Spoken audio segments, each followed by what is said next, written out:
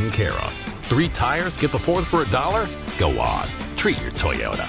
Deal ends April 30th. Keep your Toyota a Toyota. Restrictions apply. Toyota and Scion vehicles only. See participating Toyota dealers for details. Is the crew on their way so we can fire up the grill? Cabrito, arrachera. They're gonna love it. Better go with birria and carne en su jugo. Classic Jalisco dishes with tradition. That seasoning is great, but northern Mexican-style meat speaks for itself. Let's make both. Deal. And to boost the flavor, ice-cold Pepsi. Its sweetness pairs perfectly. And to go with it, flour tortillas. And corn ones too. Hey, carne asada deserves Pepsi. Country in the Park is back. May 8th and 9th at Cal Expo. Miranda Lambert. John Party. Chris Young. Turnpike Troubadours. Dylan Scott and more. Line dancing live DJs, mechanical bulls, huge festival area, and food trucks. Tickets start at only $68. Country in the Park. May 8th and 9th at Cal Expo with Naturewood Home Furnishings, Metro by T-Mobile, and A1 Appliance. More info at CITPFest.com. Switchfoot Live. Friday, April 24th, 7 p.m., the venue at Thunder Valley. With Fuel. And Lit. And Thomas Ian Nicholas. For tickets, visit ThunderValleyResort.com. One incredible night with Switchfoot, Fuel, and Lit. Together live.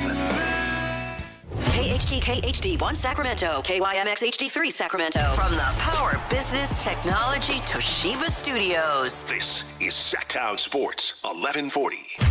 It's Matt George and Kayla Anderson. Online at SactownSports.com or on the app. Kings, Niners, and Sacramento. The Matt and Kayla Show starts now. All right, everybody head over to YouTube. Check out Kayla's lighting. Ooh. And compliment her. Well, let's see if it works first. I don't know. Hopefully it looks good. We have a little delay when we're like looking at the chat, so it might take a minute. I might look like Godzilla. Well, it's like all gloomy in this studio, and then there's just suddenly a ray of sunshine on the face of the angel that is Kayla Anderson here at Sactown Sports. The angel of Sactown Sports. Is this the angel look? No, angels don't pose like... Oh, damn, that's glowing. Oh, my God. And let there be light. Oh, my God. I look like I'm out of like a... What's that like? You're definitely angelic. Wow, we got to change this up a little bit. It's like out of focus, too. I think we screwed up the focus. Anthony, help. Damn. Anthony, fix it. I mean, it Anthony, does save look us. nice. We're trying. The great Anthony along with us. For one more day, Anthony's really just going to take my $50 gift card and run, I guess. I know. Did you give it to him? No. So I was going to go to the store today. Okay. And I ran out. I chose not to for time purposes. And it's a good thing I did because it took me over an hour to get here today from Roseville. It was bad. Because, listen, I love Sacramento. I love all y'all out there. I love every single one of you who are in your cars right now driving and listening to this show. Please drive safely because there are so many people that I just do not know how to drive when it rains. And This is everywhere though, Matt. Like, I watched 2 cars in front of me. A guy, like, hard brake in front of a truck with a trailer and just get light's gone. Just get rear-ended. Just taken out. Like, it's like, yeah, you probably can't brake check a truck with a trailer. Well, when you look, if you look down or look to the side or whatever for one split second, that kind of stuff happens. Not when it rains. Nope. So everybody drive safely out there. I love this weather. I just feel I sleep great. I feel super productive. I love the rain. I love the overcast. I think if it was like every single day, I'd be miserable. But when we get it for patches, I really enjoy it. I don't mind the rain for the fact that you need rain, and also fire season here is not good. So that is why I like rain, but it puts me in, you're exactly right. I don't want to be tired at work. And I get up so early. That's just how I am. And so I need sunshine to like actually get me through the morning. If you don't want to be tired at work, don't make it 77 degrees in this studio. It puts you to sleep. Well, I didn't touch the thermostat today because I have like a sweater on. She's wearing and a then turtleneck and a turtleneck sweater with a jacket, like It's heavy a rain jacket. It's rain not jacket heavy. over the top. It's just a rain jacket. Yes, Russ. I've gotten Cindy Lou Who a lot of times in my life. Cindy Lou Who vibes. I don't know why they say I look like Cindy Lou Who. It's because of my hair when I put it up in a bun. But the light went out, guys. So sorry. We'll work on it. We're gonna have to work on it. Work in progress. It was just sitting on my desk, so I was like, well, Kayla could use it. Matt doesn't have his glasses on today because Martin Ramirez in the YouTube chat, which by the way you can join along, he says, "Does Matt need to wear his glasses when he drives?" Well, yeah. If I don't have my glasses or my contacts in, which I've had my contacts in many episodes on this show, many episodes. You guys are just noticing it now. I know. But yeah, if I don't have my glasses or my contacts, I can't. Like, you would be a complete blur right now. That's wild. My eyesight is terrible. You know what's funny too is like people only know me for my glasses on. Like I don't not wear glasses on the show, and the reason why is because when I look at my computer, which we do throughout the show all the time, the blue light. My eyes aren't great up close for a long period of time. I can see miles and miles away. Oh, so you're farsighted. Yeah. So, I'm but nearsighted. up close is the problem. So that's why I wear these glasses. I'm very nearsighted. Like I would lose my computer screen. Dang. Yeah, it would start to blur. Anthony would be a blob. Anthony would just be nothing. Anthony's just the. He would just be color and light. That's all Anthony would be. I'd get minor features of your face. Right. What's that? When they read like the heat in your, like they can do like body scans and they read the heat. That's what he'd be. Yeah, He'd just be an like a amoeba of color over there. That's all he'd be. Like the predator vision from yeah, the yeah. But not that sharp. It'd just be not that sharp. It'd be like a bad watercolor painting. That's what everything would just be. Just all right, blobs, Bob Ross. Blobs of color. Happy little accidents everywhere, according to Bob Ross. Yeah, I can't see it all. But yeah, contacts are in today. I like it. Yeah. And I'm making a choice. Listen, hey, some vulnerability on the air here. We are always vulnerable on this show. We're getting to a point where hair is only going one way, and that's away. Oh right? gosh. It is full retreat on the hairline right now, right? And I blame my father because my dad is bald. Yeah. Right. But he shaves his hair. Shaves his head. I don't know. Oh, okay. I've seen my dad once in the last 15 years. But you know he's bald. I know he's bald. Okay. Yes. So I'm staring reality in the face, and so I think you should shave it then. Well, no, absolutely Why? not. I think it looked good. I have satellite dishes on the side of my head. I would look like a cartoon character. So what are you gonna do? What we are trying for the foreseeable future, Okay. you might see Matt in a lot of hats, okay? Because what we're going to try for the foreseeable future is Barbara's going to take care of the beard. Yeah. But we're going to let it grow and just see what happens. See what comes of it. Okay. And I don't know. Okay. And we're going to give the barber, we're going to give him something to work with and see what he can do. Can I suggest a couple things? We're not pulling the trigger yet. We're not coming on home, as they like to say, yet. Let me suggest a couple things. Okay. And heck, it could get us a spot here on the show. Feel free. When I was in Nashville, we had a great place. Now, men out here, listen, because it's not just for men, it's for women too. But for men, I think it's particularly focused for you. We had a place we worked with called We Grow Hair. It was local. And We Grow Hair. They reached out because they wanted some females to represent them too. We had one of our male radio talk show hosts do it, and then they wanted a female. So I went in there. I'm like, when you're in my age range, you as a female don't lose your hair, but you could gain a little here by the temples and stuff. And so I was like, well, can you just they do the whole little thing. They like go in there with a microscope and they show you where you're missing or where you're not growing as much hair. Then they put you on the plan, and it's phenomenal. Most of it is just like the shampoo and the kind of serum they give you that you put on every day, and you can start to see hair grow. Then the next step is you can just go in a few days a week and sit under the light, so it's pain-free. And then the next step is like you can get injections, which those did, by the way, hurt a little. It's called PRP, and they get you in the areas. So I'm just saying poking your head. there is options to try to enhance that as well. So don't just do the hat, and if you think that that's going to help grow it, it might actually not allow it to grow. No, I'm not going to Turkey. Well, there's plenty of places around here. Yeah. So. Well, we'll see. Yeah, Anyone has any ideas? option. I don't know. Minoxidil finasteride, man. That's what I'm talking about. You just got to go for it. Is that, What are those things? It's to, like, you could do topical or you could do the pill, and it's. I'm No, there with you, dude. Those little chews. No, I do those little chews. It just, you need the topical. It just delays the inevitable. It just slows it down. No, you need the topical. Well, if you take it forever, then. it ain't working. There you go. I'm going to die before I stop taking these. Right? Someone said, Matt, you should do a toupee. Nope. Okay. Nah. Not for me. Once it's gone, it's gone. I'm all natural, you know? Shampoo with caffeine. Is that a thing? Well, that's kind of the shampoo that I was telling you about. They put you on a plan. Yeah, well, I mean, if anybody actually, like any experts, yeah, help your boy out. You can out. sponsor our show because I'm all into that too. Yeah, keep my hair healthy. Help save a hairline. Yeah. Why not? Hashtag save the hairline. Beard's doing great though. You know? It is looking great. Just doesn't stop there. Just where it matters the most. Damn it. But oh well, we're working on it. We're vulnerable on this show. Yeah, if you're just joining us here, come we've along been together with me about 4 months in this journey. You know, open up on the radio to a bunch of strangers. Why not? Especially on a rainy day. Yeah. But yeah, that's where we're at. Anyway, welcome into Matt and Kayla. I'm Matt George. On that somber note. But that's the thing. Like, part of it's acceptance. You know, I am who I am. Right. I mean, I come out here and say whatever. You do. You do. I'm about as transparent as they come. Yep. Well. Like it or not. Sometimes it throws your co-host for a loop. Sometimes your co-host doesn't know where to go when Kayla drops one of her just Kayla bombs. Kayla bombs. Like, all right. Well. Yeah. Woj is no longer around, so we'll just do Kayla bombs. Kayla bomb. Patented. Trademark. Yep. That's Kayla Anderson.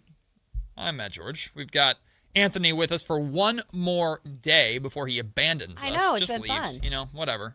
Man, Anthony. Can't even commit to a full week. What a guy. Been great. What a guy. Gotta go, though. Yeah, gotta go. Got things to do. Got some stuff. Yeah, I got some stuff to do. Well, we will enjoy Anthony's presence for one more day. Kyle Ledbetter is on vacation all week long, along with Jason Ross. They're not together, I don't think. That would be something. Wait, who is? Jason and who? Well, Kyle Ledbetter's on vacation, and Jason Kyle. Ross is on vacation. I'm pretty sure they're separate vacations. I would think so. I don't know. You never know. Can we confirm it? We cannot. You can't. That's bad journalism. Yep. We can speculate, but that we cannot confirm or deny. I guess I could just text one of them. Well, yeah, but that's no fun. It's more fun to speculate. So, Kyle is gone all week. He'll be back next week. And, of course, Jason Ross will be back next week. Shout out to Carmichael Dave and Chris Verlade, who got into a fight today. I loved it. Wait, they got in a fight? Kind of. They were just arguing back and forth about tanking. As usual. Yes, Kayla Anderson, you had a question. Remind me in one of these segments, I got to talk to you about what happened to my eyebrow. I don't think there's going to be any situation in the next 3.5 hours or 4 hours and 45 minutes where I'm going to be able to naturally transition into your eyebrow story. Okay, so why don't we just get it out the way? Real quick, because we're going to use this light. I don't want people to think that I got punched in the face. So, real quick, you can't see it until you look. So, real quick, new place was trying to take out the linen dryer thing, the dryer sheet thing. I've never seen something like this. It comes out sideways. It's very thin.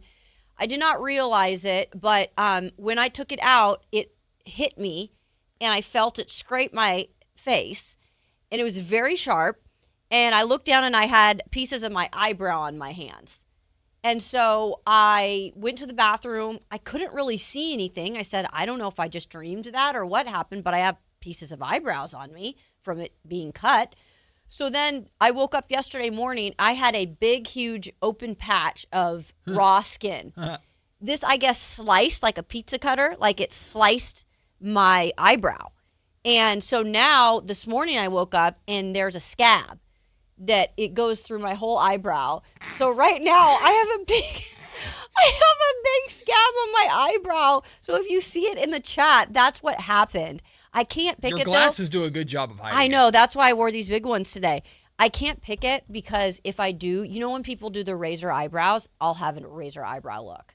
So I don't want to do that. So I've got to make sure that scab does not fall off. Okay, I have a question. Yeah. Why did you open up your lint thing on your dryer like you were in an action movie where you're staring down the barrel and holding it here? Why not, like a normal human being, reach out with your wingspan that you have and just pull it back? Okay, because I didn't know how it came out. So you put your face right next to it? So I'm identifying it, and then I see it, and I'm like this. It's and not then a sniper I pull rifle. back.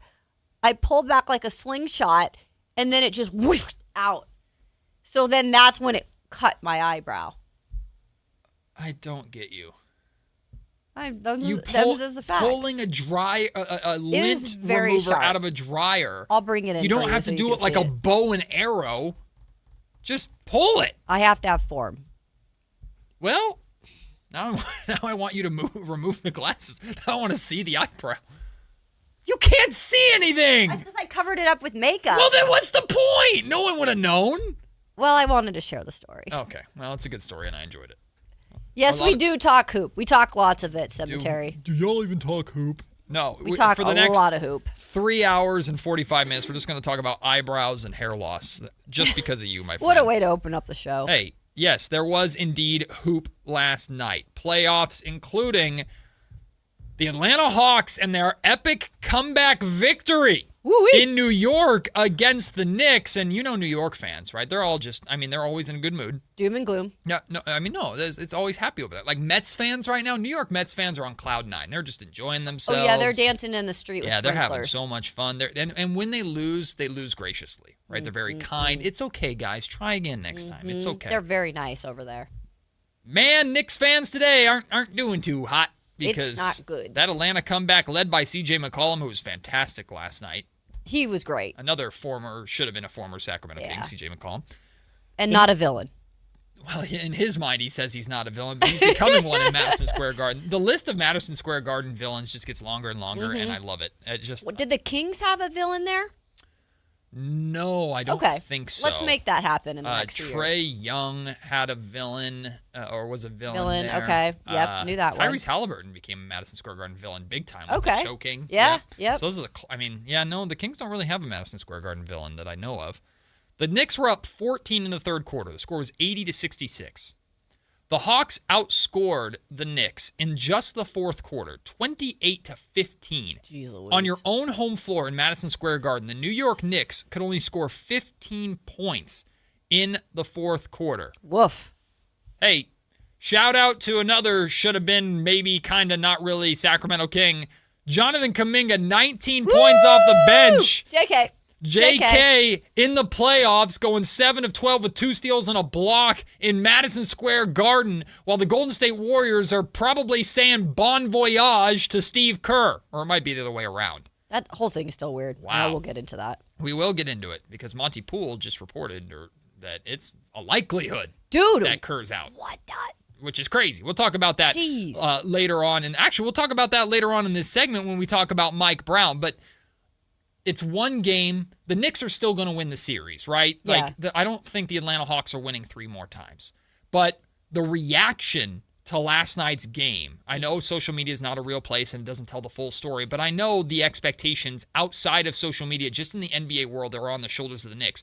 The Knicks have the most pressure on them out of any team in these playoffs, period. They always do. Like, it's not close. If the Spurs lose, okay. They're ahead of the game. Yeah, we're back next year. We're going to be just fine. Let's see if we can maybe go out and get Giannis if we want to, or how we can improve this team this summer, right? OKC, they've already won a championship. There's the pressure to repeat, I guess, because they're the best team, but it's not to the level of the New York Knicks, right? The Boston Celtics, they feel like they're playing with house money because of how well this season went. They might be the favorite to come out of the East now.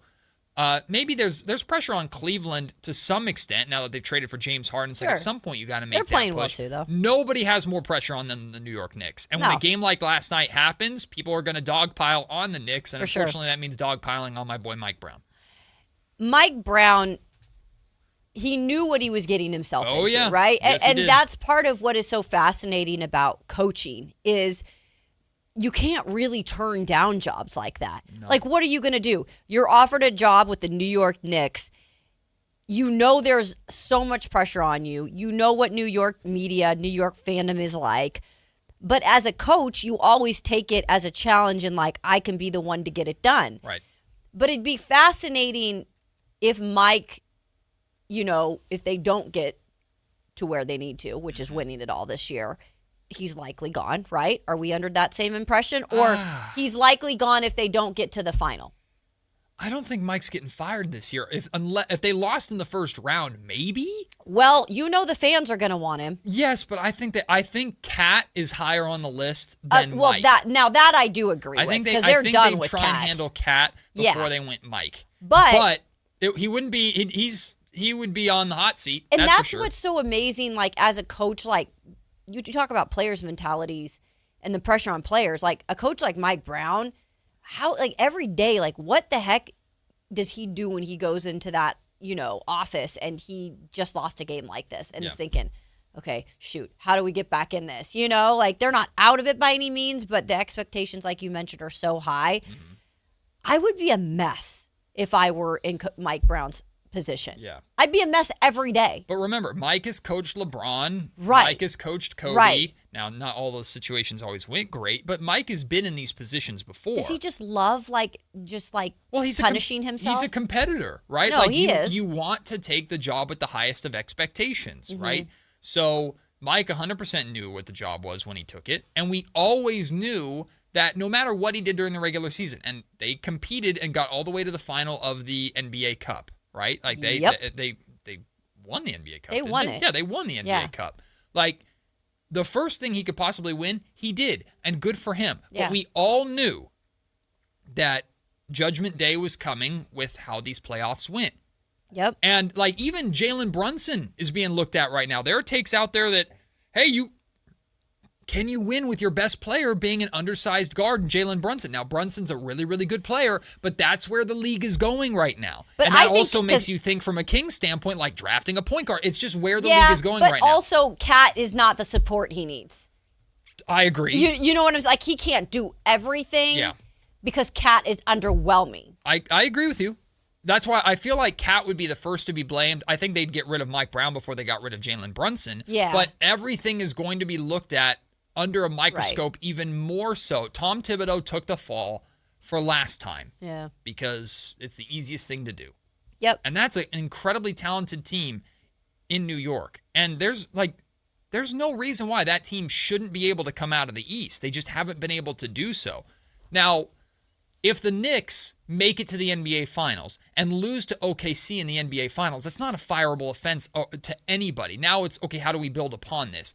But sure. So, but bare minimum, the Knicks have to get they have to be Eastern Conference champions. They have to get to the finals. And or that's people are going tough. or a lot of turnover is coming. But I do not think that they would fire Mike Brown after 1 year unless they suddenly, if they lose the next 3 games and are out 4-1 to Atlanta, then maybe there might be some this ain't it. Then here's the thing. Is their biggest means of winning it then the year after and giving him another year, Giannis? Maybe. I mean, because I can't, what do they have to trade for Giannis? They exactly. don't have anything. That's the other thing. How do you fix it? How do you fix it? Exactly. Because you kind of need that big piece. You find value for Cat as much as you possibly can. You retool and you turn Cat into maybe a worse player or worse players talent-wise that fit better into what the Knicks are trying to do and hope that Jalen Brunson and that can work. Yeah. That's where the Knicks are at, right? So I don't think you can blame Mike for it alone. No. But Mike certainly, he took the job knowing full well it's championship or bust here. Sure. At the very least, it's Eastern Conference championship or bust here. So. But then the next year, it's probably championship or bust. I mean, it's for sure the time's coming. Judgment Day is coming. Oh, for sure it is. Yeah, if they don't get it done this year, they have to get it done next year, or Mike, I think, is for sure going. That is a tough way to live. And now I'm wondering, none of us knew this was going to happen. None of us could predict it. Although Mike is very, very, very good friends with Steve Kerr. Mm-hmm. I wonder if Mike would have been better off waiting to see what happened with this Warriors job. Yeah. Now, the Knicks haven't been eliminated yet. Mike Brown obviously happily took that job, and you're the head coach of the New York freaking Knicks. You play in Madison Square Garden almost every night. That's a humongous job. Yeah. But we know how much Mike is loved here or at least loved in San Francisco. For sure. We know Steph Curry, Draymond Green, love that dude to death. And it would make sense if Kerr's going to walk away, but you're still wrapping up the Steph Curry era. Hey, Mike is a natural fit for that because you can kind of pick up where you left off. It makes sense. It's a natural transition. And then Mike can lead, in theory, life after Steph. Mm-hmm. I don't know if he has those regrets or not. He obviously can't think about that right now because he's focusing on the Knicks job, and he made his decision. I just wonder if Steve Kerr does indeed walk away, and apparently the Warriors are eyeing the Florida Gators head coach, men's basketball head coach. We'll have that a little bit later too. If I wonder if you got Mike into a room and you're just privately having a conversation with him, and you asked him, "Hey, hindsight, if this Warriors job came open and they would have given it to you, would you have preferred to take that over?" I wonder if he'd say yes, or knowing Mike the way I know him, as much of a competitor as I believe he is, I think he might stick with the Knicks job. That's a fascinating question. And maybe that, was easier said before he got there and, knowing the difficulties with getting Cat to be an efficient player, a consistent player. Obviously, they have eyes on them there more than any other team. I think Golden State gets a lot of attention too, but that's primarily because of, Steph, and they kind of just know what Golden State is at this point. I think it'd be more of a, not as a scrutinized job if he took it there, and so you're right. Maybe he wanted to at least see what the challenge could be, taking a job like this, but he's probably at this point like, what, Golden State's opening up? Oh, that sounds nice. Go back to the West Coast. I'm leaving the Knicks after the playoffs. I'm leaving the Knicks to go back to the Warriors. He's like, forget it. You're not even going to fire me or allow me one more year. I'm leaving. Low-key might be a smart move. Hey, Knicks, let me go. We didn't make it. I'm going to Golden State. Get me out of here. Yeah. I wouldn't hate it. Because that job ain't going to be open for much longer if Kerr leaves. I mean, like you said. We still don't even know if Kerr's going to leave. I don't understand why Kerr would leave now. I just think it's weird. Right off into the sunset with Steph, unless you're just tired. But he doesn't look like he's that tired. I mean, I don't know. Maybe he's got stuff going on. He still has the energy and the passion to do it, I think. Yeah, it seems to be. And especially if he were to leave Golden State to then become a coach somewhere else. Why? I don't get it. It's a little weird. And it all started, I feel like, from that little huddle. Yeah. Our public goodbye moment, even though it wasn't really a goodbye and nobody knows what's going on. He's felt kind of over it, like, in my opinion, for this whole season. I feel like him in the front office, I don't think have seen eye to eye. I would agree with that. I think a lot of that. That's a good point. And I think that he's backed the dynasty, the older Warriors a lot, and really tried to do that. And I think that really wasn't where the front office wanted to go. This is all me making assumptions. It's not, but that would make sense. But if Kerr walks away, what does that say about the Warriors? Because we know they want to commit, at least we believe they want to commit to the final years of Steph. They do have to think, naturally you do have to start thinking about life after Steph. Yeah. But if Kerr's willing to walk away because they're not on the same page of how to handle these last few years of Steph, and Kerr seems very much dynasty over young players, does that mean that the Warriors are not going to go after LeBron or not going to be able to feel they are going to be able to close the deal on Giannis and are going to prioritize young talent? It just doesn't make sense to me. It seems like everybody should be on the same page of, we got a couple more years of Steph. Let's just go for it one more time. And life after Steph might suck, but you know what? The last couple decades and all those rings make it worth it. I just feel like if Kerr leaves, like Anthony said, I don't necessarily see him retiring yet, but maybe just going to a new place. And then if that happens, I think Steph would go. I think Steph would go with him. I could totally see that happen. Kerr becomes the head coach somewhere else and Steph goes with him? Yeah. Well, I don't think Steph is playing for anybody but the Warriors. You don't think so? No. I think that matters very much to him. I think Steph is finishing his career as a Warrior. With a different head coach that he might not know, that's possibly a college coach coming. I just think that would be. How many coaches are coming in I think that might be weird. How many people are coming in going, Steph, we're not doing it your way? I think any coach who takes that job knows I'm shepherding Steph Curry. You look at those two as they've been a thing for so long. Well, of course, 13 years or something like that. Yeah. Yeah, that's what makes it weird. Again, why I think it's like Popovich. If one goes, the other goes. It's like Popovich leaving for the last 2 years of Duncan's career. It just wouldn't have made sense. It doesn't make sense to me. But maybe, I guess Steve Kerr is really strongly considering it. Maybe even a likelihood, according to some reports. We'll take the break. When we come back, we do have to talk about the fun Timberwolves versus Nuggets game last night. But I actually want to wait on that until after we talk about the Cavs and the Raptors. We have the two former Kings and Keon and Dennis Schroeder. How did they do in that game? But once again, the Raptors have a big problem. Big. That a certain somebody here in Sacramento could fix this summer. We'll talk about that when we come back. Matt and Kayla are just getting started here on Sactown Sports. Download the Sactown Sports app. Sacramento sports in your pocket. This is Sactown Sports 1140. On top of home and auto, Progressive protects your boat, RV, and motorcycle so you can explore the unknown. Actually, we just take the RV to the same campground every year. Well, maybe you can catch your own dinner on your boat. Oh, we can actually get pizza delivered there from this brick oven place we love. Will you at least try a new topping? Honestly, probably not. We kind of have a go-to order. Fine. Just bundle home or auto insurance with your outdoor vehicles with Progressive and stay protected when you go, I guess, where you've gone before. Progressive Casualty Insurance Company and Affiliates. Not available in all states or situations. I'm Ed Evans, CEO of Consumer Cellular. No, we're not one of the big guys. Truth is, we don't want to be. If you're over 50, Big Wireless probably has you paying for more data than you might need. You could be throwing away thousands over a lifetime. Our entry-level data plans start at just $20 a month. And for a limited time, switch and get your second month free. Call 1-888-FREEDOM, visit consumercellular.com or a store near you and get your second month free today. Plans include $5 credit for auto pay and e-billing. See site for additional details. Contractors, remodelers, you now have a great supplier to assist you with your next project. Anova Cabinet and Stone in Sacramento. They are Northern California's best kitchen and bathroom remodeling supply store. Anova has the latest cabinet styles, a great selection of countertops, flooring, bathroom fixtures, and more. Visit their website, InnovaCabinetStone.com. Take advantage of their grand opening special, a $750 in-store credit. Stop by today, Innova Cabinet and Stone in Sacramento. At Big O, our ProTech Plus warranty offers free flat repairs, replacements, and roadside assistance. So tire trouble is no trouble at all. Now through May 5th, get $50 to $100 instant savings on 4 select in-stock Cooper, Hankook, or selected Pirelli brand tires with installation purchase. Plus get an extra $50 in rebates when using your Big O Tires and Service credit card. Big O Tires, the team you trust. Installation required. Disposal fees and shop fees extra where permitted. See store for pricing. Eligibility may vary. Not valid with other offers. Your Toyota's been through a lot with you. Traffic, rain, potholes, you name it. But it keeps showing up mile after mile. So maybe it's time to give a little back.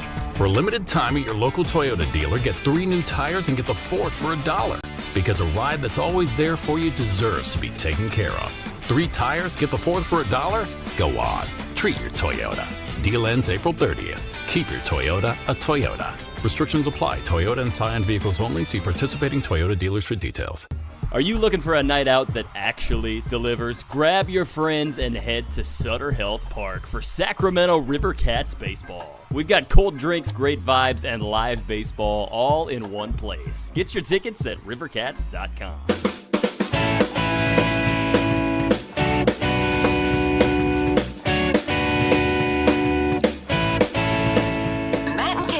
On Sactown Sports 1140. Yes, I realize we haven't talked at all about the Sacramento Kings losing their coin flip to the Utah Jazz this offseason, off to an L of a start. We'll talk about that at 11 o'clock. Don't you worry. We're going to dive into the Kings losing their coin flip at 11. We'll have a full 25-minute segment to really dive into that, our reactions to that. Yeah. If you saw my video on social media, many of you commented before actually watching to the end, which made me laugh. Isn't that what everyone does? Yes, it was an experiment, and it worked. I'm just saying. There you go. I'm just saying. I expect that on 30-minute podcasts, but on a 1-minute video, come on, y'all. Ooh-wee. Come on, y'all. I got you. You won the experiment. We'll talk about that a little bit later on. The Cleveland Cavaliers have a 2-0 series lead over the Raptors. They're well on their way to a sweep. Former Sacramento King Keon Ellis only played 9 minutes last night. Had 0 points, 0 of 4 from the field. Did have 2 steals, doing what he does on the defensive end.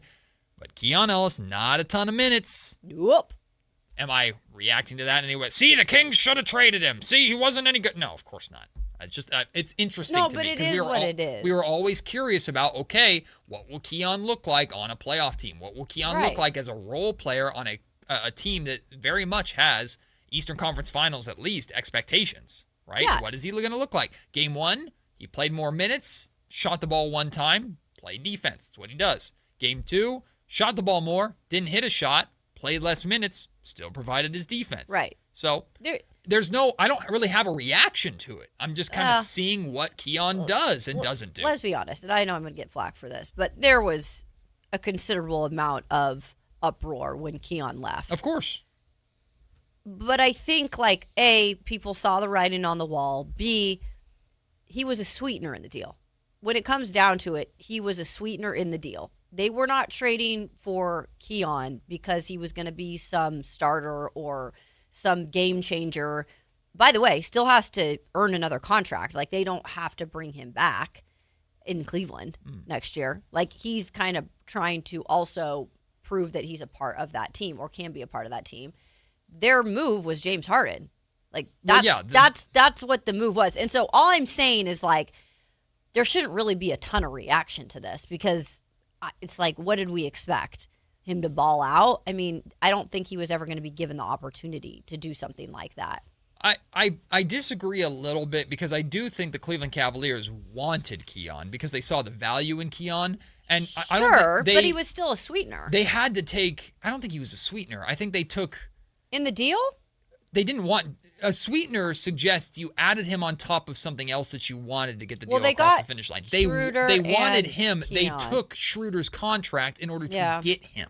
They didn't want Dennis Schroeder. They wanted Keon Ellis. Yeah. Like, Dennis Schroeder was part of the reason why they ultimately got off more money in DeAndre Hunter, at least next year. Right. But if you're looking at the overall package when they made moves at that deadline. Yes, it was That James. was not, like, in a way, it's a sweetener to the bigger deal that was, I meant it more in that way. Okay, not like the Cavs weren't a Keon Ellis away from a title. That's all I'm saying. But they felt they needed a Keon, just like a ton of teams felt like there was value in Keon Ellis. Right. But only because so many teams like us here in Sacramento were very perplexed about why is this guy getting DNPs sometimes? Why is this guy not playing as much as we think? He's a good player. He seems to impact.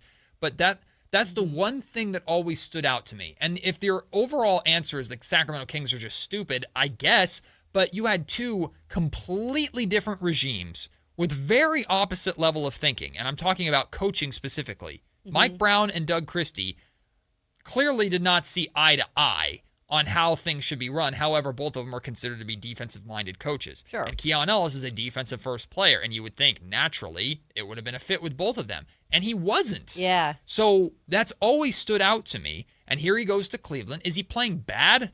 No. It's just how much of an impact is he really supposed to? But we're only talking about him because he played for the Kings. If this were any other sports talk radio station talking about the Cleveland game, again, they're not talking about Keon. Well, they were when the trade happened. Oh my God, the Kings gave up Keon for DeAndre Hunter. What are they doing? Idiots. And but it's that always was low-hanging like that fruit. right away. Yeah. Of course I'm not rooting against Keon Ellis. No, and I do I'm think not he's gonna rooting have against him, but let's be impactful games. realistic. It's not like the end of the world that they traded him. And I think still people are so livid about that. Well, I think people are just expecting the worst because it's hard not to with how, think about, Dave was talking about this morning. It was doom and gloom Dave on a rainy day. Yeah. But he was talking about the Tyrese Halliburton, Domantas Sabonis trade, the Zach LaVine, De'Aaron Fox trade, which is absolutely one of the worst trades in Kings history and would have been looked at as the by far absolute horrible worst trade of last season, if not for the Luka Doncic debacle by the Dallas Mavericks. Shout out Nico. So like that.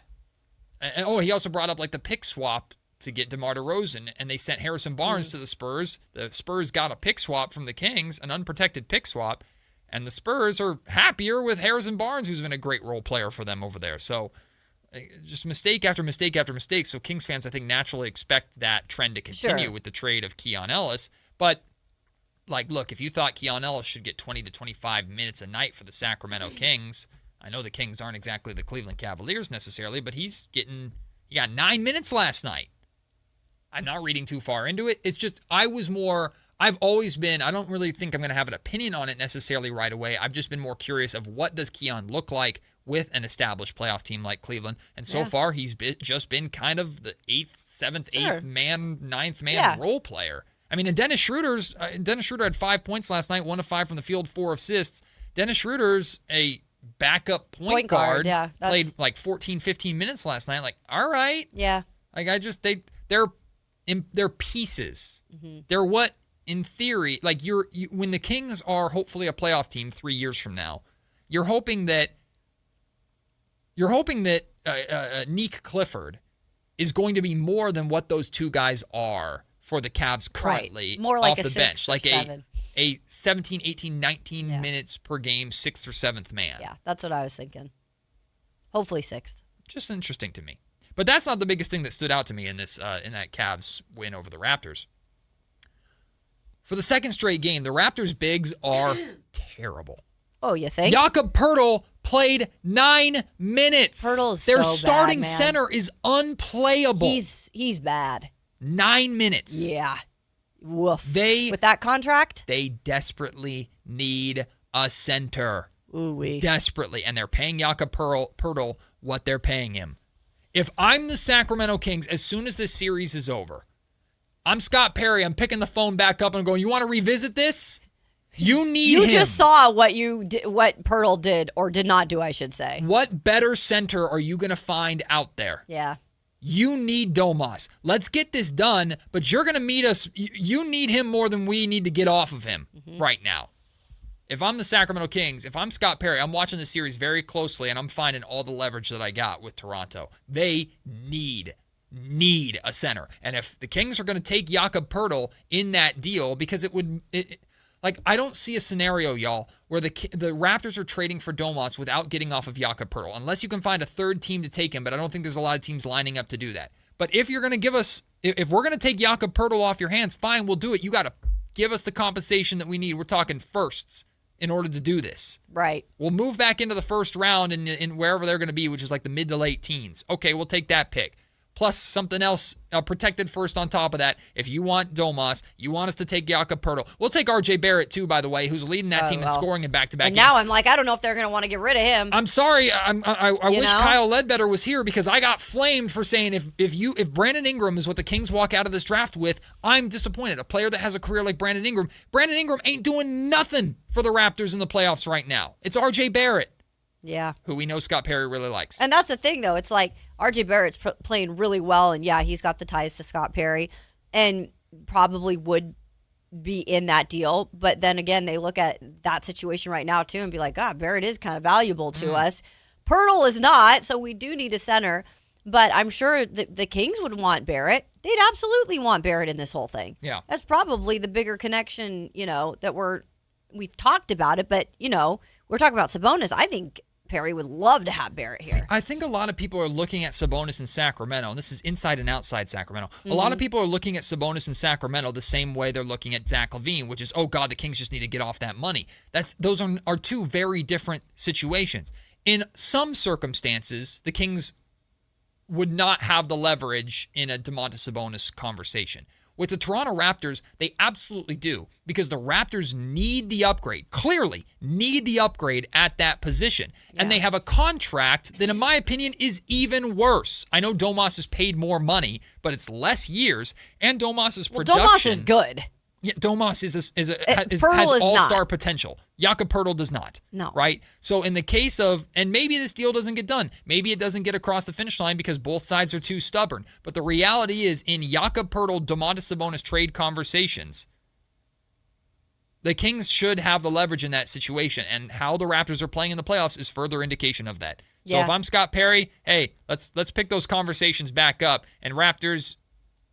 what just happened shows me, y'all, you need to be coming to the table with a little bit more if you want to get this deal done. Scott should just, literally do a sizzle reel of, Domas. And just at the end of this pathetic playoff, first round with Toronto, just send it to him. You don't even just send it. Don't send it. You don't even need to send a sizzle reel of Domas. Put together a low-light reel of Jakob Poeltl. Well, I was thinking taking the higher ground, No. Screw the high road. Get the deal done. You need a center. We got him. He's barely out on the court to make a low light. Figure it out. Figure it out. And I know Domas isn't the perfect center either. He certainly has had his struggle in the playoffs, but but we're sure as hell better than comparing him to Jakob Purtle. freaking Purtle.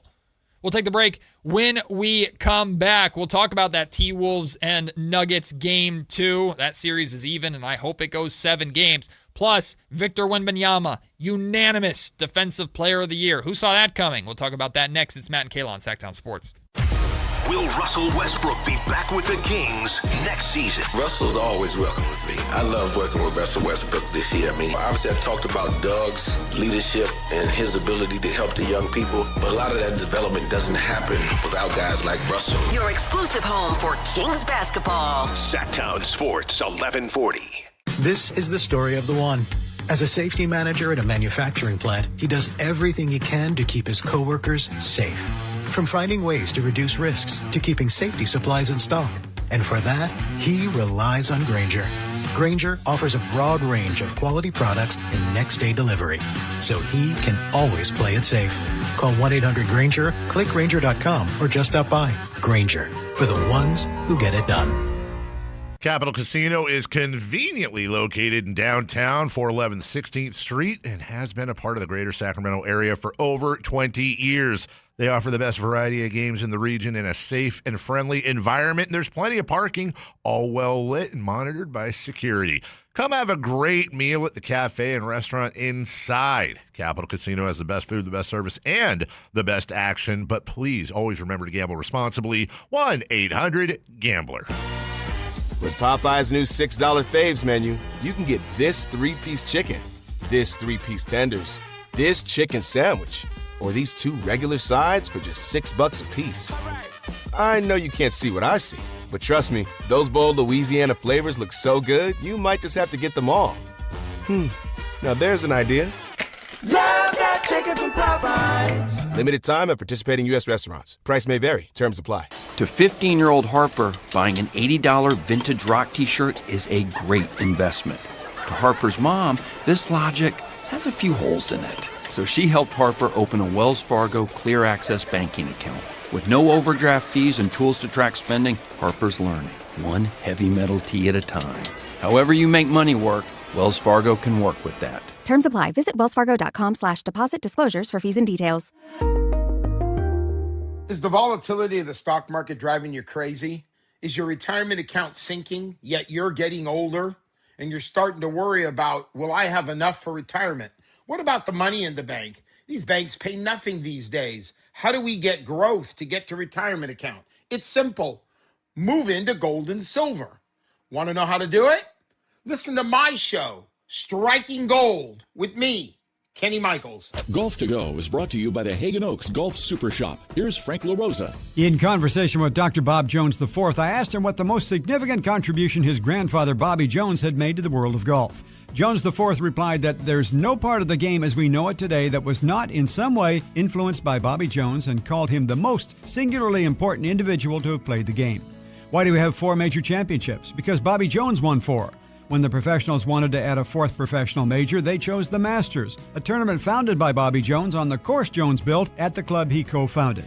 Jones IV says the USGA's highest honor is the Bob Jones Award for Sportsmanship. Bobby Jones changed equipment, he changed golf writing, he created golf instructional videos in 1932 that are still state-of-the-art today, and he did all this without forgetting the average golfer. No part of the game has not had the mark of Bobby Jones, says his grandson Bob Jones IV, and no argument here. That's your Golf to Go. I'm Frank LaRosa. Card collectors know there's nothing as special as a rare one-of-one card. And now you can hear a very rare one-of-a-kind sports card show right here on Sactown Sports. Whitey Gleason here inviting you to join me and Mr. True Sports Cards himself, Emran Pilati, for the True Sports Card Show every Saturday morning at 10 on Sactown Sports. It's the only sports card radio show in the nation. For all your hobby needs, get to True Sports Cards, 6661 Stanford Ranch Road in Rockland. And for hobby insight and fun, join us for the True Sports Card Show Saturday mornings at 10 on Sactown Sports. Country in the Park is back. May 8th and 9th at Cal Expo. Miranda Lambert, John Party, Chris Young, Turnpike Troubadours, Dylan Scott, and more. Line dancing live DJs, Mechanical Bulls, huge festival area, and food trucks. Tickets start at only $68. Country in the Park, May 8th and 9th at Cal Expo with Naturewood Home Furnishings, Metro by T-Mobile, and A1 Appliance. More info at CITPFest.com.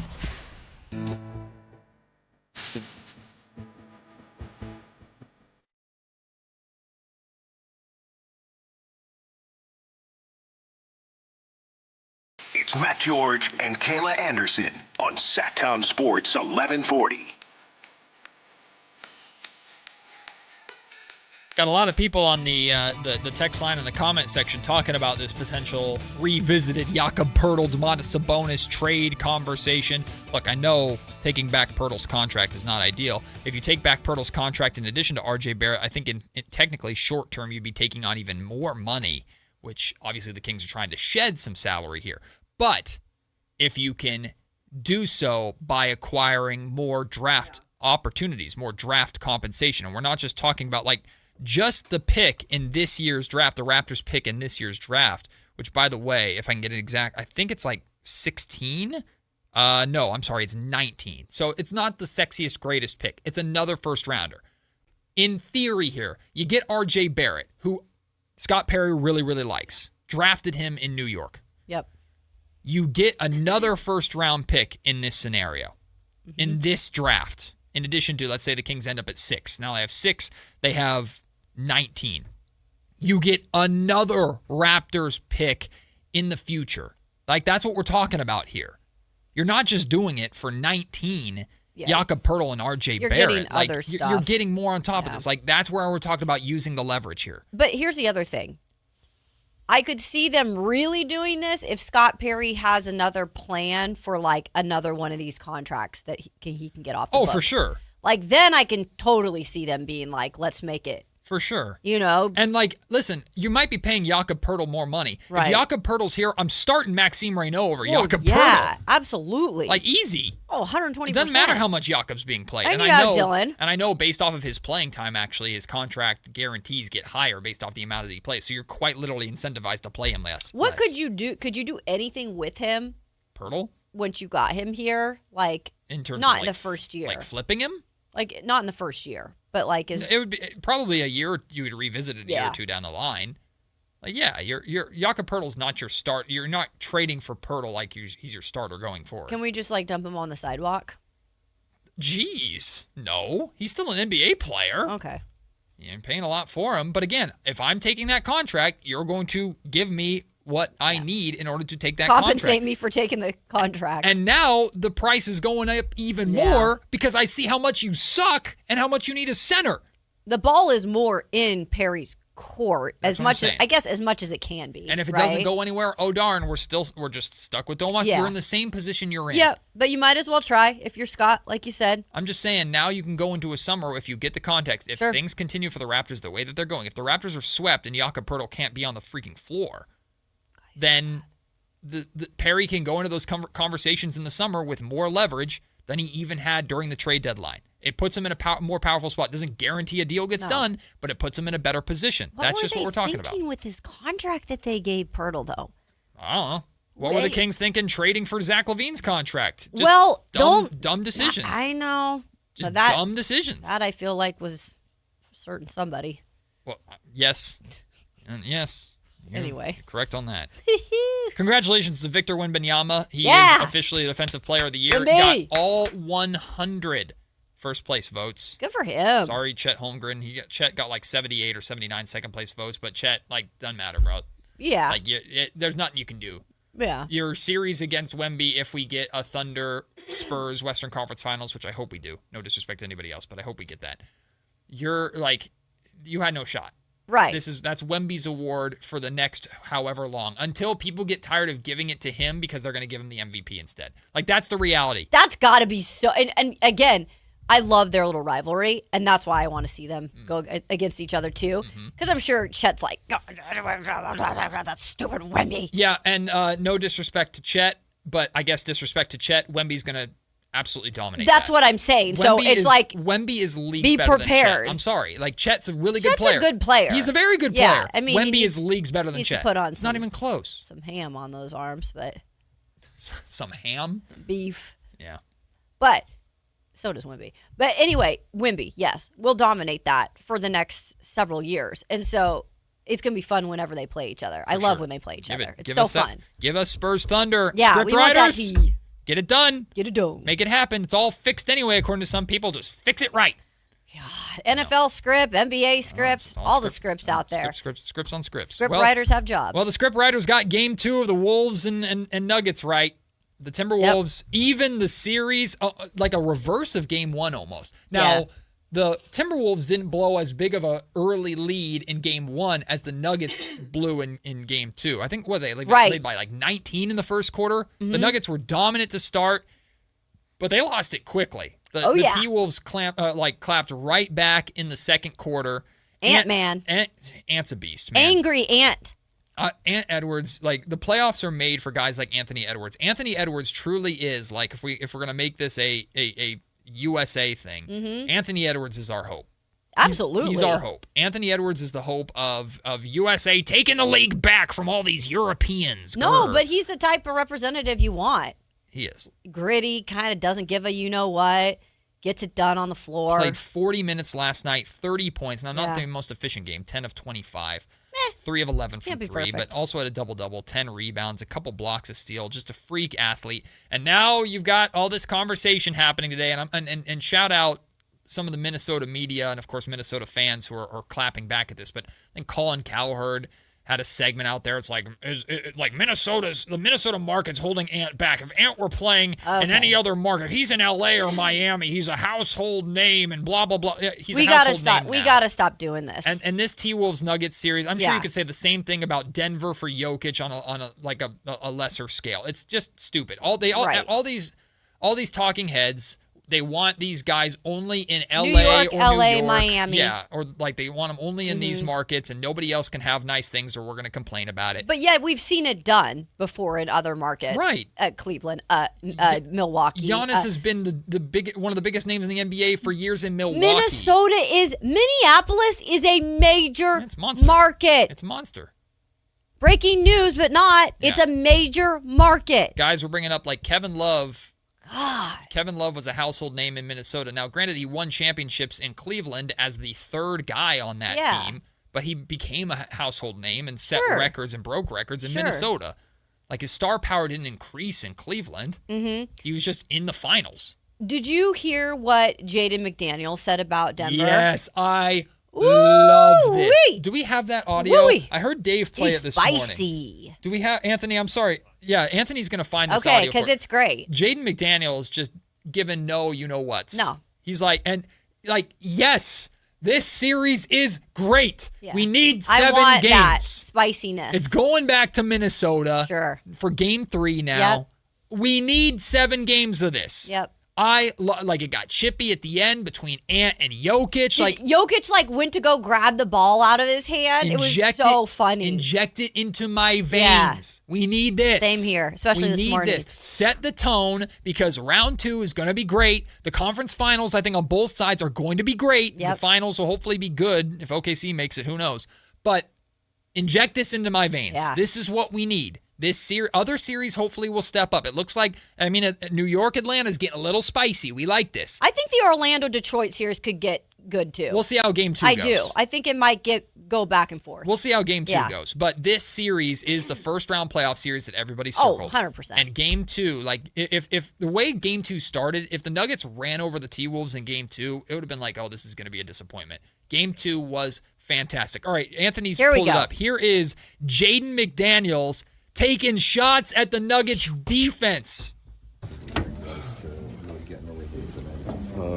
Go out to Jokic, Jamal, all the bad defenders, Tim Hardaway, Cam Johnson, Aaron Gordon, the whole team. Just go at them. Woo! Yeah, they're all bad defenders. So just to consider that, feel like you guys constantly react. Yeah, they don't got people that could defend the rim, and if he is there, we still more athletic than them, and just got to be able to finish when we do. Hell yeah! God. Hell yes, Jaden McDaniels. Pour some gasoline on that fire, baby. Piss them all off. I'm telling you. Piss them off. And there's nobody that should be more upset by that because Nikola Jokic, I'm sure cares, but Nikola Jokic, he's whatever. Aaron Gordon about to be pissed off. He's in it. I'm telling you, he's in his gym right now. Just listen to this on repeat. Just lifting, just squats. Who needs rest? Give me game 3 tonight. Game 3 tonight. Yeah, it's the See, we got Ant on the top of the anthill. And all his little ant, what are they called? It's like the farm or the ant farm. All these little his hive. His little hive. They are. Well, you know whatting people off. But I also like this because almost everybody doesn't like Rudy Gobert. Rudy Gobert, by the way, was really good in the fourth quarter. Rudy Gobert was really good. So was Dante DiVincenzo. Like you've got some fiery personalities on that Minnesota team. But I love Jaden McDaniels basically saying like our center defensively, like we got a rim protector over here. Y'all ain't got that. He's like nobody. None of them play defense. Just go at them. None of them play defense. They all stink. And named them all by name. Yeah. All the stars. Jamal, Gordon, Jokic, they all suck at defense. Yes. This is this is the kind of series we want to see. Because here's what we're going to get. He's either going to be right, which is going to add more fire, or he's going to get knocked on his ass, which is going to add more fire. Which is going to be even funner. More fun. AG, Jokic, like you said, maybe he doesn't take it as he's a little bit different personality-wise, but I can see those guys, Jamal Murray, like I can see those guys. They're going to feel a type of way. They're going to feel a type of way. And they're going to be asked about these comments today at media availability, and we're going to get responses. Right. They might take the high road. Oh yeah, whatever. We don't worry about that. And then they'll get to the court, and then he's gonna get like. I want to see. There's gonna be a hard screen set on Jaden McDaniels. Yeah, I think Game 3 is Wednesday. I could be wrong though. I'll double check. Wednesday or Thursday. Either way. I can't wait. We'll take the break. Now to things that are less fun. Oh. Kayla, you already hate Utah. Dang it. Maybe you hate them even more because the Kings lost their coin flip to Utah. We'll explain to you what that means and. Should we be angry about it? I mean, maybe. I don't know. By the way, I just got a dental appointment reminder from the dental associations in Salt Lake City. Literally as you said that. They're listening. And this is the wrong Kayla. Hey. On my work email. Listen. You pissed. What is going on? Utah's coming after you now. Fake dentists coming after you because the Kings lost the coin flip. We'll talk about the infamous coin flip next. It's Matt and Kayla on Sactown Sports. I'm Ed Evans, CEO of Consumer Cellular. No, we're not one of the big guys. Truth is, we don't want to be. If you're over 50, Big Wireless probably has you paying for more data than you might need. You could be throwing away thousands over a lifetime. Our entry-level data plans start at just $20 a month. And for a limited time, switch and get your second month free. Call 1-888-FREEDOM, visit consumercellular.com or a store near you and get your second month free today. Plans include $5 credit for auto pay and e-billing. See site for additional details.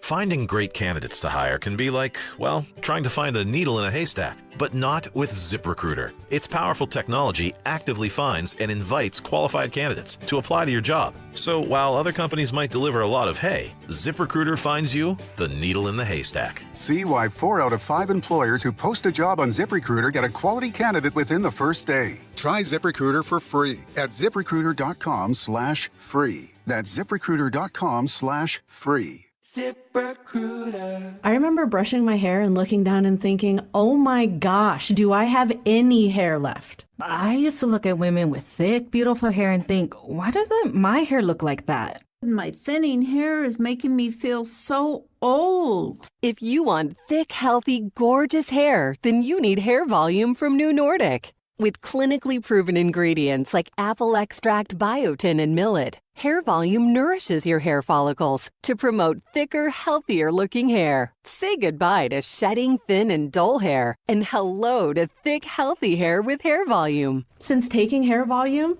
the shedding has all but stopped. Now, instead of being jealous of other women's hair, I have friends who are jealous of mine. My hairdresser couldn't believe the difference in my hair. Now she's using Hair Volume too. Available as a tablet or delicious gummy, Hair Volume is available online at Amazon and NewNordicUSA.com or find Hair Volume in the hair care aisle at your local CVS.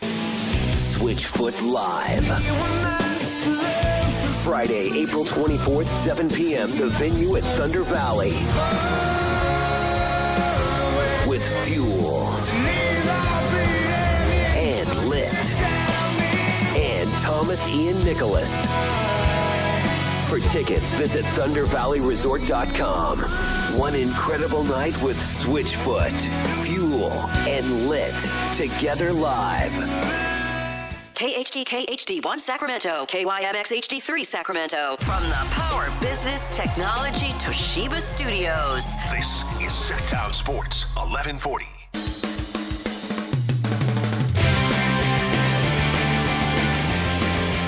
Matt and Kayla on Sactown Sports 1140.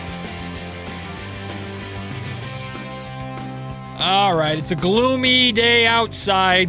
I guess time to gloom it up a bit here in the Sactown studios.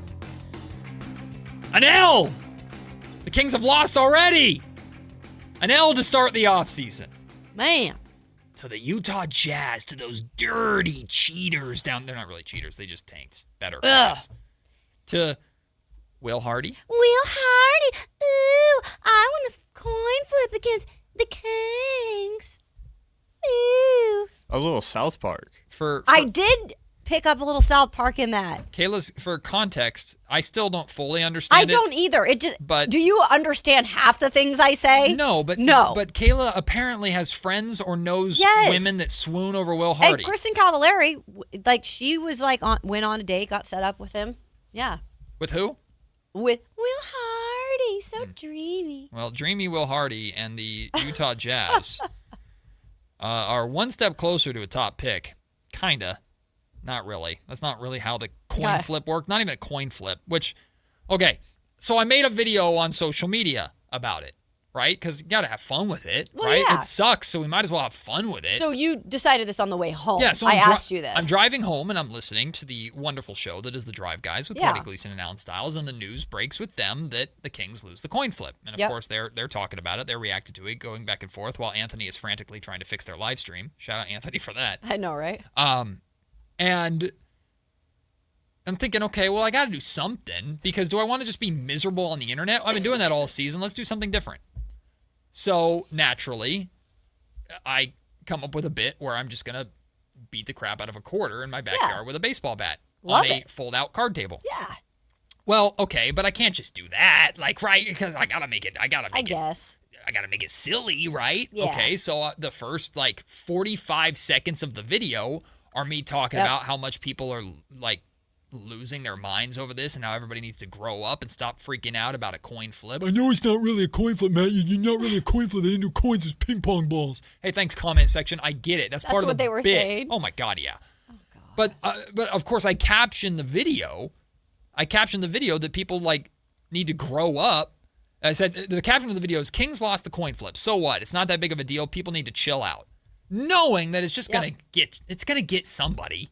I didn't expect it to get damn near everybody, because at the end of the video, after doing this whole 45-second rant about how it's just a coin flip, chill out, it doesn't mean anything, don't freak out, I then quite literally broke a card table and beat the crap out of a quarter with a baseball bat. Because you were like, I am mad. And then flipped the table and yelled about the Utah Jazz. Right. That's the whole bit. Right, but they didn't wait till the end. Of course they didn't watch the end. They didn't get 20 seconds in. Oh, people. Gotcha.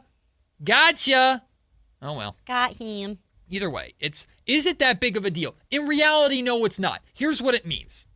The Kings and the Jazz still have identical chances at a top 4 pick. It's the exact same. So what we're all hoping for, nothing changed from the coin flip yesterday. Now, I know that's not enough for people, and rightfully so, because the floor is what changed. And the likelihood of the Kings moving down, that's what's changed. Sure. Now, believe it or not, in a very strange way, the Kings, even though they're in the 5th spot, have a super, super low chance of being 5, because the way the lottery works is teams 6 onward can only jump up to the top 4, stay put, or move down. They can't move up to the Bulls, who are in 8th.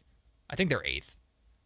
9th. The Bulls can't move up to 6th or to 6th, 7th, or 8th. They can't move up. They can only move up into the top 4 or stay where they're at or drop down. Yeah. That's the way the lottery works.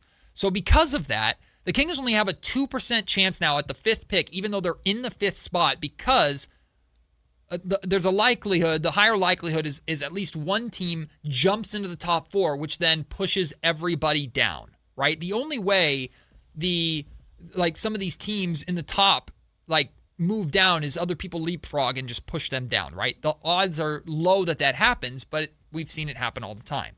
So the Kings actually, because they lost the coin flip, instead of having a 7.5% chance of being at 5, They have now just a 2% chance of being at 5. Yeah. When we get to 6, 7, 8, that's where things start to change. The Jazz won the coin flip, so they have a 27.1% chance at the 6th pick. The Kings have an 18.2% chance. The Kings have a 25.5% chance at the 7th pick because they lost the coin flip. The Jazz have only an 8.5, the Jazz have only a 17.9% chance at the 7th pick. The Jazz can now only fall as 8. They can fall to 8. They have a 2.4% chance at falling to 8. The Kings have an 8.5% chance of falling to 8. Because they lost the coin flip, the Kings now technically can fall to 9th. And I see people going, it's destined. The Kings are going to fall to 9th. Guys, it's a 0.6% chance. 0.6. It would require literally 4 teams behind the Kings to leapfrog them. It's not going to happen. Knock on all the wood. It's a 0.6 thing to say. It's not gonna clip it. Wait. It's not gonna happen. Yeah, but don't clip that. I'm so worried. Clip it. So I just did. I don't care. I just did the sim lottery. Sim lottery, and we have the Kings at 3. Yes. Which would be up 2 spots. Yes. Indiana at 1, Dallas at 2. What is Dallas recently getting love? Dallas has been. Dallas is just in that right. that tankathon sweet spot. So here's the deal. People are going to look at the 25.5% chance to fall to 7 because that's the highest percent chance of an individual spot. Sure. And they are going to freak out. The Kings technically have a higher chance of being top 5 than they do 6th or 7th. Exactly. So it's still very much a coin flip for the Kings. I understand the frustration or the fear, though, from Kings fans. I understand the fear of this team falling to 7th. I think the 7th spot is one of the worst spots to be in this draft. It's because then you probably have Acuff gone too. The example that I use is it's the bubble in a poker tournament. Are you familiar with this? What the bubble is in a poker tournament? No. So the bubble is the person that gets eliminated right before you make the money. Okay. So there's a poker tournament of 100 people playing. Yep. Top 40 get paid. Whoever's out in 41st, you pop the bubble. Okay. You are the closest to the money, but you don't actually get it. Got it. Everybody else is then in the money. It's the worst position. Yeah, it that is sucks. bad. It's just pain. You'd really rather be bad. eliminated first, to be honest with you. That's how I view that 7th spot. Not that there's not going to be talent at 7, 8, 9. There, of course, is going to be. But once you get outside of the top 6, I think your chances of getting all-star are significantly lower. At 6, I'm very disappointed because I'm getting the scraps of what's left over. I'm getting probably the who's considered to be the worst of the top 2 guards in Darius Acuff or Kingston Flemings, unless something crazy happens, and of course that's possible. Mm-hmm. So at 6, I'm certainly disappointed. But y'all, I'm manifesting this on this show. The Kings are going to have a top 6 pick. They're not going to fall to 7, 8, or 9. I have to manifest it. I have to manifest it. The Kings deserve a top 6 pick. Probably 4 or at the best 3 is what I'm thinking. The likelihood of you Probably staying 4. at 5 is probably very low too. So it's really it's either top 4 or 6 through 8. That's like the likelihood of what's happening. I'm thinking here. 4. You're either top 4 or 6 through 8. If you're in the top 4, you're coming out of there with a really, really good star. Mm-hmm. You're coming out of there with Caleb Wilson, AJ, Darren, or Cam, and you can even throw Acuff in there if the Kings are as high on Acuff as it sounds like they are. I don't want Darren. You don't want Darren Peterson. I know you don't, but some people can still vastly consider him to be the second pick in this draft. That's not you, but some people certainly still feel that way. So it's not worth freaking out about. It really isn't, and this is coming from me. I'm like, are you sure you're not freaking out about that? No, well, trust me, there might be a freak out on Mother's Day. If the Kings end up with the 7th pick on Mother's Day, then you can freak out. You're damn right I'm going to freak out. Then you can freak out. But I'm not, we can't even manifest that. It ain't right. It is not right for the Sacramento Kings to go through the season that they went through. Because then we're going to have to do what I don't want to do. When's lottery balls again? May 10th? May 10th, Yeah, Mother's May Day. 10th. We're going to have to do what I don't want to do. And people are already doing it. Well, if you had just lost that game 81 against the Warriors, that game was so much fun. But you're right. The Jazz won that night. If the Kings had lost that game, they never would have had a coin flip.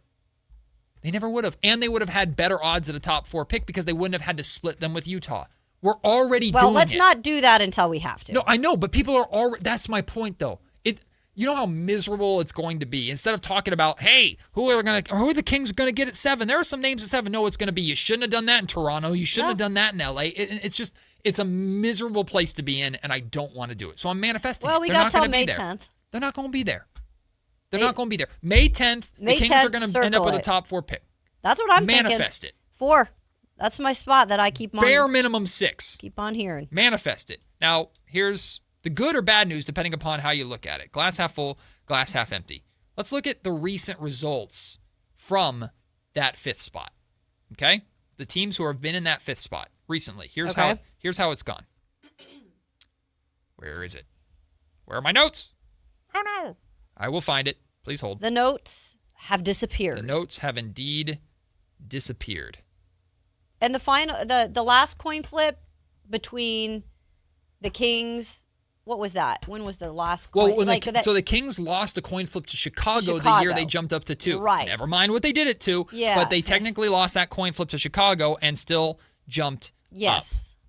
So, I'm going to find this. It's going to take me. Did they delete it? It was a tweet. And I want to make sure that I get this right. Was it a wrong tweet? And maybe they deleted it? I don't believe so. I knew I should have saved it. I told myself, no, it's going to be fine. I'll just remember exactly where it is. And then I completely forgot it. Because Carmichael Dave put out I think from ChatGPT, what the last 4 top 5 picks were.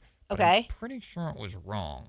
I'm pretty sure one of them was actually... Dave put it out on his X account, or he talked about it? He put out on his X account. And I'm pretty sure it was from ChatGPT. Yes, he put this over the last 4 seasons, but I'm pretty sure in 2024, he said the San Antonio Spurs had the 5th best odds and picked 5th. I'm pretty sure that's wrong. Wrong, okay. I want to double check. ChatGPT doesn't get you everything right. I want to double check on that because let's see if I can go back old years. So Frankie actually wrote about this on Sactown Sports. Oh, well, shut up. So we got it. So here. there we go. Well, so Anthony, you've got the last how many? From 2021 on. Well, fire away. There we go. You got them in front of you, so fire away, Anthony. You Cleveland jumped from the 5th odds to the number 3 pick. Okay. Selecting Evan Mobley. What year was that? That was 2021. Yep. Okay. Then 2023, it skipped 2022. That probably means something. 2023, Portland climbed 2 spots to number 3, getting Scoot Henderson. Yep. Then San Antonio moved up 1 spot to 4 and got Stephon Castle. Got it. That's what ChatGPT got wrong in Dave's post. Because he said San Antonio. He said San Antonio stayed at 5. They did. Yeah. They jumped to 4. Okay. Then in 2025, Philadelphia jumped up 2 spots to the 3 to get VJ. pick to get VJ Edgecombe. So if I'm not mistaken, the last 3 years, the 5th spot has actually jumped up. Yep. So again, it depends on how you want to look at it. Yep. You could look at it from the standpoint of, hey, that spot statistically has ended up being better recently. You could also look at it from the other side of, well, damn it, the trend is bound to break some point. And here come the Kings to break it. Here come the Kings. Here come the Kings to drop down to 7 just to piss you off, right? Like it of course that's possible. It's just a very glass half empty, glass half full way of looking at it. Scott Perry says, and he said it on this station, wherever we end up, it's going to be the lucky spot. I hope he's right. May 10th will decide all of our moods. In general, the coin flip, is it a bummer that the Kings lost it? Yes. But had the Kings won it, Carmichael Dave would have been on these airwaves saying, well, damn it, now the Jazz are going to jump up from 5. We would have looked at those exact numbers that Anthony just said and gone, oh my God, no. Yep. They won the coin flip. This is the one time they used their luck in the wrong way. Like we're going to find some sort of a negative spin. Until it happens, it's like no one's going to feel good about it because that's just the perpetual state of Sacramento, and not Sacramento the city, but the Kings fans. At least the vocal fan on social media. And I get it. Like, I get it. I get the expectation of bad. I mean, Dave, I completely disagree with this from Dave, by the way, but we heard him basically talk about why optimism is stupid and optimism should never exist yesterday, which is a very horrible way to live your life. But shout out Carmichael Dave. And I don't think he really believes that. I hope not. If he does, he needs to see a therapist. But like I get Kings fans who are just expecting the worst so that it doesn't hurt as much, but it's still going to hurt no matter what. And the elation that we will hopefully feel on Mother's Day, and we'll buy our wives or mothers in our lives a second bouquet of flowers as we skip our way down the street to the local grocery store after the Kings move up in the draft. In the draft lottery. Let's hope. I'm already knowing, like, I'm now in the minds of a Kings fan. Even if they move up to, like, the 3 spot, now it's going to be like, well, yep. Scott Perry, if he picked Cam Boozer, we're done. Yep. The Kings moved up to 3. Cam when Boozer, the best 2 guys went 1 and 2. Now you're going to take a swing at number 3, and it's going to be wrong. Yeah, it just, listen. I'm waiting. It's going to happen. I'm waiting. They're going to get 3 in raw. Right. 3 pick. No. No. No, I hate Boozer, and he's probably going to take Boozer. Not me. I'm telling you now, if the Kings move into the top 4, do I want number 1 for AJ? Absolutely. And if that happens, sure, then we'll be elated. If that happens, I'm going to be awful on that Monday, May 11th. I'm going to be awful. But if they move into the top 10, I'm throwing a party on these airwaves. Sure. I'm going to be very excited. Yeah. Because the Kings are getting a dude. Let's get it sponsored. The Kings are getting a dude. Yeah. Now, if I walk in here on May 11th, which is my cousin's birthday, by the way. It's one of my friend's birthdays. If I walk in here on May 11th and the Kings are at, like, if they're at 6th, I'm like, okay, we'll figure you'll it be out. a little bit bummed. I'll be like, darn it. But okay. Yeah. If they're 7, 8, or if they're 9, Kayla, you're going to need to be an adult. You're going to need to be the adult. Really? On this show. Oh. Yes. You're in charge. That's hard. Because I'm going to be a mess. Matt's just going to be like slurring his words. I'm not going to be drunk. No, I'm not saying you're going to have to be drunk to do that. Oh, you're just so like emotionally distressed that you can't get like your words out to express it. Yeah. Your head's going to be buried in the table most of the show. Yeah. It's just I'm going to have to revive him at some point with those like defibrillators. Clear. Yeah. Ugh. All on Matt and Kayla. It's not going to on happen May though. 11th. It's not going to happen though because it's not fair. Right. It's not fair, and the world. You know what my mom taught me? The world is always fair. Everybody's nice. Oh man, no one will take advantage of you. I wish I was told that, That's what mom told me in my comfortable house that I lived until I was 23. That's not true, by the way. I'm doing a joke here. I'm doing a bit, for obviously. your sake. It's and not Kings fair. fans' sake, I hope the Kings need it. This is not going to be the case with anything below 5. The Kings didn't tank; they just sucked. NBA, help us in the Brooklyn Nets. Screw everybody else. The other thing is if Utah gets, if Utah is anywhere above the Kings, it's going to be bad. If the Kings end up at like 7 or 8, I know, and Utah gets like 4, Indiana. And Golden State then we got or a problem. Dallas are up there. Adam Silver, we have a problem. Matt George going to turn into a spoiled little only child. Mm-hmm. Well, I am too if Utah is above them. You know me and Utah's relationship. Of course, we lost to the Utah Jazz in a stupid coin flip. It's not even a coin flip; it's just ping pong. Did they go live to Will Hardy? Just elated. Yeah, he's just hanging out with a bunch of women like it was The Kristen Bachelor. Cavallari. I don't know. Apparently, according to you, he's like a heartthrob. That's what I've heard on the streets. On the streets? The streets of what? City of Compton. Streets of Provo. Sure. Streets of Provo. So anyway. That should be like a show, by the way. They have like the Mormon Housewives. What is that? Whatever that show is. The Secret Life of whatever. They should have like the Streets of Provo, starring Will Hardy. There is some content on television that I will never, ever. What is it?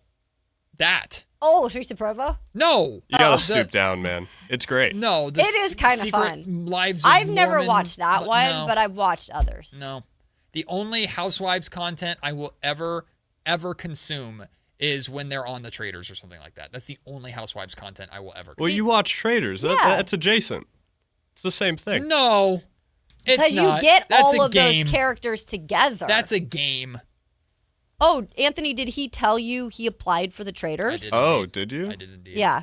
Okay, we'll see how that goes. Yeah. My strat for the Traders is don't play the game. Like, you don't actually have to do anything as a trader. You just need to pretend and then hope that they don't guess you.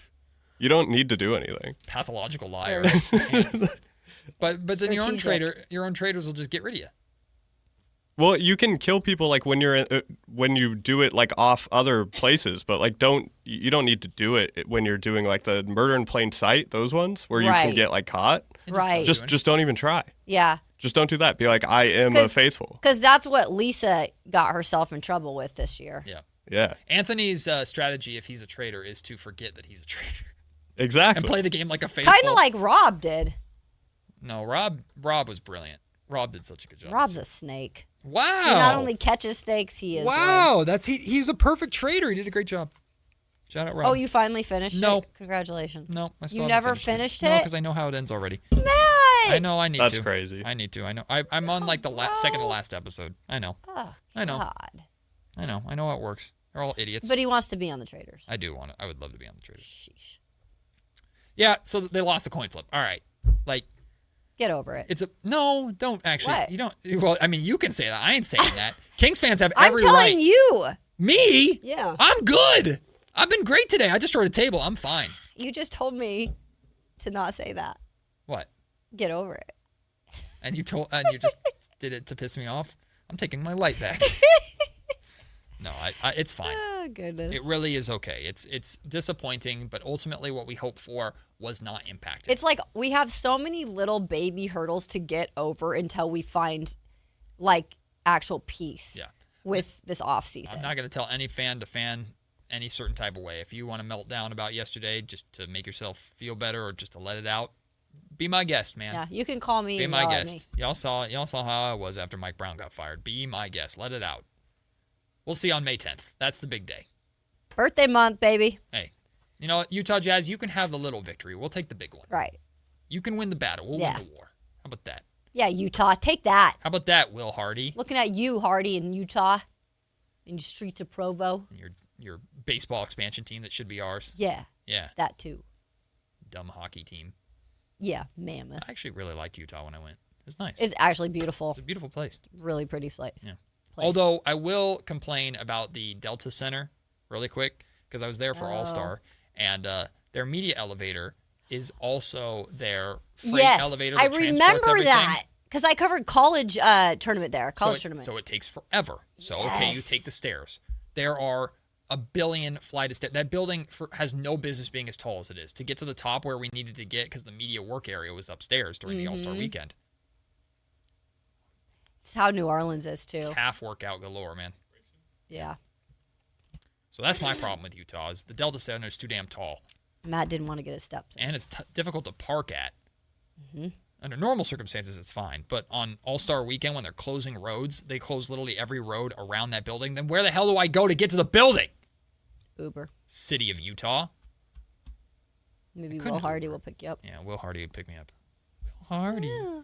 We'll take the break. When we come back, Kayla's going to hate this segment, and I'm going to love it. What? That's all I have to say. It's Matt and Kayla here on Sactown Sports. The Sacramento Kings play here. He's got the triple. Sacramento takes the lead. Get your Kings fix all season long right here on your home of the Sacramento Kings. Sactown Sports and SactownSports.com. There's the hard way to buy a car, and then there's the Hoblet way. Transparent prices, fast paperwork, and a team that's there to help, not hover. We've spent 77 years refining this process so you can get in, get out, and get driving with zero drama. Car buying doesn't have to be stressful. At least, not when you do it the Hoblet way. Experience the difference at HobletDodge.com. The easy way to buy. With Popeye's new $6 faves menu, you can get this 3-piece chicken, this 3-piece tenders, this chicken sandwich, or these 2 regular sides for just $6 a piece. I know you can't see what I see, but trust me, those bold Louisiana flavors look so good, you might just have to get them all. Now there's an idea. Love that chicken from Popeyes. Limited time at participating U.S. restaurants. Price may vary. Terms apply. Buying golf gear is easy. Buying the right golf gear, well, that's different. At Hagen Oaks, they don't just sell equipment, they fit your entire game. With TrackMan technology in the Player Performance Studio, your clubs are matched to your swing. Ping's Ballnamic Fitting helps you find the golf ball that performs best for you. Hagen Oaks Putter Fitting Studio dials in your stroke, and FootJoy's 3D foot scanner finds correct shoe size for your feet. It's a smarter way to play better golf. Total Game Fitting at the Hagen Oaks Golf Super Shop, Fulton Avenue at Business 80. Drew Brees here. Whether you're on the field or on the road, having the right team on your side makes all the difference. I learned that the hard way. On the field, you don't go anywhere without a solid O-line. And when your car breaks down, you want that same kind of protection. That's why I trust CarShield. Their protection plans help you tackle expensive repairs so that you're not blindsided. Visit carshield.com now and join the team that's helped millions of drivers save. Coverage varies by plan. View contracts and exclusions at carshield.com. I'm Ed Evans, CEO of Consumer Cellular. No, we're not one of the big guys. Truth is, we don't want to be. If you're over 50, Big Wireless probably has you paying for more data than you might need. You could be throwing away thousands over a lifetime. Our entry-level data plans start at just $20 a month. And for a limited time, switch and get your second month free. Call 1-888-FREEDOM, visit consumercellular.com or a store near you and get your second month free today. Plans include $5 credit for auto pay and e-billing. See site for additional details. Spring is here, and warmer days are right around the corner. Before the heat hits, call Brower Mechanical. Right now, when you purchase a new high-efficiency AC system, you can choose a water heater or a whole house fan for just $1. Or get your AC professionally tuned up for just $89. Don't wait until your system breaks down during the heat. Brower Mechanical, where quality meets comfort. 916-352-3113. Residential and commercial HVAC sales and service. License number 108-1055. Now through May 3rd at Big O Tires. Get $50 to $100 instant savings on 4 select in-stock Cooper, Hankook, or Pirelli brand tires with installation purchase. Book your appointment online today. Disposal fees extra, not good with other offers. See your locally owned Big O dealer for pricing. Sacramento! Now you've got a place for all things dance. The all-new Energy 100.5 HD2. Where dance music lives. Dance vibes anytime and any place when you get the free Now 100.5 app. Or listen at 100.5 HD2. Capital Casino is conveniently located in downtown 411 16th Street and has been a part of the greater Sacramento area for over 20 years. They offer the best variety of games in the region in a safe and friendly environment. And there's plenty of parking, all well lit and monitored by security. Come have a great meal at the cafe and restaurant inside. Capital Casino has the best food, the best service, and the best action. But please always remember to gamble responsibly. 1-800-GAMBLER.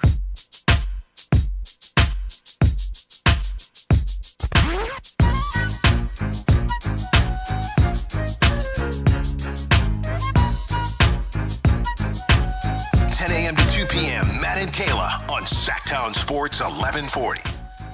Even though the Kings lost their coin flip yesterday to the Utah Jazz, I'm in a great mood today, Kayla. You want to know why? No, because now you're going to troll me even more. You're supposed to be my partner, my teammate. And now he's just trolling me along with Alan Stiles and Whitey. What do you mean? Trolling you? No. You're about to. No. Trolling you is not what I'm about to do. Just about to talk about my first place baseball team beating your not first place baseball team yesterday. That's trolling. No, it's not. It's just pointing out a fact. The A's went up to your home, your fancy schmancy ballpark up there in Seattle. And they didn't beat the brakes off the Mariners, but they beat 6-4. Well, they're on a roll, Let's man. go. The A's are on a roll. There's no doubt about that. They were playing good baseball. They were down 3-0 early, and then another homer from Shea Langoliers. Mm-hmm. Nick Kurtz hit a bomb. Here come the A's. First place in the AL West. Look. The only team above 500 in the AL West. Which is crazy. But also, know what the funny thing about this is? Their first place in the AL West, Kayla, they have the worst run differential in the division. When they win, they barely win. So when bizarre. they lose bad. By a lot. They have a negative 17 run differential. The Texas Rangers +10, the Angels +8. The Mariners actually have a positive run differential, even though you're 10 and 14. That ain't getting us anywhere. Houston Astros -12. It's interesting. First place A's, ladies and gentlemen. Yeah, no. Hey, look. In all seriousness, we talked about that when Jacob Wilson joined the show before the season started, right before spring training, I believe it was. And we talked about that stretch that the A's had that really screwed them over, essentially, when it came to even potentially getting in to the playoffs or a wild card team or whatever. It was the dreaded month of May. It was the dreaded month of May. And I'm very scared of it. I know, but here's the good thing, though. We also talked about what'd you learn from that stretch. And Wilson said, we learned to kind of have to persevere through times like that. And so what gives me excitement is that they've started the season on a really good note for the most part. Mm-hmm. And they had some chances, by the way, to get in a hole in a couple positions to start the season. Yeah. Instead, they got out of it real quick. They were the last team to get a win. Right. And they kind of quickly turned that around. I don't feel like they're going to get themselves in, unless there's a lot of injuries that happen, knock on wood, that won't happen. I don't think they're going to have that kind of a lull. And to be able to get to a start like this is a really positive thing. They're going to go through a stretch. Baseball, you always do. Sure. But it's great that they're taking that momentum from last season for sure. And you can see it carrying over. As for the Mariners, like they're in a bit of trouble. Like I'm not quite sure what to think about that right now. Cal Raleigh hit a homer last night. I'm not trolling you. Like, well, hey, yeah, but you their can't third let Allen baseman do just that. got hurt, and it's just it's one. They're already. I've already heard Mariners fans talk about Dan Wilson, and now they're all on. Oh gosh, is he the right manager for the job? Even though he took them all the way, to short of the World Series. Panic is spreading I in know. Seattle. So it's not just fans here. We've got it up there going too. I wonder if the MLB is panicking because there's a very real chance that like the A's Because of the A's being like the name. I don't think the MLB wants playoffs at all in West Sacramento. I don't think they want that at all.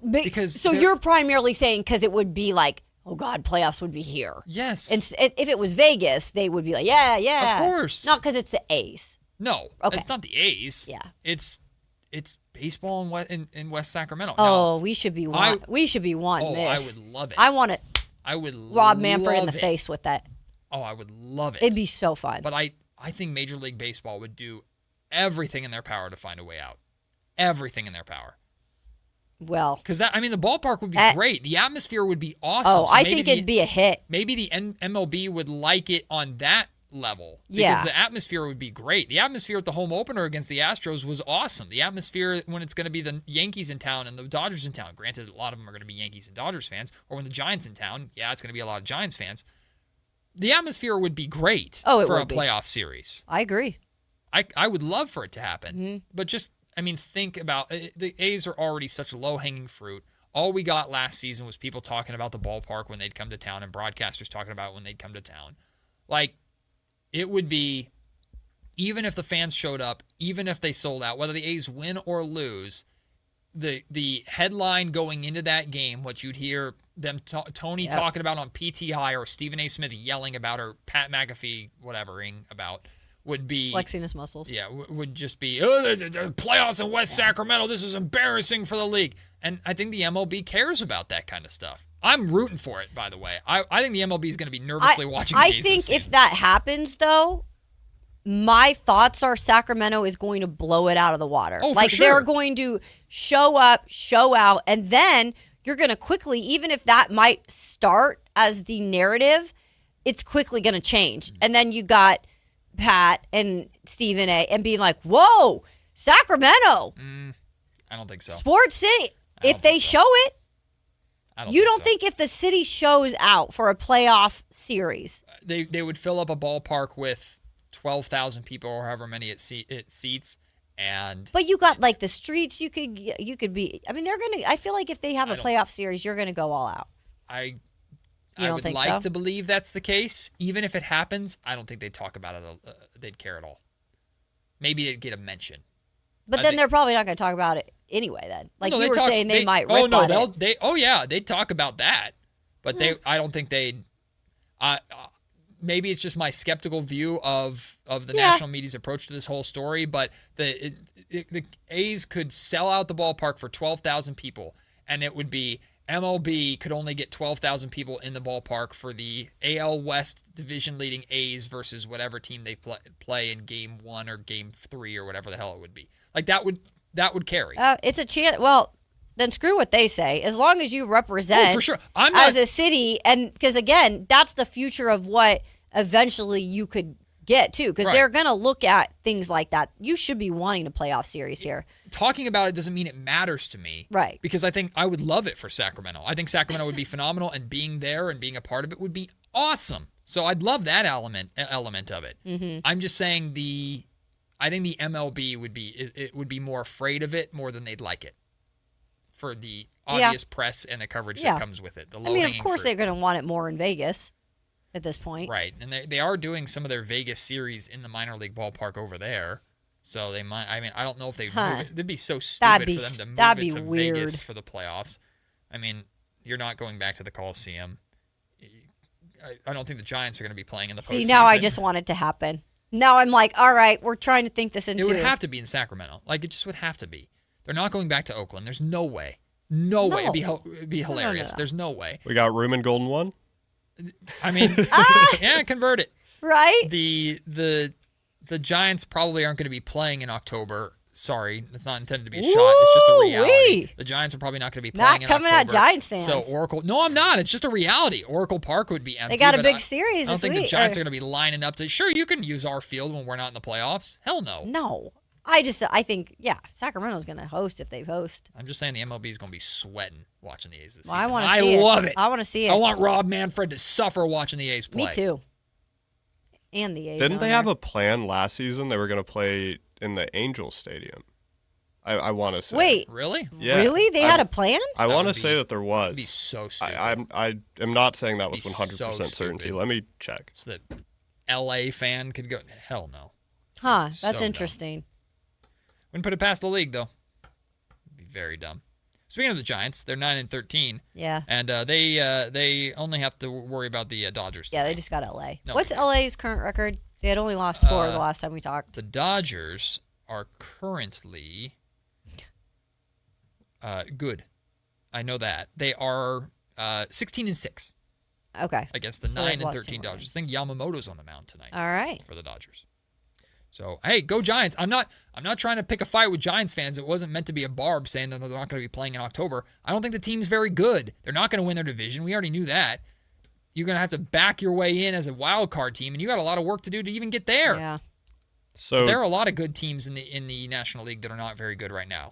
2 years ago, John Fisher suggested that they would play at a neutral site, and I think when they got close to making the postseason, they were looking at playing at the Angels Stadium. So I don't know if they will play. I think that they're closer to playing in Sacramento now than they were 2 years ago. Yeah, because they didn't know they were going to play here yet, right? They were still 2 years ago. They were still. No, they were still going to play in Sacramento. They just didn't want to play their postseason games there. But I think that this season it's gone better than the first season. Yeah. To start, the A's What's have barely the next home? We've got. Let's see. They're on the road with the Mariners. I think they're on the road all week. Let me double check. Because the Giants are on the road this week. They're on the road all week. They return to Sacramento next week, Tuesday, April 28th. They host Kansas City and then Cleveland after that. All right. But they're in Seattle, and then they take on the first place Texas Rangers. Well, they're battling for first place with the Texas Rangers in Texas this weekend. Jack Leiter, my guy. Don't like him. Don't like him at all. Hate him even more that you know him. Screw him. He's a real nice kid. I don't care. He plays for the Rangers. 2 first place teams there. Yeah. Well, they're not in first place right now. The A's are in first place by themselves because they beat up on your Mariners. Just saying. Oh, God. Sorry. See, anything he can do to get a low blow. Hey, truth hurts, man. Listen, I have one team that's fairly, somewhat, kind of, a little bit good. My other team has the number 1 pick in the draft because they're stinky, and there's the Sacramento Kings that can't win a damn coin flip. You're damn right. The Sharks are out of the playoffs too. A's are all I have right now, and they're 12-11, and I'm celebrating. It's helping him hold on to Copium, hope. man. Copium. Give me I'm scared of May. It's my birthday month. It's our birthday month, and I'm scared of May. The A's are going to find a way. May is just cursed. We aren't going in there with those thoughts of well, you're May. hoping for it because the Mariners play the A's in Sacramento in May. Going to that Monday game. It's going to be fun. I got my Mariners jersey. I was unpacking. I got my Mariners retro jersey out. No, that doesn't make me happy. So pumped. Who cares? So excited. Who is it, by the way? It's the throwback. It's the Little League one? No. It's the city jerseys. So I didn't. It's There's no name on the back of it. No, it's just a city jersey. Yeah. That's the most Oakland fan of you to have a jersey without a name on it. That's a very Oakland A's thing to do. I don't spend money on jerseys usually. No, I never have. They're expensive. I still got to get one of those gold Sacramento jerseys that they have. They look clean on TV. That'd be cool. I haven't seen them in person. They look clean on TV. We'll take the break. When we come back, it is time to pick a side, and we've got topics about Brock Purdy, Raiders' new head coach Clint Kubiak. Ooh, spicy. What would happen in Golden State if Steve Kerr is no more by his own choice? Sounds like Steve wants to leave. We'll talk about that and more coming up next on Pick a Side. It's Matt and Kayla, Sactown Sports. Did the 2025 rookie class prove itself to be the greatest in Sacramento Kings history? We drafted a kid that's 42nd, and if you did the draft again, he goes in the top 5 probably. Then you got a kid in Nick who, towards the end of the season, I was like, oh boy, DP, and then Dylan. He wasn't even drafted. So I don't know that we've seen a draft class like this here. Your exclusive home for Kings basketball. Sactown Sports 1140. DQ presents the Blizzard Double Flip Deal. For a limited time, when you buy one Blizzard treat, you get a second for just 99 cents. That's 2 Blizzards, 2 spoons, 2 flavors, and 2 flips. So don't miss out on the Blizzard Double Flip Deal, available only for a limited time and happening now at DQ. Because the only thing better than a Blizzard treat is a second Blizzard treat for just 99 cents. It's a deal to flip for. The Blizzard Double Flip Deal. Get it in the app. Participation may vary. This message comes from Viking, committed to exploring the world in comfort. Journey through the heart of Europe on an elegant Viking longship with thoughtful service, destination-focused dining, and cultural enrichment on board and on shore. With small ships that bring travelers closer to the destination, there's more time to explore. And every Viking voyage is all-inclusive, with no children and no casinos. Discover more at Viking.com. Hey, Mom, now that I have an after-school job, I think I want to buy a drum kit. Okay, Rockstar. Let's look at your account. When kids start making money, Chase has easy-to-use tools and expert bankers to help them learn how to manage it. And next month, I'll buy the bass drum and the cymbals. Oh, and maybe some noise-canceling headphones for you. Aw, you've thought of everything. Help kids save, budget, and build financial independence, all with Chase. That's good for kids and good for parents. Visit your local Chase branch and get started. Account subject to approval. JP Morgan Chase Bank, N.A. member FDIC. Indeed presents hires you can't afford to get wrong, like a warehouse operations manager. Where are the forklifts? Sold them. Too expensive. We're using scooters now. So you expect us to move a 2-ton pallet on a scooter? Just lean into it. Put your back into it, people. This is your job for sponsored jobs. This is what happens when you don't sponsor your job on Indeed. Next time, get matched with quality candidates with Indeed sponsored jobs. Visit Indeed.com/hire now and sponsor your job today. Thunder, feel the thunder. It's the energy all around you. Lightning and the thunder, thunder. The thrill of the moments to come. The flash of lights. The rush of pure exhilaration. Thunder. The roar of the crowd. See it, hear it, feel it. Thunder, feel the thunder. Lightning and the thunder. Thunder Valley Casino Resort. Feel the thunder. It's no secret the world feels unpredictable lately. One thing will never change: Hoblet's mission to lower high prices. Right now, and only at Hoblet Dodge, Chrysler, Jeep, Ram, and Woodland, you can get 4.99% financing for up to 84 months on all new vehicles in stock, and keep every factory rebate you qualify for when you finance with Hoblet's preferred lender. That's 4.99% financing, and you keep all the factory rebates you qualify for. Not one or the other, like other dealers are offering. Only Hoblet has fought to get you a deal this good. Search, select, and save through their whole inventory at HobletDodge.com. Unbeatable prices, unbeatable selection, and now unbeatable interest rates. Nobody beats Hoblet, period. 4.99% APR available on select new vehicles in stock while supplies last. Pricing and savings may vary by model, and trim financing on approved credit through Hoblet Preferred Lending for well-qualified buyers. $60,000 match finance, approximately $14.14 per thousand finance. Residency restrictions and lender membership requirements may apply. See dealer for details. Are you bringing 4 or more to the ballpark? The Sacramento Rivercats Family Fun Pack makes it easy. Get 4 hot dogs, 4 sodas, 4 tickets, and 4 Rivercats items bundled together for unbeatable value. Grab your Family Fun Pack today at rivercats.com. Pick a side, any side. It's time for Pick a Side on Matt and Kayla.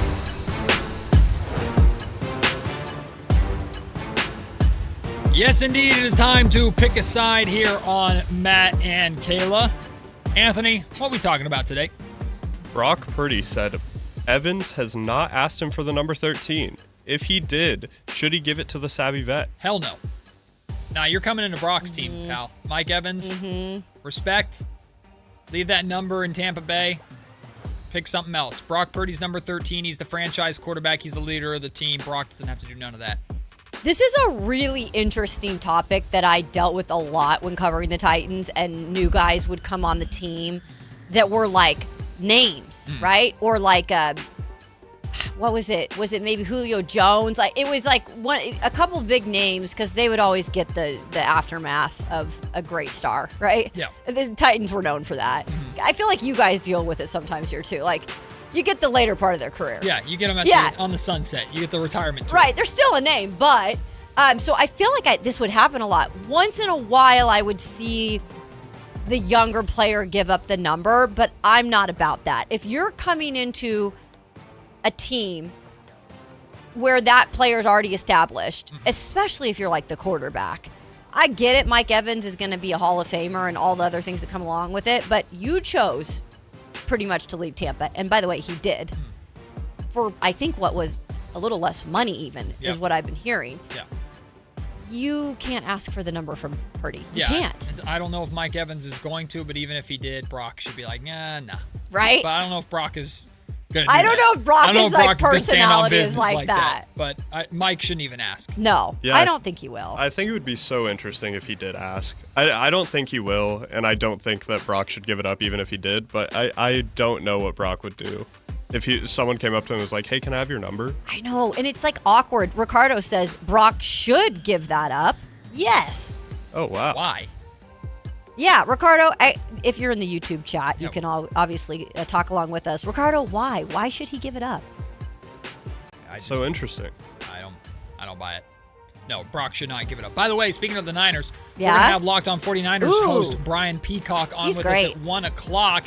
The draft is in a couple days, y'all. It's Thursday. It's NFL draft week. We're in the home stretch before draft day. Of course, the Niners have a plethora of picks and a lot of ideas of what to do with it. Brian Peacock will join us to talk about what he feels the Niners should do with the 27th pick and beyond. We've got a lot to watch. This. I just thought about this. I'm like, we have a lot of stuff to juggle this weekend. Oh, yeah. Like, we have a lot. Like, taking into the mind, sorry, that was a random thought, but this is what we deal with on an everyday basis. Is like, you get home and then you're like, oh, wait, there's no time for relaxing. We've got playoff games to watch. We've got the NFL draft to monitor. Yeah. It's a whole full-time job. It's fun, though. But we love it. It is fun. We love indeed. it. All right. Next topic. Raiders' new head coach, Clint Kubiak, appears to be having players earn the shield on the Raiders' helmets. God. You with this idea or not? Okay, can I comment on this? I don't know what this means. Okay, I'm a Raider fan. go to X Okay. and type in Clint Kubiak Raiders, and then it should be trending. So it's literally your shield, like the pirate, whatever. Yar. And It's a Raider, not pirate. A Raider, sorry. He has taken it off the helmets. He has literally taken that off the helmets at voluntary minicamp, and he is having them earn that shield. And it is not getting great reviews on X, at least. Yeah, so People think it's like a Just middle a school silver thing. helmet. Yeah. So this is what they do in middle school a lot. Or, you earn the name on the back of your jersey or whatever it is. This is what happens a lot in high school, maybe in college. Clint is now doing this with a brand new team, many players he does not know that have not been coached by him. And these are grown men, and he's saying that they need to go earn the shield. I'm sorry, I actually don't like this. Yeah, I'm not the biggest fan of that. What are we, in grade school? Yeah, I don't know if it works. Fernando Mendoza better have like 6 shields then by the time he probably will. Don't be doing that to like seeing Kirk Cousins is out there throwing footballs. Hey, earn the shield, Kirk. Yeah, what have you done? In high school, This is the Raiders, damn it. Yeah. We wouldn't get our warm-ups in basketball until we took a charge. See, that's what I'm During a talking game. about. It's like these types of things. Yeah, that's what it feels like. I don't think it works when you're professional. Really like that. As we all know, the Raiders are the model of excellency, right? You have to earn the right to be the worst team in the NFL. You have to earn the right to suck in Las Vegas. That's basically the road or the home stadium for every road team that comes through there. Earn it. Hell yeah, Clint. So here's the thing. Kai, I don't know how to pronounce the whole chat name, but Kai in the chat says works for the Buckeyes. So when I covered Ohio State, yes, they earn Buckeye stickers, right? Okay. But that's a little different because they earn the stickers for certain things, Yeah, right? They also kind of win over there. They're a really Right. good program. Right, and they don't take the whole entire off their helmets. Like they're taking the cut it in shield half? off the helmet. Yeah, just silver They're shield. earning Buckeyes. If you are halfway there, do you get like a little shield? Tiny shield? Do they do it piece by piece? Yeah. Like you get the one pirate eye. Yeah, you get the eye patch. DeAndre Hunter. You're on your way. Oh, don't do that. I love DeAndre. I think he's great. I think he should get a chance here. People shouldn't hate on him because he got his eye almost removed. Scraped. Poor DeAndre, All right, next question. If Steve Kerr doesn't return to Golden State, will Todd Golden? Yeah, you spelled it. You what'd I say? Sorry, it says Tood. So I go, Todd Golden. Toot? Hey, Toot Golden? Becomes the next head coach. Will Golden? Nice. What do you think about this? Well, I mean, I think in general, I think the Warriors moving on from Kerr, unless it's Kerr's decision, it sounds like. It doesn't sound like it's the Warriors' choice. So if Kerr walks away, sure. I mean, you might as well go fresh as long as Steph Curry's good with it, because, again, you got to start thinking of years after Steph in addition to the final years with Steph. I think the whole idea of moving on from Steve Kerr in general is dumb. I understand it sounds like it's more Steve's decision than anybody's, but if I were the Warriors, I'd be doing everything in my power to say, hey, Steve, just finish this era out with us, man. Just finish it out. Figure it out. What do you want to do for these final 2 years? We'll try and get it done. If I'm the Warriors, I'm preferring that over any other option, but I understand they have to look at other possibilities. So, yeah, if you have a connection with the Florida head coach, Todd Golden, then, yeah, sure, interview him. Yeah, and that's the thing. I think there's a connection with the family in terms of the owners, and so I think that's the biggest thing is like, oh, okay, he's a really good college coach. He was over here in San Francisco before he went to Florida, I believe. He was with the Dons, I believe they are. San Francisco Dons. I could be wrong. But, I think he was with San Francisco and then went to Florida. So there's a connection there with the familiarity. Yeah. Familiarity. It's always risky, though. It's always risky with a college coach. Mm-hmm. I mean, Billy Donovan, you can say what you've made of it. By the way, he's no longer with the Bulls. But it's just like, I don't know, that's a really prominent position to be like, okay, we're going to roll the dice with a college coach. Here's what you do. If Steve Kerr walks, you do everything in your power to keep Steve Kerr. If Steve Kerr walks, you basically let Steph handpick the coach that he wants and put that coach on a contract length similar to Steph's for now. Sure. That's what you do. Yep. And then if that coach, you feel comfortable with them being the coach of the future after Steph's done, then great. Yeah. If not, then you start over fresh at that point. And maybe that's a less desirable job for the coach, but pay him a decent amount of money. Let Steph pick. Just let Steph pick. If it's not Steve Kerr, Steph might as well just be running the place. I mean, it is. He probably Steph will. Curry When it's all is said the and done. Warriors. He is the franchise. When Steph doesn't play, the Warriors are boring. No one cares. And I genuinely hope that the Warriors franchise doesn't just fade into nothing and obscurity when Steph leaves, because it's a really big brand. You got a lot of shoes to fill there. But, Steph is the Warriors. The greatest thing that's ever happened to Golden State is Steph Curry. He will forever be connected and synonymous with that organization forever. Yeah. Like that. We got one more to get to. Let him go. We got one more to get to. Do we have time? Yeah. Mike Tomlin is set to join NBC Sunday Night Football as a studio analyst. Does this interest you at all? Yeah.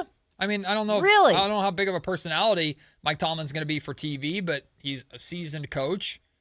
I like Mike Tomlin. Mm-hmm. So, yeah, I'm down for it. I'm down to see him be a part of it. We'll see how he does, but I'm interested. I don't know. He's never come across as, I've always respected Mike Tomlin and what he's done in Pittsburgh. He's never come across as a media guy, though. He's never been, great with the media. He's kind of a little grumpy all the time. I just wonder, how is he going to come across on TV? Coming from a broadcasting background, there's just certain things you look for. Yeah. And when they announced this, I was like, I don't know if I personality-wise see him on a set, but he could surprise me. He could absolutely surprise me. Kyle Shanahan was really good on TV for the Super Bowl, even though I'm sure he hated that. He said it himself. He did not like doing it, but he was really good on it. Especially when you get a lot of these shows you get a bunch of old coaches and old players in a room together and let them kind of have fun and riff off of each other. Yeah, he I could think Mike be great. Tomlin could definitely do that. So Or he I'm could be interested. boring. We'll see. Well, yeah, it might not work, but I'm down. I'll listen. We'll I'll watch. see. I think he has the potential to be funny. Maybe he was just. Some coaches want to keep everything in house, and I feel like the Steelers were like that. That's how Tom was in New England for all those years. Yeah, exactly. So and he's still pretty good. I feel like he got better. He was bad at first. He's better than what he was for sure. He know Tony Romo, though. No. We'll take the break. When we come back, it is lunch break time, and we got a Kings topic for you. What, if anything, do we take from this lost season for Keegan Murray? And how do we look at Keegan going forward now that he is starting his second contract? He's worth a pretty penny now. At least the Kings are paying him a pretty penny to be here. We'll have a Keegan Murray conversation coming up next. You can be a part of the show during lunch break. It's Matt and Kayla on Sactown Sports. Visit SactownSports.com and join the Sactown Sports 1140 newsletter. This is the story of the one. As a safety manager at a manufacturing plant, he does everything he can to keep his coworkers safe. From finding ways to reduce risks to keeping safety supplies in stock. And for that, he relies on Grainger. Grainger offers a broad range of quality products and next-day delivery, so he can always play it safe. Call 1-800-GRAINGER, click Grainger.com, or just stop by. Grainger, for the ones who get it done. Help DEA keep our communities safe and healthy by participating in National Prescription Drug Take-Back Day, Saturday, April 25th. Take action right in your own home by cleaning out your medicine cabinet of unneeded medications. Keep them safe, clean them out, take them back. Find a collection site near you at DEATakeback.com. Do your part to lower overdose deaths and prevent prescription drug misuse before it starts. That's DEATakeback.com. I'm Ed Evans, CEO of Consumer Cellular. No, we're not one of the big guys. Truth is, we don't want to be. If you're over 50, Big Wireless probably has you paying for more data than you might need. You could be throwing away thousands over a lifetime. Our entry-level data plans start at just $20 a month. And for a limited time, switch and get your second month free. Call 1-888-FREEDOM, visit consumercellular.com or a store near you and get your second month free today.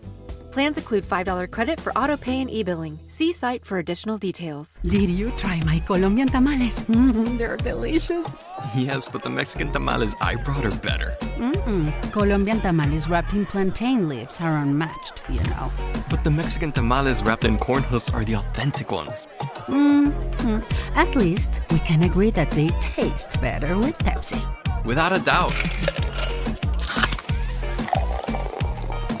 Can you pass me a straw? You mean a pitillo. Tamales deserve Pepsi. Contractors, remodelers, you now have a great supplier to assist you with your next project. Anova Cabinet and Stone in Sacramento. They are Northern California's best kitchen and bathroom remodeling supply store. Anova has the latest cabinet styles, a great selection of countertops, flooring, bathroom fixtures, and more.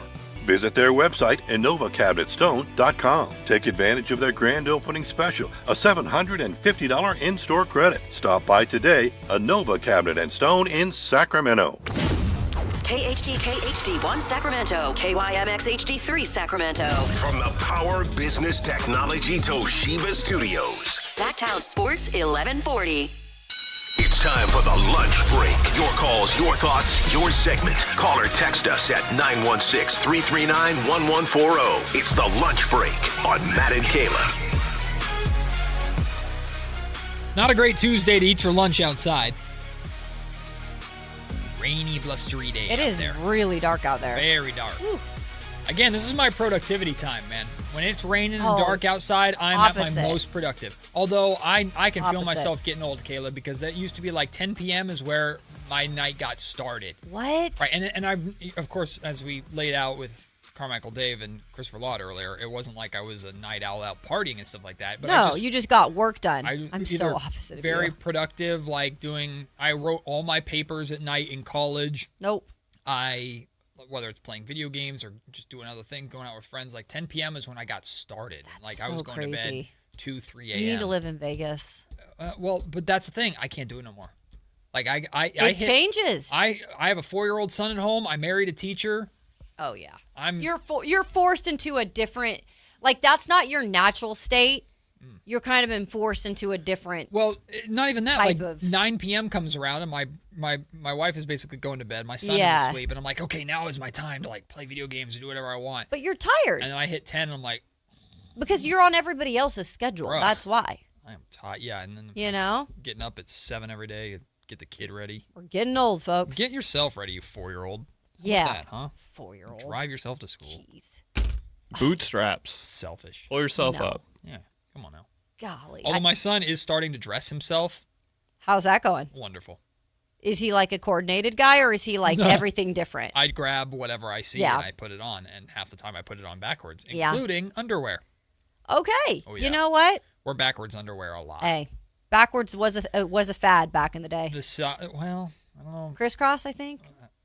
I don't know if they wore backwards stuff, but they socks. His sock combinations are brave. Okay, let's be honest. Everybody's sock combinations are not great. No. Because how many socks? I'm pretty good. Well, I'm particular, but I do feel like a lot of people lose socks in the dryer. Golf socks on today. Oh, those are nice. And they'll just grab like whatever socks are available. I don't do that because I'm OCD. You mismatch pairs? But I have friends who do it all the time. I'm like, why are you wearing different socks at the airport? Why are you doing that? Socks are the worst part of laundry. They are. There is a sock monster. Making the sock pile. Yeah, no. I'm done with it. I just throw them all in a bin and then I'll go and find the right ones. Oh, but you can't do that when they match eventually. I find matching. Do you do that every morning when you get ready? Because nothing stresses me out like I need to find a matching sock to this sock and I have to get out the freaking door. I have about 6 or 7 that are already rolled up together, but then the rest are kind of like hodgepodge. But once you get to the rest, it's downhill for me. It's tough. Yeah, then I just wash the other ones. What I do. Yeah, going from living by myself to now doing laundry for 3 people, including a 4-year-old who has to change outfits multiple times a day because he's incapable of staying clean. Oh, whew, that's a thing. Laundry piles up, let me tell you. It does. Laundry and dishes. Dishes you can put in the dishwasher. Yes, but... What is that with people who have kids and their dishes? They can't just put them in the dishwasher? Well, yes, you can, but dishwashers fill up. I know, but... A lot of people have the dishwasher, it's open, and they don't put the dishes in the dishwasher. Who does that? I'm not going to name names. That's crazy. That's crazy behavior. But there's multiple. But also dishwashers lie to you, by the way. You turn your dishwasher on. Oh, so now your dishwasher talks? No, because you turn it on and you press start and it says 2 hours and 2.5 hours. Lies. What does yours take, 3? It takes longer than that. And then when it's done, you have to let it still dry out. So I always turn my dishwasher on at the end of the day because I know in the next morning I'll get to it. I will say this. Dishwashers do take way too long. Yeah, they lie. Let's be honest. They should take max 45 minutes. Damn pods are so expensive now, too. Stop making my pods so expensive. Like pods for dishwashers and pods for washing machines.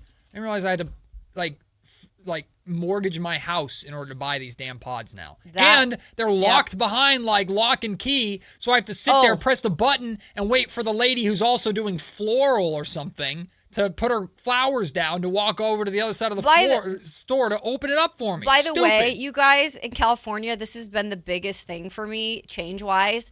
Coming from Nashville, everything's locked up at like CVS. Everything. Every female thing that I use is locked up. Lotion, pimple patches. Pimple patches? Yes, the little clear ones. Yeah, no, those are locked up? Yeah. I mean, it's like, can I get something that's not locked up? So you're exactly right. That's had to change like my getting to somewhere and giving myself time because I do realize I have to go hunt down an attendant. Listen, I talk for a living. I don't want to have to talk to somebody in the store. Just let me get my stuff, go into self-checkout and go. How's your day? Not great. Give me my Tide Pods. Michael, I do let Red lick a lot of the dishes before I put them in the dishwasher. Ew. Just the peanut butter. Ew, that's terrible. God. At least I put them in the dishwasher. Well, sure. The pre-wash? Ugh. Hey, Keegan Murray's a king. No way to he washes his dishes. I believe he does. Oh, Keegan's probably like He's probably like. Oh, Keegan's I house can totally is see immaculate. That. Immaculate. Keegan's house is spotless and everything is tan or gray, unless his wife is like, nope, you're living in my house. Which is kind of like me. I have one room in my house that's the way I want it. Man cave, right? Yeah, I have my office. Okay. That has all my Lord of the Rings stuff up there. Yeah. It's dark all the time. Good. You're lucky you have that. That's my man cave area. She's very nice to give that to I you. share the office with her, and my son has a little desk in there because my son wants to be in there with me when I'm in there. Sure. He wants to be in the dungeon. But now, I don't like that. I don't like that at all. But the rest of the house is bright, white, sunny farmhouse. Oh, goodness. I'm just here in my cave. This is so funny. But I wonder if Keegan's wife is like bright in colors, and Keegan's like, I want my gray room. I like gray. I like beige. I'm gonna go in my room. And I like my dishes clean. Is that your Keegan impression? I've never heard him I've never talked to him, so I don't know what Keegan's great. He's such a nice No, dude. He sounds phenomenal. I just have never talked to him. Would love to have him on the show. We'd love to have a lot of guys on the show. I'd love to have anybody from the Kings on the show. You got something to clear in your throat? Yeah, sorry. Just getting emotional. Keegan Murray begins his new 5-year deal next season, Kayla. The deal that Scott Perry signed him to. This is not anything that Scott can't claim responsibility for. Scott gave him this contract, and they also gave it to him right before the season started after he had surgery. Because remember, Keegan missed the start of the season because he had to have surgery on his hand, thumb, something. Same thing that, I think... Zach? No, Zach had his pinky. Everybody hurt their hand. Did we get a finger from each? No. Did Whose middle finger got messed up? Person that? No, it was, I think the exact same injury and this exact same surgery happened to Drew Eubanks, if I'm not That's mistaken. what it was. You're right. So they gave him his contract after they knew he was going to be hurt to start the season, not knowing that Keegan would be going into a injury-riddled season, which technically was the last year of his rookie deal. Okay. So, last season does not count towards his new contract. Got it. Kicks in essentially now. Yes. He's going to be paid $24.1 million next season. Mm-hmm. It goes up every single year. $26 million the following year, $27.9, $29.9, and then $31.8. Okay. The final year of the contract. So those are the next 5 years of Keegan Murray. And that'll take him up until he's 30 years old. By the end of his second contract, Keegan Murray will be 30 years old. That's just where. That's kind of crazy to think about. Older rookie, right? Keegan is going to be 26 next season. Jeez. Right? So he's Keegan's in his prime now. I understand that Keegan feels this is probably a lost season of his career. Mm-hmm. And especially being older, that probably hurts a little bit more than if you're 21. But just because it's a lost season doesn't mean there's not anything we can take from it. And I'm wondering, again, throwing it out there to you listening, if you want to call in, be a part of the show. I see Dwayne on hold. You never know what Dwayne's going to say. We'll get to Dwayne in a second. I'm curious how are you feeling about Keegan Murray right now? When you think about the Kings are entering a rebuild and the Kings are looking to the future, and you look at Max and you look at Neek and you look at Dylan and you're like, future pieces. Whatever rookie the Kings draft this year, future piece. You look at Domas, you look at DeMar, you look at Russ, past. Or they're ushering in the new era. Yeah. But we don't know. They're not going to be here long term. They're not a long term piece of the plan. If those are the two sides to the scale, where is Keegan on that? I think he's more leaning towards part of the future, hence the reason why the Kings gave him that contract. Yeah. But if the Kings do take, let's say, this hypothetical mythical 3 years, it takes 3 years for the Kings to get back to the playoffs. Okay, Keegan's 28, 29 years old, which is not terrible. He's still going to be, hopefully, a very, very prominent, important piece. But, this is coming from someone who's arguably the biggest Keegan Murray fan in Sacramento. I love the dude. I've loved the dude forever. I wanted the Kings to draft him desperately. The reality is you're not looking at Keegan that way anymore. We're not looking at Keegan as he's part of the core, sure, but he is not a predominant member of the core really anymore. He can't be unless the Kings get a rookie that impacts winning sooner than we thought. Yeah. This year really messed it up. In terms of this year messed up everything. Yeah. But in all seriousness, because coming in not knowing, Keegan Murray personally or talking with him or watching a lot of him, I remember when I was filling in here talking about and having conversations, late summer, early fall about how he has this potential and he needed to, reach his potential. And there was so much more he could do. And even we talked about taking on a little bit more of a personality on the heart. There were so many conversations we had about Keegan that he had not yet got to. Mm-hmm. And that they were, Whitey or Allen or whoever I was talking with at the time, they were looking to see him get to this season or taking steps to get to that spot. and then this all happened. The injury happened, and then he came back for a very short time, and the other injury happened. This is a completely wasted season, and it's unfortunate because he just got paid, and so it makes it look even worse, and it puts a microscope even more so on him because it's not his fault he got paid and got the extension, but he was not healthy this season and therefore could not show that he could get to any of these spots, improve his three-point shooting, like none of this stuff. So now we're kind of back at square one, and he's getting older, and he's missed a year, essentially, and he's getting paid a lot more money.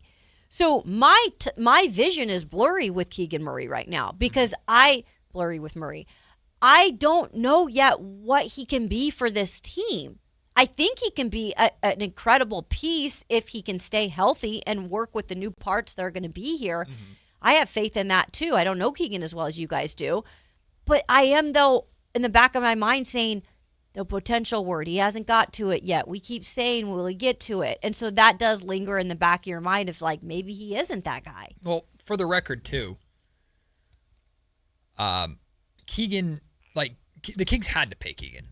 Yes. Like giving him a contract, giving him the extension is not a bad idea. It was not a bad thing by any means. And I know you're not saying that. I'm just saying for people out there. Now, if you have a problem with the amount of money that they gave Keegan, okay. Sure. Like, I guess, obviously they felt he was worth that, and Keegan has the leverage of, like, look at where this team's at. You low-key need me. I have value around the league, right?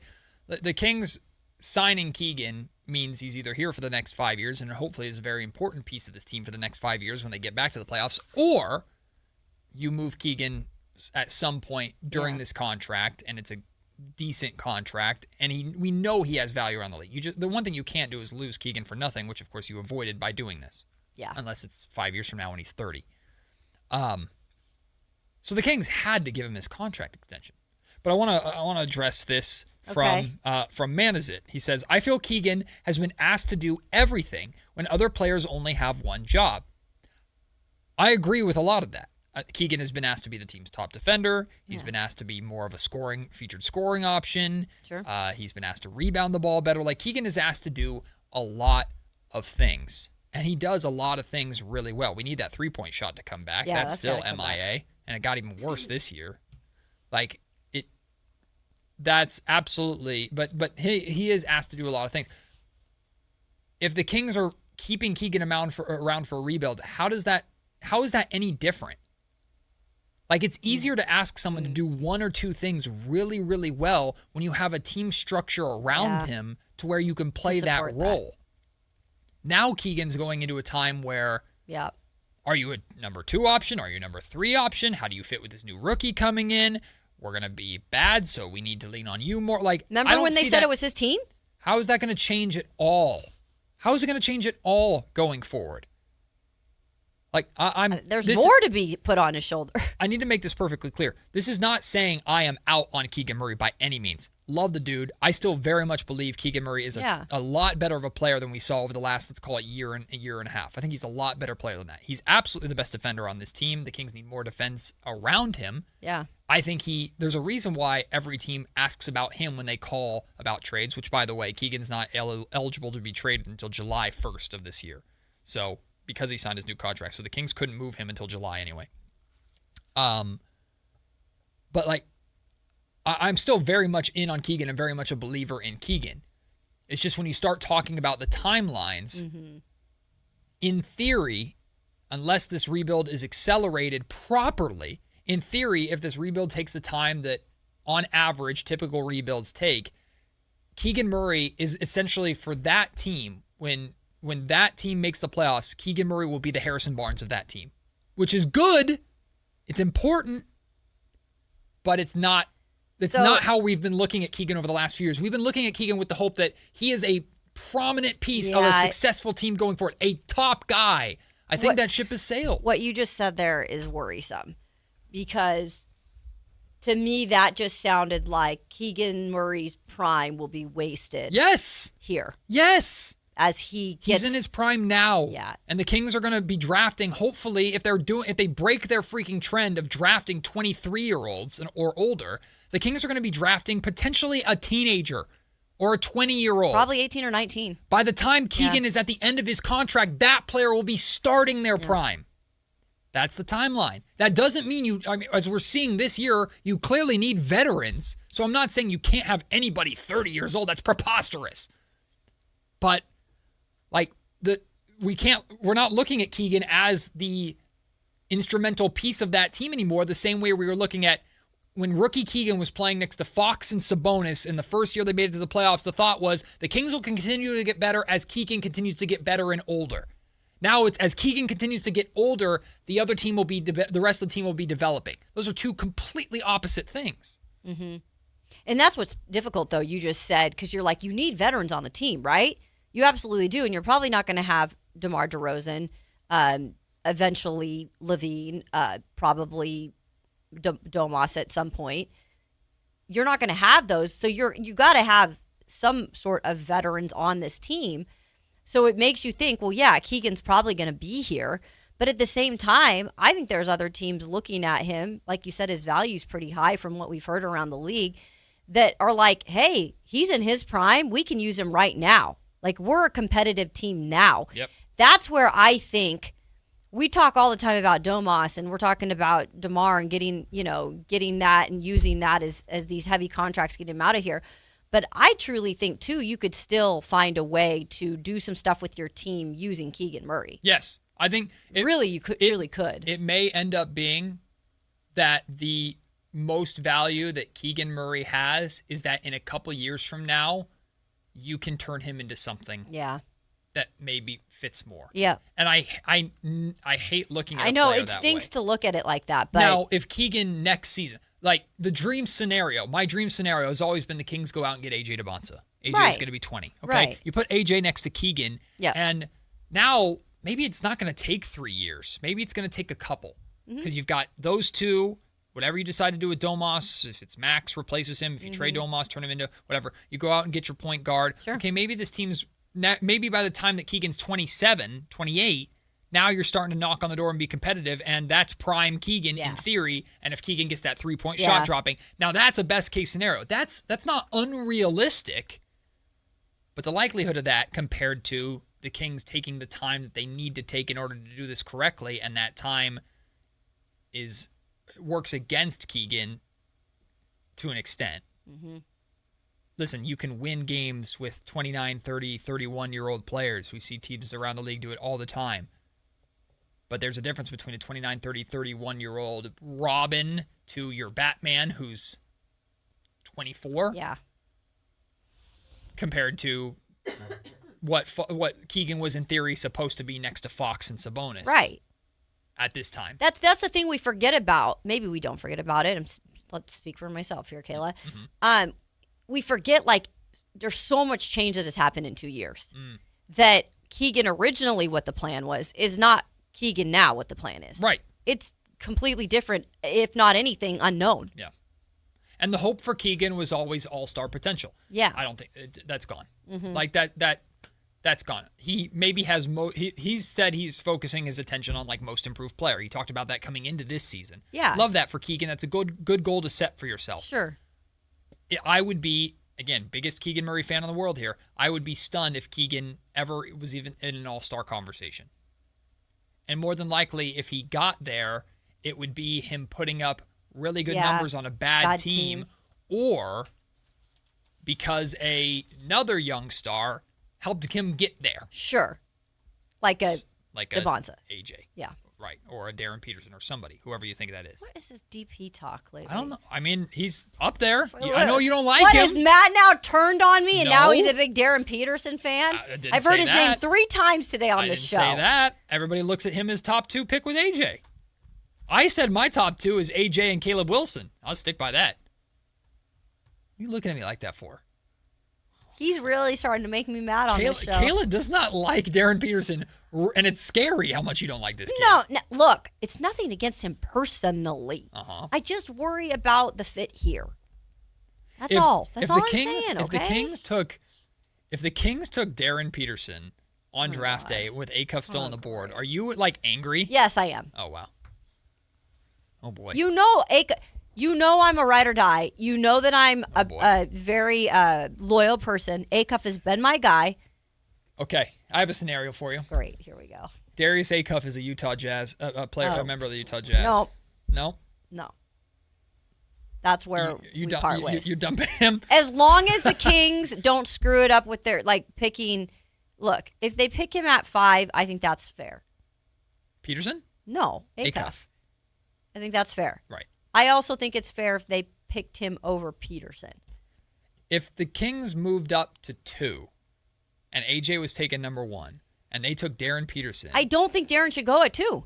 I know you don't. I'd be mad because I think they should take Caleb or even Boozer. I'll even say Boozer. But I was going to say, I don't think they're taking Darius Acuff Jr. number 2. No, that's okay. I'm fine with that scenario. That's realistic. I hear you. That's realistic. I have the same concerns. I have the same concerns with Darren Peterson. I'm just saying, everybody talks about him as number 2 to AJ. DP. Oh, see, he's perfect with the Jazz. Will Hardy. Darren Peterson. Anyway, I can't wait to see what Keegan looks like next year. Because, I mean, there are now the expectations I do too. of the I'd contract. love to see him for a full season. Just that 3-point shot needs to get better no matter what. If they draft a point guard, how does Keegan fit with that point guard? If they draft a wing, how does Keegan look with finally some wing depth around him? I still, we never got to see him and DeAndre Hunter together. Not that I'm expecting DeAndre Hunter there. Do you know how many times we dreamed some scenario of him and someone together? Yeah, well, just give him anybody. Let him so many times take this year. some of the responsibility off of his shoulders and see if that helps anything. I know. Because that's really our last hope to the best version of Keegan Murray. That's what we've been holding on to for years. Yeah. It's bring in someone that takes some of the defensive responsibilities off of Keegan, and maybe that opens him up more offensively. Because the colossal drop-off of Keegan Murray as a three-point shooter, while his defensive work rate and responsibility has skyrocketed, I don't believe those aren't related. Right. Especially when, shooting his needs legs. help around him. Yeah, it just... You can't do, like you said, you can't do it all and do it all well just with a lot relying on you. And that's what goes back to that whole, when he came back healthy and it was this is Keegan's team. This is Keegan's team. And I was like, well, right now, I guess in this moment. On this roster right now, Keegan is the brightest future piece that they have, even though he's 25, soon to be 26. But do you want to be saying that next year? Not after this draft. No, I won't be. I shouldn't be saying that on May whatever. 10th. No, whatever the draft day is. Draft day, June 25th or whatever the hell, 24th. I shouldn't be saying it that day. Yeah, and that's good. Keegan is still. I still view Keegan very much as a piece of what this team is doing going forward. Yeah. I just wonder what the timeline looks like 3 years from now. It's fair, and it's I don't know what it's blurry to me. I said, is Keegan the best blurry vet? Murray? You could talk me into Keegan Murray is the best vet on a exciting young team that's back in the playoffs. The same team, again. What Harrison Barnes was to Beam Team 1, you can talk me into Keegan Murray being that, and hopefully it's a better version of Harrison Barnes. You can definitely talk me into that, but that means we're not looking at him as a core piece anymore. When overall, when is he drafted overall? He's drafted 4th, 5th, 4th. Yeah. 4th? Oh God, I should know this. Yeah, that's tough. 4th, 4th overall, 2022. Yeah. Oof. Drafted over Jaden Ivey. Right pick, by the way. Yeah, right pick. At least that conversation's over. But that's tough. Yeah. I still believe in Keegan. I'm excited about Keegan. I'm excited to see what he looks you got to let him play next year healthy. Get healthy. You got to. Just get healthy and take some of the responsibility defensively off his shoulders. We'll take the break. When we come back, we had great NBA playoff action last night, and that's not slowing down tonight. Game 2 of Celtics 76ers, Spurs Blazers, and Lakers Rockets. We'll talk about that and preview that when we come back. Before switching to football, it's Kayla's 2-minute drill, and Brian Peacock from Locked On 49ers joins us at 1 o'clock to preview the Niners draft. The NFL draft's in 2 days, y'all. 2 days. We're getting ready for it here on Sactown Sports. The San Francisco 49ers play on Sactown Sports 1140. Touchdown 49ers! If every game on your #1 sports station. Don't miss the action on your local sports leader. Sactown Sports 1140. Mom deserves more than flowers and a card. Enter to win the JTV Mother's Day getaway at jtv.com/sweepstakes. You could win a 6-night cruise to Grand Cayman, Mexico, and the Bahamas, plus $1,000 spending money and a $1,000 gift card to shop JTV. It's a mom's dream come true. Enter the JTV Mother's Day getaway now at jtv.com/sweepstakes, and new customers receive a one-time $25 off of a purchase of $50 or more. I move mountains for a living. Literally. That means I don't carry hand lotion, and when it comes to serious heartburn, I don't mess around with anything but Rolaids. Rolaids' dual-active formula has calcium carbonate and magnesium hydroxide that relieves heartburn fast. Yeah, you heard right. 2 actives for that powerful relief. And the best part? The roll fits right here in my pocket, so I can get back to moving mountains. Rolade spells powerful relief. Read each label. Use as directed. Keep out of reach of children. Why'd I go to the doctor? Working on the farm, my heart kept skipping a beat. I didn't think much of it, but my daughters made me get checked out. Turns out I have atrial fibrillation, which increases the risk of stroke about 5 times.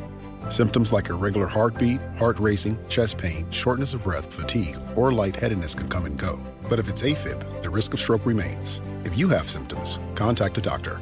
I'm so glad I did. Visit notimetowait.com. Sponsored by Bristol Myers Squibb and Pfizer. Progressive knows that boat days can come with unexpected problems. It's been a tough Saturday on the lake. I ordered swim trunks in this orange cream color, but it's actually more orange auburn. Oh, and it's swimwear. I probably can't even return these.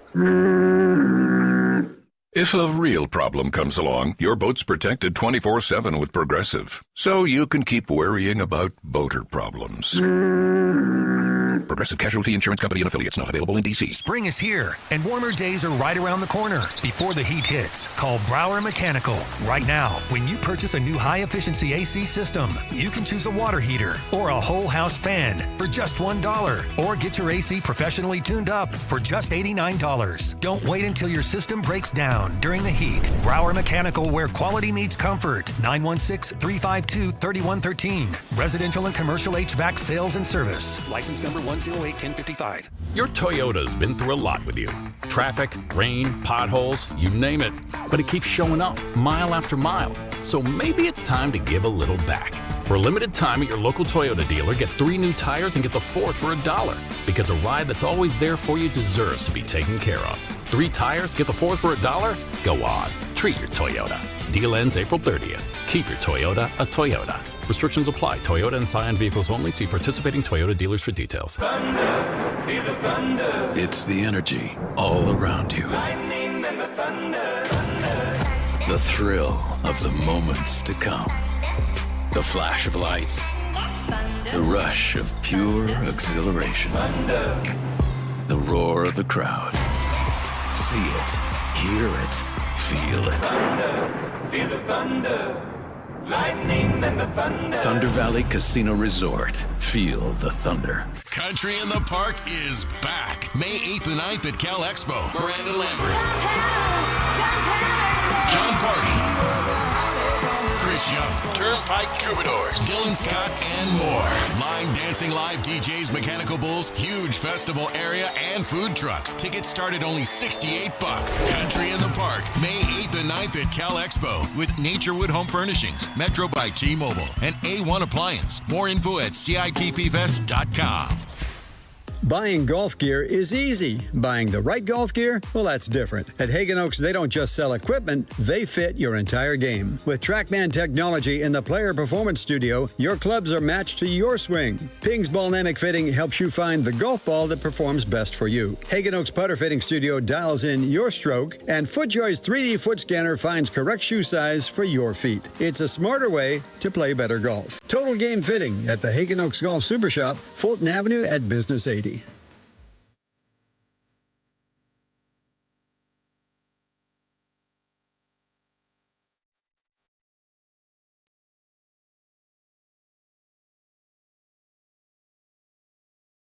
It's Matt George and Kayla Anderson on Sactown Sports 1140.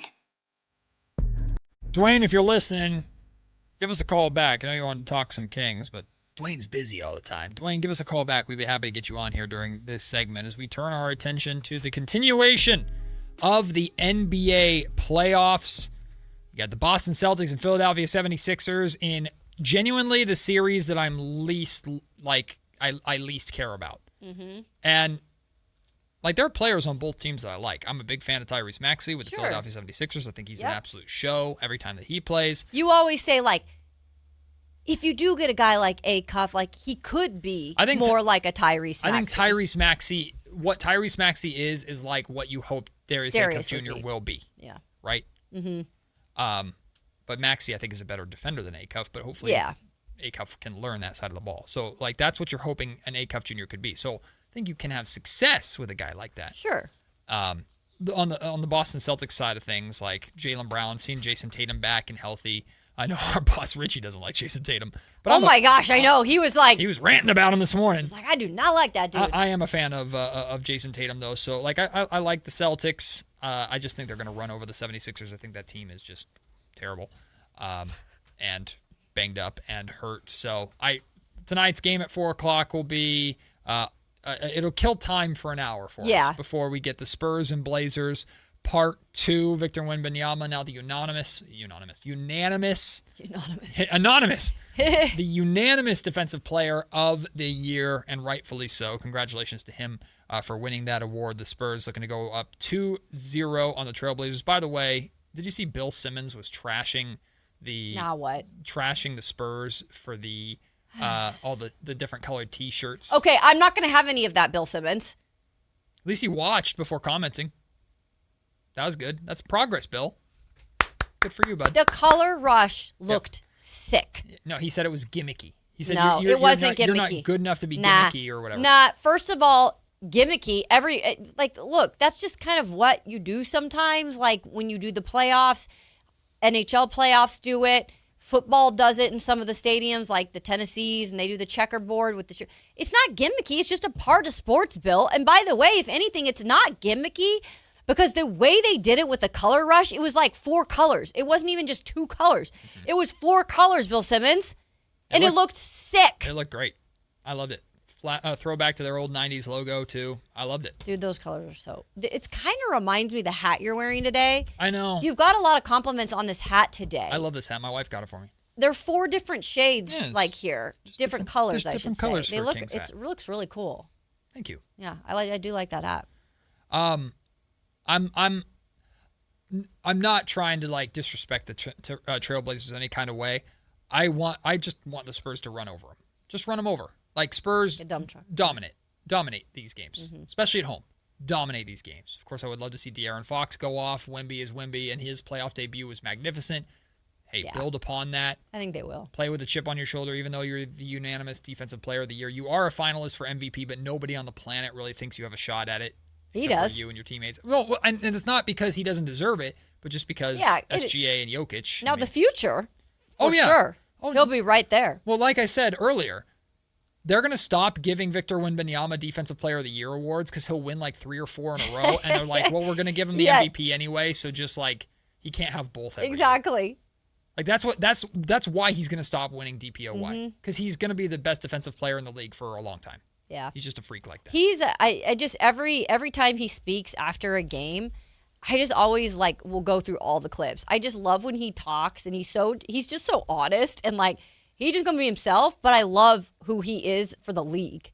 It's Ant's his own guy for the league, but Wemby is also his own guy for the league. I also hope that the Blazers' cheap ass owner is part of the podcast. I'm sick of him already. Bring those stories to the playoff.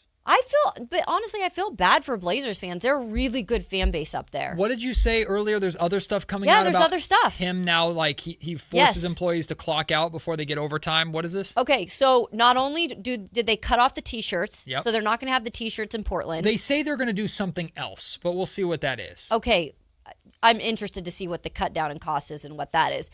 They are not letting their two-way players travel. The only team in the league in the playoffs that's not allowing two-way players to travel. On top of it, their checkout at the hotel for all employees is 12:30 because you get dinged a little if you're after 12:30. Yeah. So that's now they're going to get in trouble for that. And then on top of it, there was one more thing. Ah, shoot. It was help me here. I think wasn't there something about the employee, or was that what you're talking about? The hotel checkout before the hotel checkout, but there was one more thing added to it that they're cutting down on. I mean, it's pretty insane. Crazy.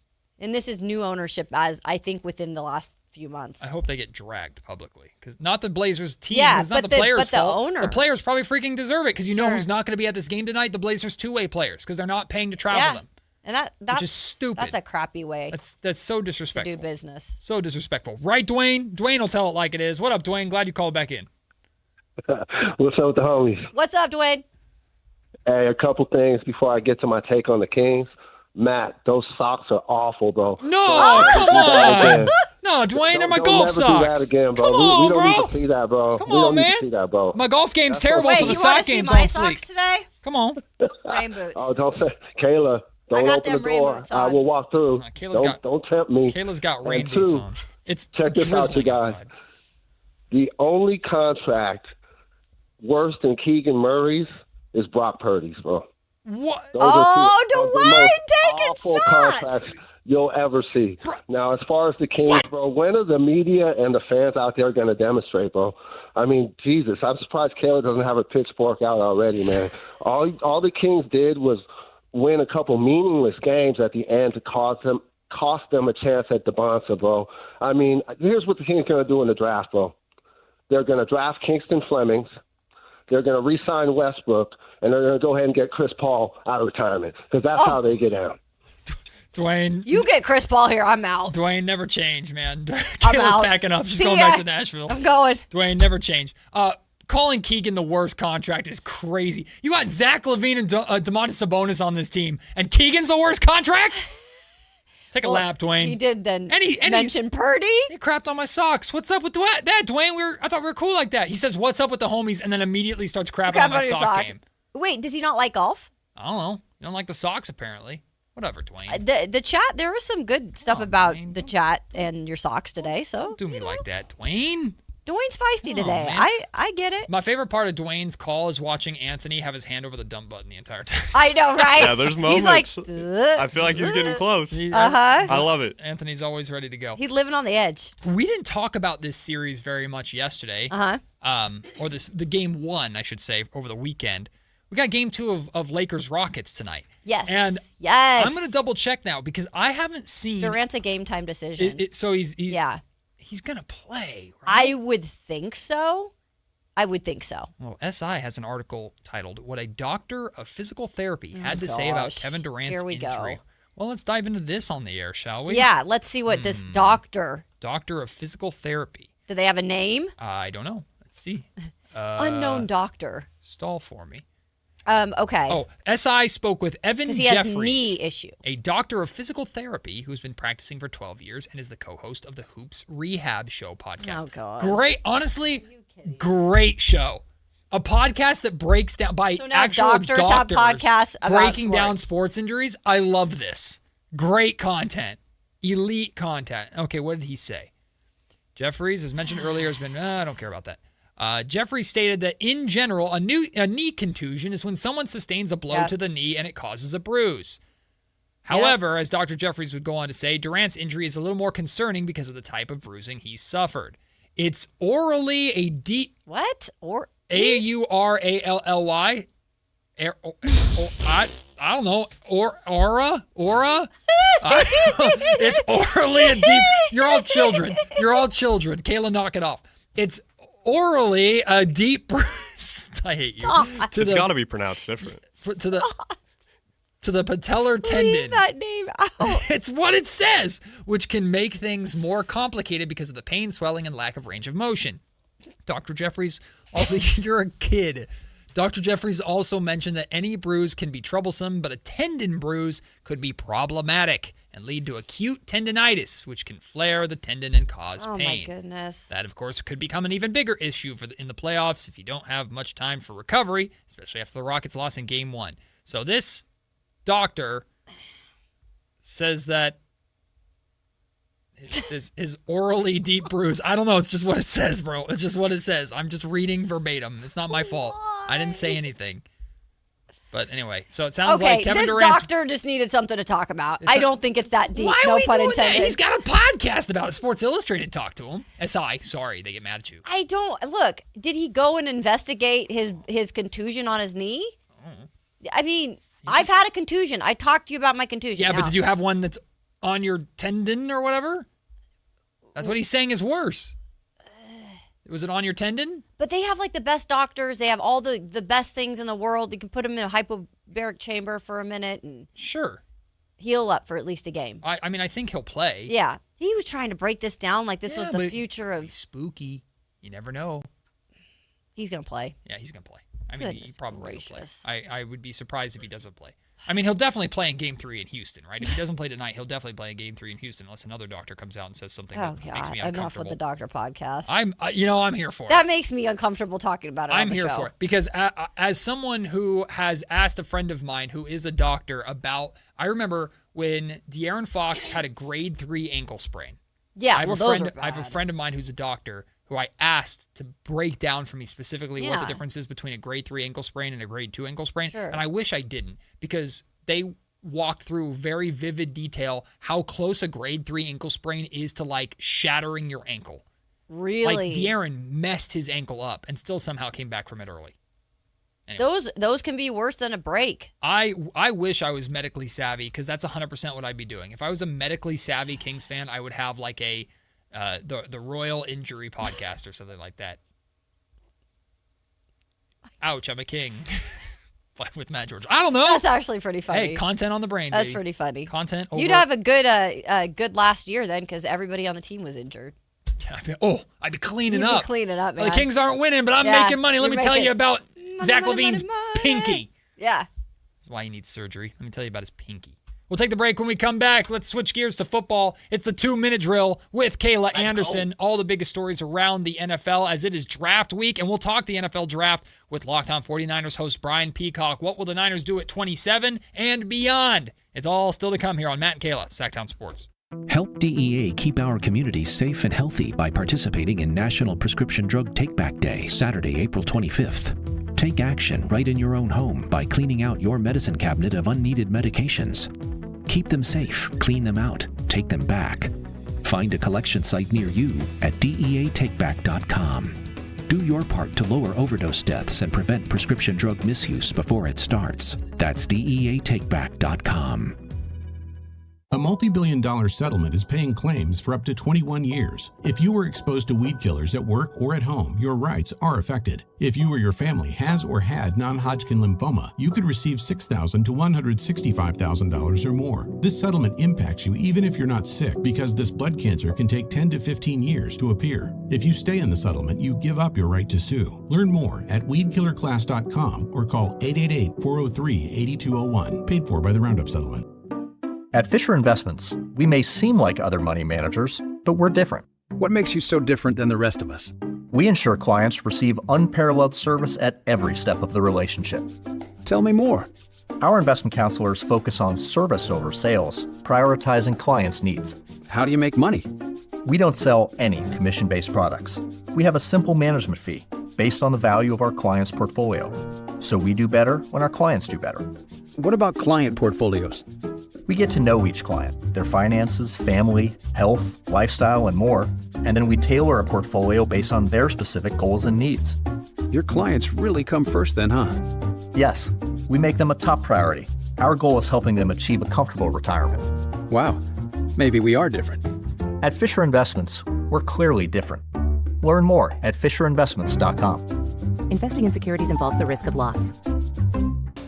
What's up? We're talking to Chad Hoblet of Hoblet Dodge Chrysler Jeep Ram and Woodland. Chad, what's happening for the Declaration of Deal sales event? There's no better time to upgrade to a new 2026 Ram 1500 Crew Cab with some of the best fuel economy numbers in the segment. Right now, you can save up to $15,000 off MSRP and get 2.9% APR with no payments for 90 days. Wow. That's savings on savings on savings. The price of gas has people rethinking what they're driving, and Ram's up to 25 mpg is a win. Plus, thousands in savings with 2.9% interest. Now really is the best time to buy a new Ram truck. Search, select, and save through their whole inventory at HoblettDodge.com. Nobody beats Hoblet, period. 15,000 total net savings includes dealer discount and factory rebates. Discounts may include 1,000 Hoblet trade-in assistance on eligible trade, 1,000 Hoblet business owner bonus with proof of ownership, and 500 on-the-job upfit with eligible upfit. 2.9% financing for 72 months through Stellantis for well-qualified buyers. $15.15 per thousand borrowed. Deferred payments available on approved credit. Interest accrues from data purchase. Cannot be combined with certain incentives. Excludes Ram 1500 ROH and Tungsten models. 25 mpg based on EPA published rating. See dealer for details. Are you looking for a night out that actually delivers? Grab your friends and head to Sutter Health Park for Sacramento River Cats baseball. We've got cold drinks, great vibes, and live baseball all in one place. Get your tickets at rivercats.com. It's time for the 2-minute drill. Kayla Anderson has the ball, and she's taking us around the world of football. It's Kayla's 2-minute drill on Matt and Kayla. We have a lot of fans here of my hypothetical Kings injury medical podcast, if I was medically savvy. We have Matt's Medical Minute. Although Lovely. It would be longer than that. We have, if it was 49ers related, Tortilla Jackson takes the cake here. The 49 IR podcast. I love that. Brilliant. That's so good. You need Tortilla Jackson, you need to patent that right now. You do. You could make a lot of money off of that. With the electric substation, you need to patent that right now. You could get really, really and if you don't, I will. I'm going to steal creative it. with it. I'm going to steal it from you, and I'm not going to give you credit. Better do it now. Patent that. Real only child energy. It is. It is time for the 2-minute drill. Kayla Anderson, what's happening in football? Yes, we are 2 days away from the NFL draft that is taking place in Pittsburgh, Pennsylvania. But until then, we have headlines to get you to that point, including this one out of Indianapolis. Pierce of the Heart. Sounds like Pierce a new, of the Heart. either a song or like a Netflix. A bad 70s rock song, Sure. 80s or whatever. I came up with that title. It's pretty You're gonna creative. pierce in my heart. Colts wide receiver Alec Pierce, that is. He recently underwent an ankle procedure after, I guess he's had like ongoing pain for over a year in this ankle. So he planned to actually push through this entire season, but then just decided on a whim that he was going to get this surgery. After he signed a deal? After he signed a 4-year, $116 million contract extension with the Indianapolis Colts. Here's the thing, Matt. Supposedly he'll be back for the start of the season. Boo. But why? Take their money. Why didn't you just go have the surgery? And this just, it looks kind of bad. It does look kind of bad, but I imagine what happened is he probably planned on playing through it. He got the security. I also would like to imagine he doesn't make this decision without the team organization. and organization being behind it. That's true. We want the best Pierce. Right. And from just being reevaluated, second opinions, things of that nature. Again, to tie it into the Sacramento Kings like I always do. We heard Domantas Sabonis during exit interviews talk about when he initially partially tore his meniscus. He said, I had two options, season-ending surgery, or I could try and rehab it and play through. Right. And he tried to rehab and play through, played 6 more games or whatever it was, and then had to be shut down for the end of the season and get the surgery.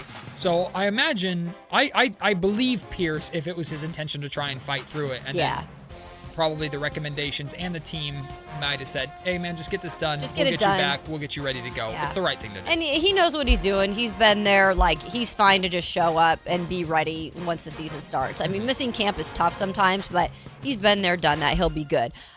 Next topic. That is blunt. And I'm not talking about you know what, okay? Come on now, people. Get your head out of the gutter. Coming from you in the last segment? Sorry. I should tell myself that. Vikings Justin Jefferson. We all know him. Probably the best receiver in the National Football League, if not one of them. JSN. I was going to say Smith and Jigba. I have something to say about that. He's taken over that, I think, for now. But Justin Jefferson, pretty good. Obviously, their guy there when it comes to the Vikings and not really having a face because they haven't had a quarterback in the last couple of years, but he spoke out about the quarterbacks. Obviously, they just got Kyler Murray on a 1-year deal. He came out on Monday, and he was really, given positive, things about Kyler Murray, saying he's looking forward to his playmaking skills and all this stuff. And then it came to that guy, J.J. McCarthy. The one that is supposed to be their starting quarterback, but it's not going in the right direction. So this is what he says about J.J. McCarthy at the podium. Yeah. My first reaction was just, it's really good to kind of get some good talent in the room to kind of give a little spark in that room, to kind of see a competitive edge and from those guys to really lock in and to, do what we're expecting them to do, which is to come in and, to be that guy. And, we need that one guy for this team. So I'm definitely excited for that room, excited to see what those guys have in store for us in training camp. So that was about mostly Kyler there. Yeah. For JJ, he just pretty much said, it's either you lock in now or you take a backseat. Said that about his head coach? No, about his quarterback. His quarterback, JJ. Oh. Sorry, I completely got confused with what he we're talking was about here. very, very blunt when talking about, the young JJ McCarthy. Okay. Like he pretty much lit up Kyler Murray. And that bite was all pretty much about Kyler Murray. By the way, Carson Wentz. Do we have the sound on JJ? Okay, here we go. Okay. Somebody to enter that room with that type of ability, that type of talent, he's got to step it up a little bit. So it's good for him to, feel that type of pressure and to really, lock in a little bit and say it's either now or, I'm going to take that back seat again. So it's all a competitive mindset when it comes to these type of things. So it's all about who's ready for that moment and who's ready to step up and take that initiative. Okay. See, I like what he's saying there. I do too. That part, the take the back seat again, was like, ooh. That was the dagger right there. But guess what? Dems is the break. You gotta be told sometimes by the best people around you. I don't know if he meant it that way, but it's gonna be taken that way. I'm sure if you're JJ, oh dang, this is not good. Yeah, but he's right though. He is. No, I'm kind of liking it. You got to lock in, man. You got to win this job from Kyler. Kyler's got the advantage. I kind of don't have a problem with it, but at least you can see over your line. Sorry, exactly. That was not nice. No, it's okay. Me and Kyler. I'm mad at him because he's not an A. Yeah. Still. Kyler and I are not on good terms. Do you know him? No. Oh. But he would introduce yourself in that way. Hi, yeah, I'm Kayla. We're not on good terms. We don't like you. Yeah, you bug me. Yeah, I don't like you. But good for Kyler. Maybe he can make something of himself up in Minnesota. All right, division draft plan. I think this is interesting, guys. So the Seahawks, yes, I'm a Seahawks fan. The Seahawks hoping to trade down in the NFL draft. They have actually a background of doing this, which drives me freaking nuts, by the way, because they always trade down, I feel like. They only have 4 picks in this year's draft. So to do that is smart, right? Because you want to pick up as many picks as you can. They have the number 32 pick. So what the philosophy is that John Schneider put out there is they could actually trade with a division rival, which does not usually happen when you're doing trades in the draft. But it looks like Arizona could be a trade partner with them because Arizona's been linked to Ty Simpson. There's other teams that like Ty Simpson, New York Jets. So they, I think, believe if Arizona got up to that 32 spot, they could grab him. So John Snyder's pretty much like, look, we could do business in the division. We're not scared about it. So the idea, of all the teams in the division, that's the one you worry the least about. Right. They've done stuff with the Niners in the past too. So it's give Arizona another first to pick up more picks and more opportunities on the back end or later in the draft to get the depth that you need to reinforce a Super Bowl champion. Because four is the, I just read it. It's the worst. They have the least amount of picks in the draft. That makes perfect sense. Yeah, Turn 1 into 2. Right. They've got, and by the way, it's 32. Who cares? Yes. Trade down and get some more picks. Yeah, I like that. So it's interesting, but I know a lot of people don't like when you trade within a division, especially the NFC West. But you're right, it's the Cardinals. Who cares? Who cares? And Ty Simpson, have your opinions about him. I don't think he's going to be anything. Can we even big. consider them to be part of the division? They should just be not existent. Damn. It's the NFC West and the Arizona Cardinals. Matt's like, yeah, pretty much they shouldn't be a part of it. One last thing, real quick. Did you get my talking about the Vrabel sound? No. Oh, you probably mistaken what I said about the J.J. McCarthy. Yes. For the Vrabel. Okay, so I'll give you a brief synopsis here. So we obviously brought this up, I think it was last week on the show, that there is this investigation going on with Diana Rossini of The Athletic and New England Patriots head coach Mike Vrabel.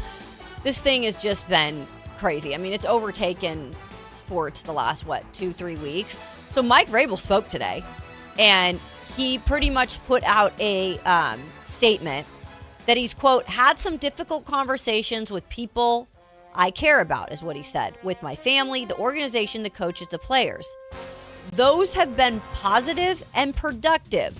We believe in order to be successful on and off the field, you have to make good decisions. That includes me. That starts with me. So what are we saying here? So he's admitting it happened. Because Diana is still saying wild. That she she stands that this has not happened.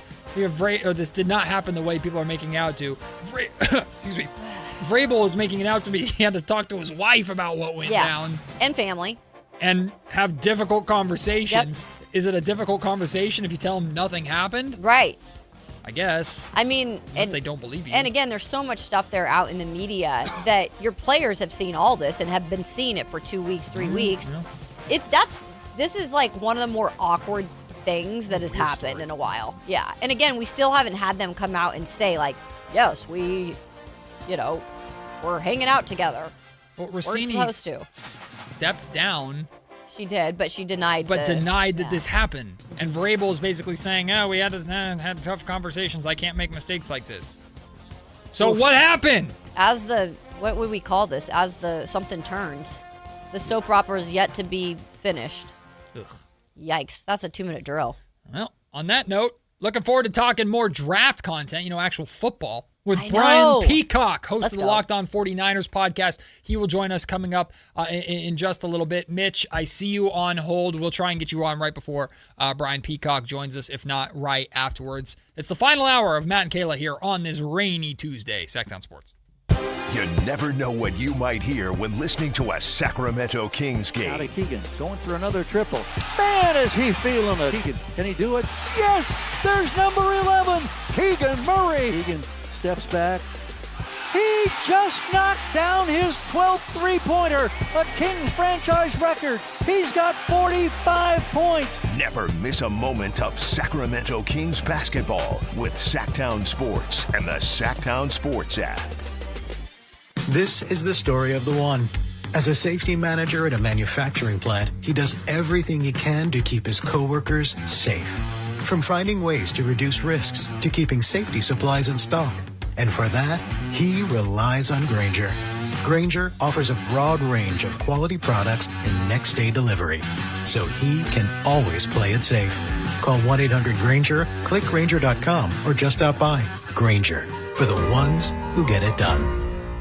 I'm Ed Evans, CEO of Consumer Cellular. No, we're not one of the big guys. Truth is, we don't want to be. If you're over 50, Big Wireless probably has you paying for more data than you might need. You could be throwing away thousands over a lifetime. Our entry-level data plans start at just $20 a month. And for a limited time, switch and get your second month free. Call 1-888-FREEDOM, visit consumercellular.com or a store near you and get your second month free today.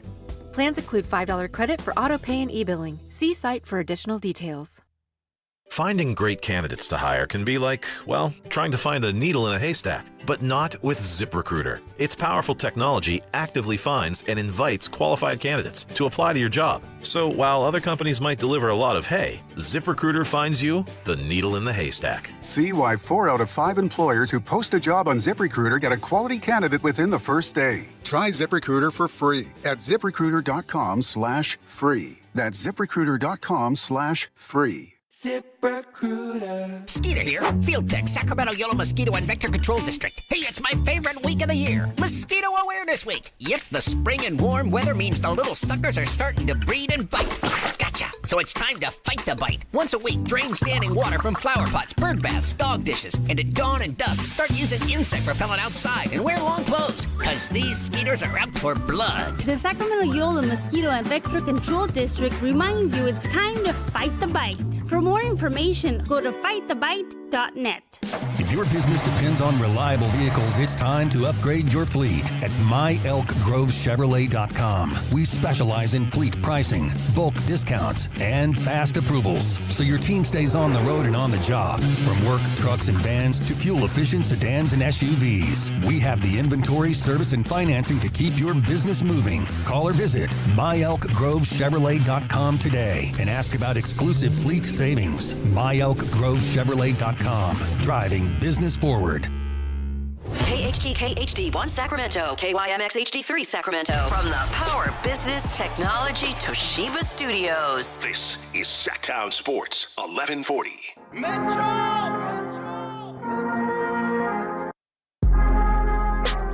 10 a.m. to 2 p.m. Matt and Kayla on Sactown Sports 1140. 2 days away from the NFL draft. We already know what the Raiders are doing. Fernando, come on home, baby. Fernando. After the first pick, though, the draft really, truly begins because we have no idea what the hell's going to happen, including what the 49ers are going to do with the 27th pick. But here, the guy who knows everything. He knows all about the 49ers. He could tell you everything that's going to happen. He's never been wrong ever in his life. Never. It's Brian Peacock joining us right now. Brian, no pressure, just putting all that on your shoulders. So whatever you say in this interview is exactly what the Niners are going to do on draft night in a couple days. But we appreciate you coming back on as usual. Great to talk to Brian Peacock, the host of the Locked On 49ers podcast, one of the best journalists out there covering the San Francisco 49ers. How are you, my friend? Are you ready for draft night? It feels like it's taken forever, and at the same time, it feels like maybe it's because it's in Pittsburgh. I don't know. Feels like nobody's really talking about this draft outside of like team-specific stuff. How excited are you for draft day? Oh, I'm pumped for it. Thanks for the intro. Yeah, piece of cake. Nobody's ever been wrong about the NFL draft, including the teams about the players they take, right? 100% hit rate. So do not look up Trey Lance. Yeah, and what's funny is around this time, 2021, Adam Schefter's looking directly into the camera telling us all the San Francisco 49ers are definitely 100% without a doubt going to take Mac Jones at pick number 3. So we're in the lying portion of the draft season right now. Of course. Smoke screens. Absolutely. Brian. But man, it's the thing that I think I'm most excited about in this draft is I think it's going to be a little bit wilder than normal. And I think there's a lot of grades that are very similar from, about middle of the first round to round 3. So literally a prospect could go pick 17 or pick 70. I have no idea. Brian, in terms of positions of need, there's the obvious ones that jump off the page that the Niners can address. Edge rushers are one of the big ones. I know the safety position, looking at that in the draft, has been talked about a lot.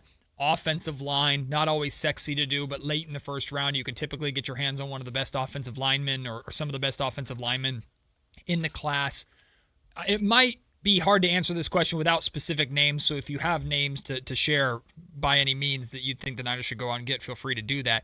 But is there like a home run, grand slam, like the Niners absolutely nailed it scenario in your mind of what they can do on day one tomorrow in the first, or not tomorrow, in 2 days on the first round? There's a player that I have as my favorite, and I can say the name because I don't want to ruin my mock draft, my predictive mock draft that I'm going to drop tomorrow on Locked On 49ers. But this player is more my scenario than the one I think the 49ers will take.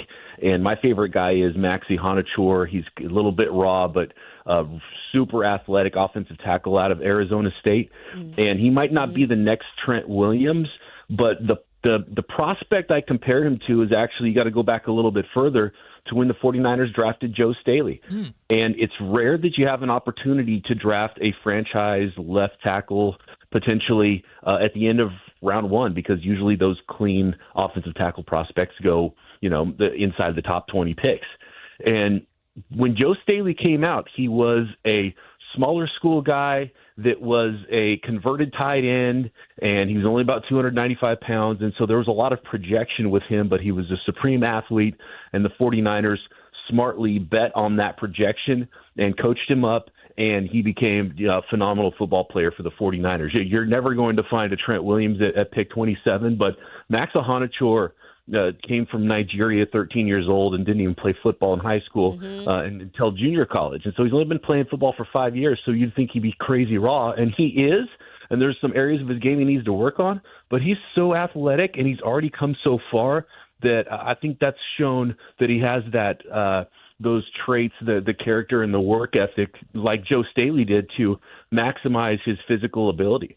And whether he plays guard for a year or two while Trent Williams is still around. And by the way, what kind of runway is that for a prospect to be able to play next to a Hall of Famer who's 38 years old, and then the guy on your right is the 34-year-old center who's making all the calls? I mean, I think that's a really nice spot for a raw young player to come in, flip his footwork, go to the left side, play guard for a year or two, and then potentially be the next, not going to say Trent Williams, and probably shouldn't say the next Joe Staley, but a really talented starting offensive tackle in the NFL while you upgrade left guard in the process. Yeah, Brian Peacock of Locked On 49ers, joining us on the Matt and Kayla Show. Really love him as a prospect as well. Is there a way that they do trade down? I was just talking about how the Seahawks might trade down, even do business with the Arizona Cardinals, interdivision business in the draft. Is there any way that the Niners could trade down? I think so, and I think that'll be probably one of there's really a couple of things that I think the 49ers for sure are going to try to do on draft day, and one of those is try to add a pick or two. And we heard John Lynch, 49ers GM, talk about it yesterday, that, how do we get more picks? And there's a massive gap between their pick in round 2 at 58 overall until they pick again in round 4 at 127. And there's going to be a lot of good football players that go in that stretch, and the 49ers only have 6 draft picks, so they're down a little bit of draft capital. So I do expect them to select one time between 58 and 127. That could be maybe trading up in the 4th round, because they do have 4 fourth-round picks that are all stacked together. They could add a pick later as well from a different trade down, but I think they'll be listening to offers. I think teams in this class, I think more teams are going to want to move down than move up, so you have to have the right trade partner. But whether it's moving down from 27 in the 1st round or moving down in the 2nd round from 58, I think there is an opportunity, and the 49ers will try to take that opportunity if they get an offer to move down at some point in this draft to collect an extra 3rd-round pick. Brian's got his full final mock draft coming for you on Locked On 49ers tomorrow, right, Brian? So keep an eye out for that. So we'll dance around the specific guys' questions. I have more of like a broad draft question for you.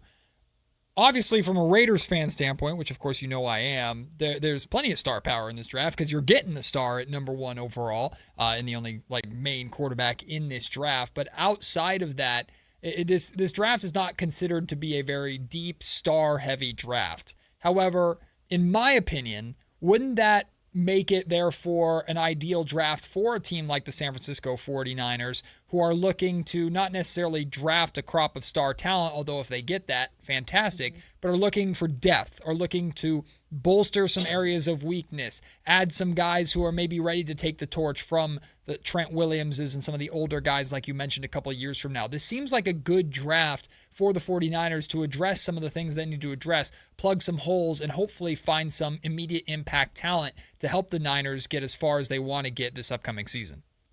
Yeah, they have to add youth to the roster. They have to add some speed and get a little healthier and create some depth. And it's not really anything they did in free agency, even though I think free agency was extremely successful. They did get a lot of older guys, and some of them have a lot of injuries and have some wear and tear on their tires. But I think there's some phenomenal names that the 49ers could select in round 1 that could really go in that direction. It's funny because the 49ers' needs are very specific. Like at wide receiver, what do they need? Well, they need speed, but they really need someone that can create yards after the catch. Yep. So from that standpoint, Casey Concepcion from Texas A&M is a really good fit. And you know what else they need is someone who's a return man. So, a player like that could give the 49ers some instant impact and also give you depth before he potentially, moves into a slot role. When Christian Kirk moves on, he's on a 1-year contract, and, maybe the Z wide receiver role. He can get open in a lot of levels, but yards after catch is something that was glaringly missing in a playmaker in Kyle Shanahan's offense last year. And so whether it's just a gadget player in year 1 and return man, I think Casey Concepcion would be a really nice fit there. A guard is an obvious need for the 49ers. So whether it's, big Caden Proctor, who was a left tackle at Bama, who could be a 350-pound people mover. Mm-hmm. And I was coming back to this. Last time we saw the 49ers play, Kyle Shanahan told the world that he knew that the 49ers could not get a yard on 3rd and 1 and 4th and 1 against the Seattle Seahawks. So, traditionally he's liked more mobile offensive linemen, but maybe a 350-pound guard might not be the worst idea to try to move those guys out of there and get the run game going for the 49ers this year. And then, edge rusher. And they've got run defenders. They've got some big defensive linemen. They need a guy with speed, a guy with juice. He could be 240 pounds, 250 pounds, a little undersized. That's okay, but they need to draft an edge rusher. They need to draft an edge rusher with some juice off the edge. We saw Raheem Morris, the 49ers defensive coordinator, last year when he was in charge of the Falcons, drafted not one but two of those speed stand-up type edge rushers. I think the 49ers, if I had to guarantee one thing in this draft, they're going to come away with a speed edge rusher with one of their first 2 draft picks. Yeah, I wanted to bring up Malachi Lawrence of UCF because I think that's one of the guys that I've seen that they're kind of eyeing. Obviously, you've got to be able to get him in that spot. But what do you feel like he does in terms of matching up with that? Yeah, he's a really nice fit for the 49ers because he can be that role. We saw James Pierce in that role for Raheem Morris last year, the Falcons.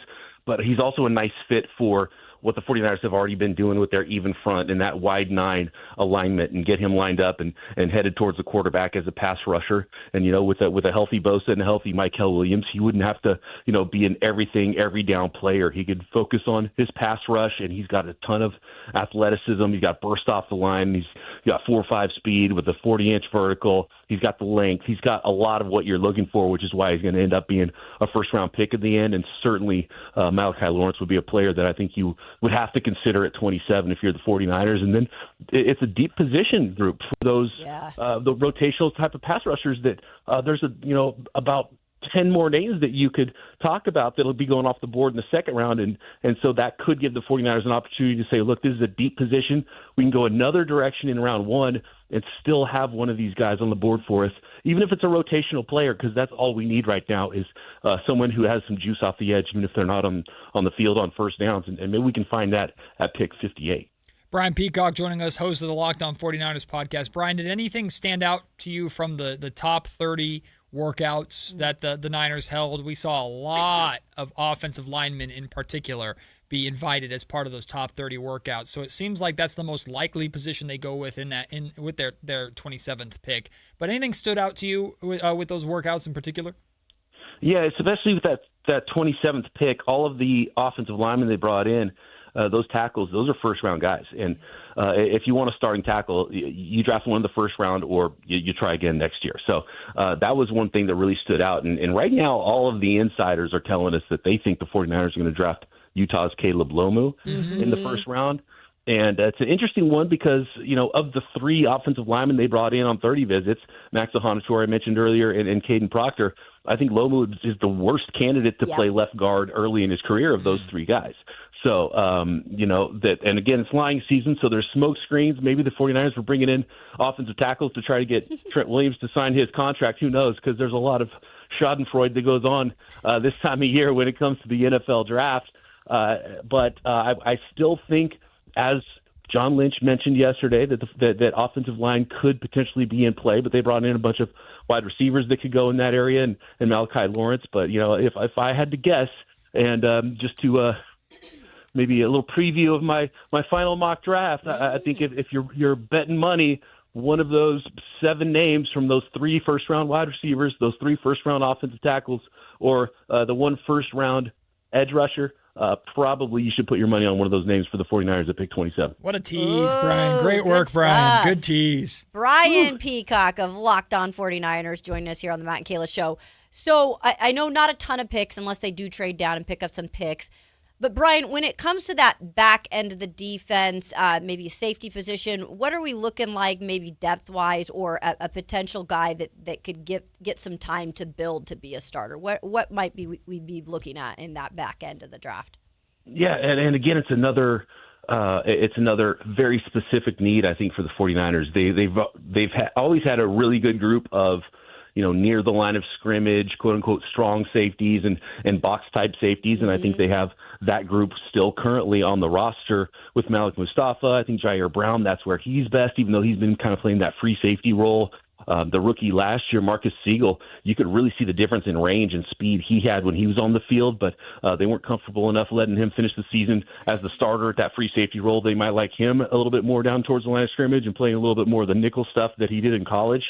So I would say free safety, a true ball hawking, deep middle of the field free safety, very specifically. So, those 220-pound box safeties, that's not what I think I'd be interested in if I'm the 49ers. But this is a deep class of safeties, and I think in that fourth round area, there's some other prospects that you could be talking about. Traden Stukes out of Arizona is really interesting at pick 58, and I think he would check a lot of boxes for the 49ers.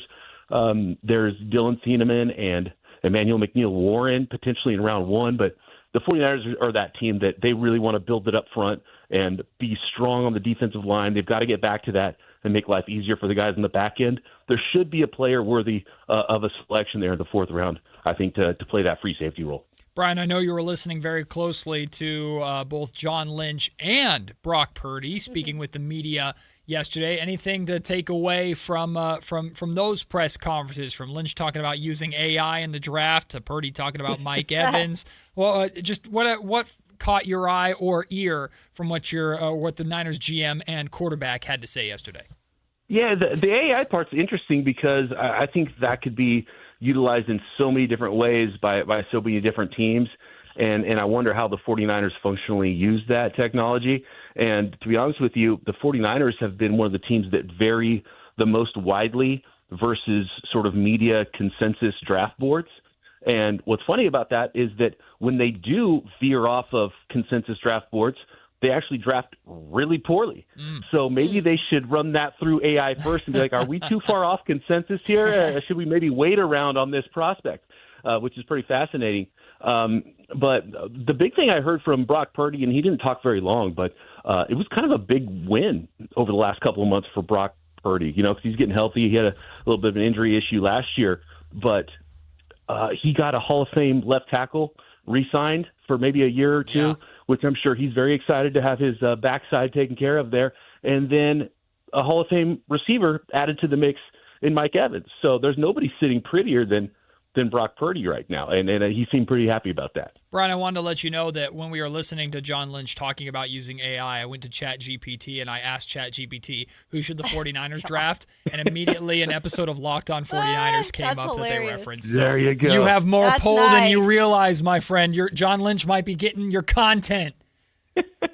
Well, what's funny is a lot of the names that popped up on the 49ers 30 visit list were prospects that myself and my co-host Eric Crocker had been breaking down on the show. So either he's getting ideas from us or he's reading the tea leaves and trying to throw people off the 49ers scent by saying, okay, who's already in the mock drafts? Let's bring them in so teams think we're interested, and then we're going to do the thing we do, which is draft a guy that nobody has in any mock drafts for. I'm telling you, Brian's actually running the show over there. Just keep an eye out on Locked On 49ers. Absolutely. It's the real front office. We're lucky enough to have him on the show. Brian Peacock, he hosts the Locked On 49ers podcast. Fred Warner.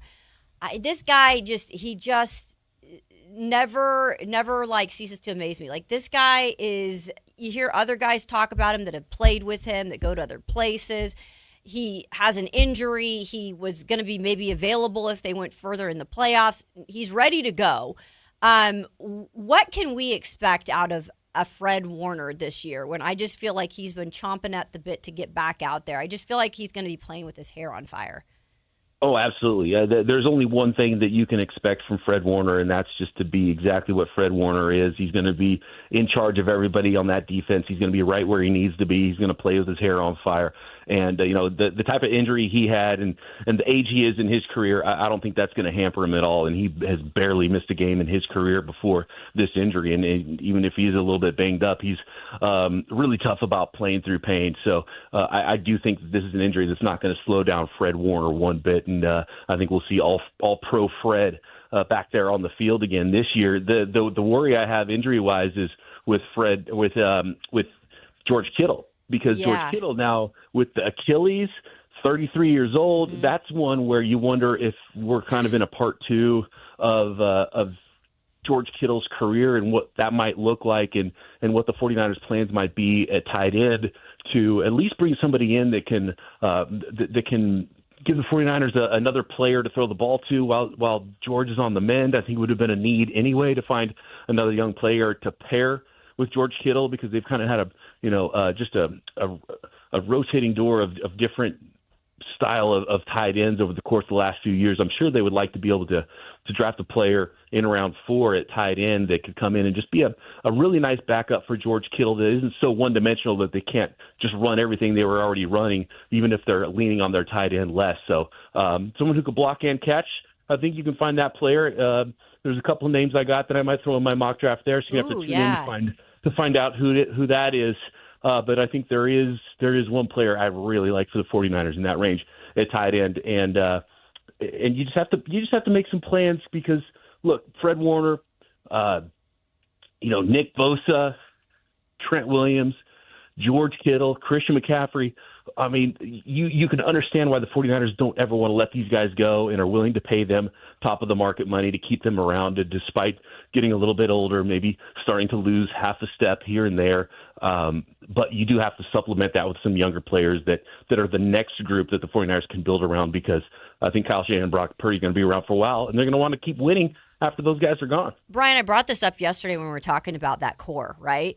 And I said, when this is all said and done and that core is broken up and they don't get a Super Bowl, it might be one of the more devastating stories of the league. Just because you look at that core of Niners, and it's just like it's like the heart and soul, so many of them, of that team. And if they can't get it done together, like, it's just going to be heartbreaking to talk about it, especially if you're a Niners fan.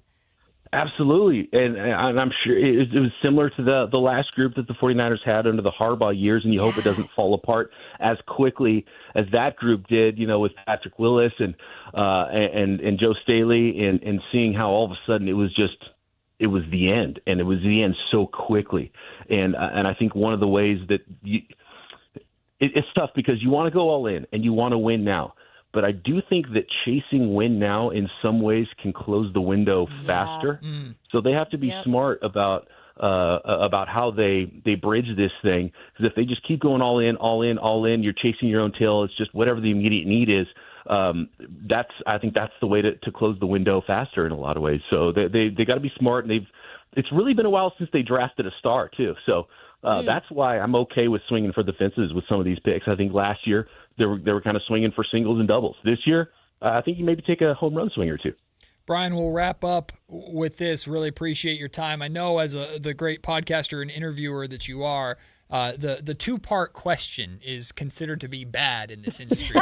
So, behold, I present to you a three-part question. Geez. Part 1, are you at all a WWE wrestling fan? Part 2, did you see the amount of beers that George Kittle consumed at WrestleMania this weekend? Part 3, are you aware of World Heavyweight Champion Roman Reigns being a diehard 49ers fan and talking about Niner Gang in the middle of his main event match to CM Punk, who's a Chicago sports fan? Answer all three of those as quick as you can. Thank you. Next, go. I am a WWF fan pre-WWE days. So, I mean, I like the face paint era. I stopped watching when guys started just using their regular names. I was like, what is this, man? I need like ribbons on these guys' arms. And, that's Andre the Giant, Hulk Hogan, Ultimate Warrior. Like, that was those were my guys. But I do know about Roman Reigns being a 49ers fan, and I do know about George Kittle. Whenever the camera's on him, he is ready to chug a beer if it's in his hands. And which reminds me of an article that was written by Matt Barrows of The Athletic this week about the 30 visits and trying to vet players' character and prospects that you might draft. George Kittle, oddly enough, was one of those red flag guys. And he was like, this is a frat boy party, bro. I think you got to bring him in and interview him and make sure he's the right character for your football team, which seems crazy now because he's like the ultimate team guy. Yeah. Like, he's off the charts character. So that's fascinating stuff. I love That's that. good stuff. I love that. Brian Peacock, the great host of Locked On 49ers podcast. He wouldn't give me the damn mock draft before talking to him, so I guess we're just going to have to wait until Locked On 49ers tomorrow. And, of course, great coverage throughout all of the draft breakdowns of all these players that the Niners will draft after the fact. And, Brian, we can't wait to get you back on the show to talk about what the Niners end up doing here over these next few days throughout this draft week and weekend. Appreciate you, as always, my friend. Good luck, and we'll talk very soon. Absolutely. I'll tell you off the air if you promise not to say anything. You know I can't keep a secret. Come on now. We appreciate you, Brian. We'll talk soon. Brian. Thanks, guys. The great Brian Peacock from Locked On 49ers. We'll take the break. When we come back, let's check in on our MLB mini-series. Did Kayla and I do well? And Anthony drafted and chose for Kyle Ledbetter yesterday. Well, let's see if Anthony's doing well or if he's tanking Kyle's team like we told him to. But he's not listening to us. It's Matt and Kayla on Sactown Sports. Stay up to date on Sacramento sports. Join the Sactown Sports 1140 newsletter. Visit SactownSports.com. Is the crew on their way so we can fire up the grill? Cabrito, arrachera. They're gonna love it. Better go with birria and carne en su jugo. Classic Jalisco dishes with tradition. That seasoning is great, but northern Mexican-style meat speaks for itself. Let's make both. Deal. And to boost the flavor, ice-cold Pepsi. Its sweetness pairs perfectly. And to go with it, flour tortillas. And corn ones too. Hey, carne asada deserves Pepsi. The other guys must think you failed math. Get this huge discount. Then the fine print hits you with $5,200 in mandatory ads. It's adorable in a scammy kind of way. At Hoblet, we skip the tricks. The price you see is the price you actually pay. What a wild concept, huh? Hoblet, family owned 77 years. Experience the difference online at hobletdodge.com. If you're serious about getting better at golf, start with the fit. At Hagen Oaks, everything begins with Total Game Fitting. The TrackMan Player Performance Studio analyzes your swing to match you with the right clubs. Ping's Ballnamic Fitting helps you find the golf ball for your game. The Hagen Oaks Putter Fitting Studio helps you roll it true. And with FootJoy's 3D foot scanner, you'll walk the course in shoes that actually fit. From driver to putter and even what's on your feet, Hagen Oaks fits every part of your game. Total Game Fitting, only at the Hagen Oaks Golf Super Shop, Fulton Avenue at Business 80. Sacramento! Now you got a place for all things dance. The all-new Energy 100.5 HD2. Where dance music lives. Dance vibes anytime and any place when you get the free Now 100.5 app. Or listen at 100.5 HD2. Tune in every Thursday, Friday, and Saturday for the Toyota Tahoe Report with Johnny Mosley and me, Elena, bringing you the latest weather conditions up at Tahoe. Brought to you by your local Toyota dealers. Toyota, let's go places. Thunder, feel the thunder. It's the energy all around you. Lightning and the thunder. The thrill of the moments to come. The flash of lights. The rush of pure exhilaration. The roar of the crowd. See it, hear it, feel it. Feel the thunder. Lightning and the thunder. Thunder Valley Casino Resort. Feel the thunder. With Popeye's new $6 Faves menu, you can get this 3-piece chicken, this 3-piece tenders, this chicken sandwich, or these 2 regular sides for just $6 a piece. I know you can't see what I see, but trust me, those bold Louisiana flavors look so good, you might just have to get them all. Now there's an idea. Love that chicken from Popeyes. Limited time at participating U.S. restaurants. Price may vary. Terms apply. Now through May 3rd at Big O Tires. Get $50 to $100 instant savings on 4 select in-stock Cooper, Hankook, or Pirelli brand tires with installation purchase. Book your appointment online today. Disposal fees extra, not good with other offers. See your locally owned Big O dealer for pricing.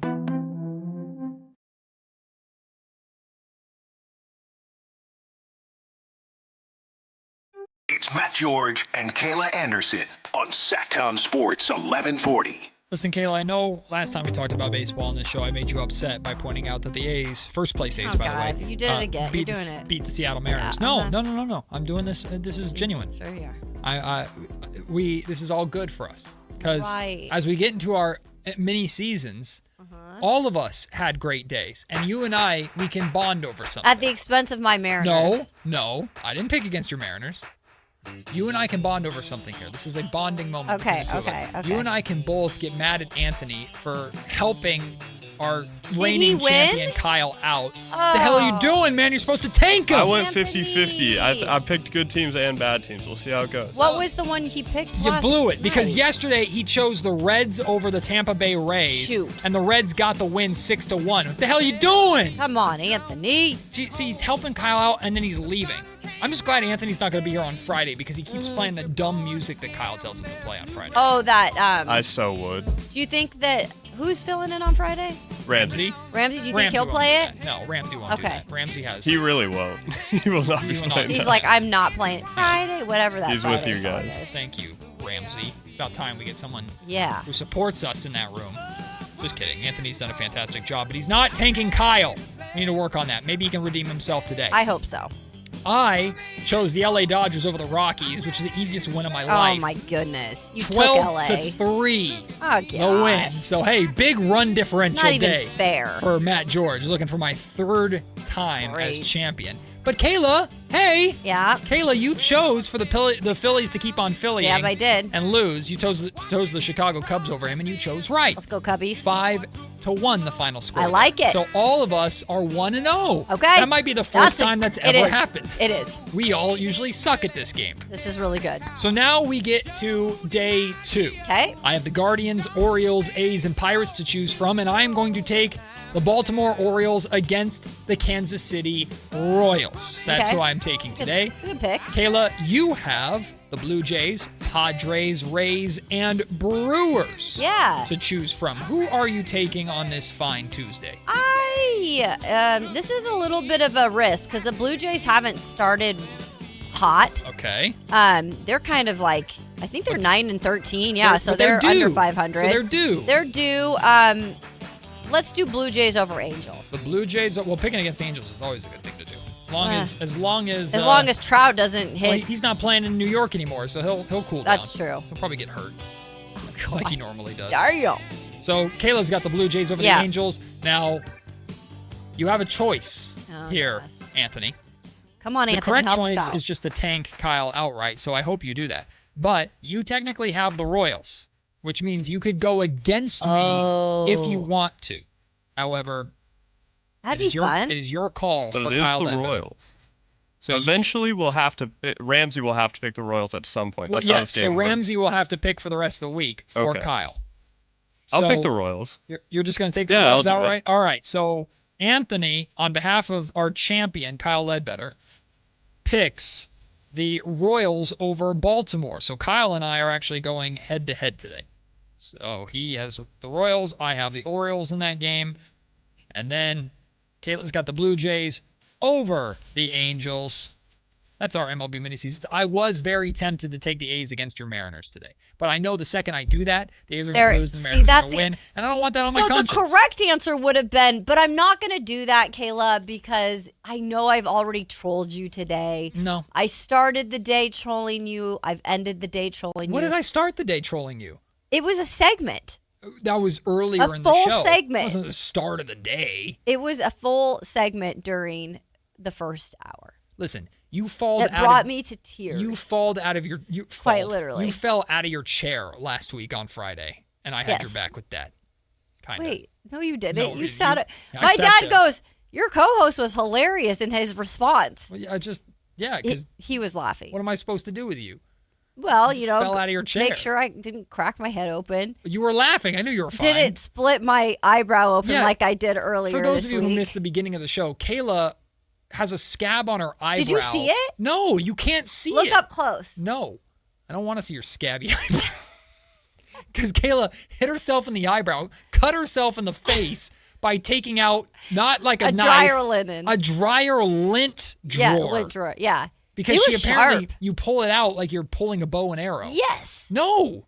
You do not I'm put gonna your take a face. picture of it. Do not put and your show face you. up close to anything on your washer or dryer. They're like mini washer and dryer. So like my head is like at the same level as the dryer thing. You The can lint still dryer. scoot back and use your arm. I was trying to figure it out for the first time. Well, you figured it out all right. Hurt yourself in the process. Listen, you have full permission if it's not going to happen, but if the Mariners beat the A's tonight, you have full permission to Not gonna happen. give it back to me The- tomorrow. You bet your britches I No, will. it's not going to happen. Cal Raleigh hit his better- 1 home run of the week. You better eat your words. Ain't gonna happen. Come on. I'm First going to place- come in here first with a place boom ace. box. For one win playing over the A's. Celebration. Hey, no, that's the A's song. You can't do that. That's what I'm going to do. No, that's not. It's not your song. You can't have it. Watch me. Trademark. Cool and the Gang Hey. will sue you. Watch me. Nope. You can't do that. I won't let Ramsey do that. Anthony would 100% let you do that, but Anthony's going to be gone. Yeah, 100%. Yeah, Anthony's getting his ass out of here. Hey, look. I still have to give him a gift Ramsey card, and too. I are Pac-12 kids. At the heart. I quite literally owe Anthony money. A gift card. I owe Yeah, him. That is you true. do. I know where you work, Matt. I thought about that too, Anthony. I was like, what's the chances that he even ends up Oh, giving I would you it? never do that. That would be so bad. You never went to hot yoga with me. That's not my fault. Blame the place we were supposed to go to. They flaked on us. They ghosted us. We got ghosted by hot yoga. It's pretty crazy. Well, and then we got busy. I'm down to do it. In the summer, though. Ew. Oh, why? Ew. I'm going to go from a hot yoga studio Yeah. to walking out to a hot car. Great way to Do burn people calories. do that? Yeah, that's what I do. During the summer, Oh, That's yeah. terrible. Yeah. Why can't I? Let me just lay down on concrete. Yeah. And then bend. That's snap. yoga, right? Bend and snap.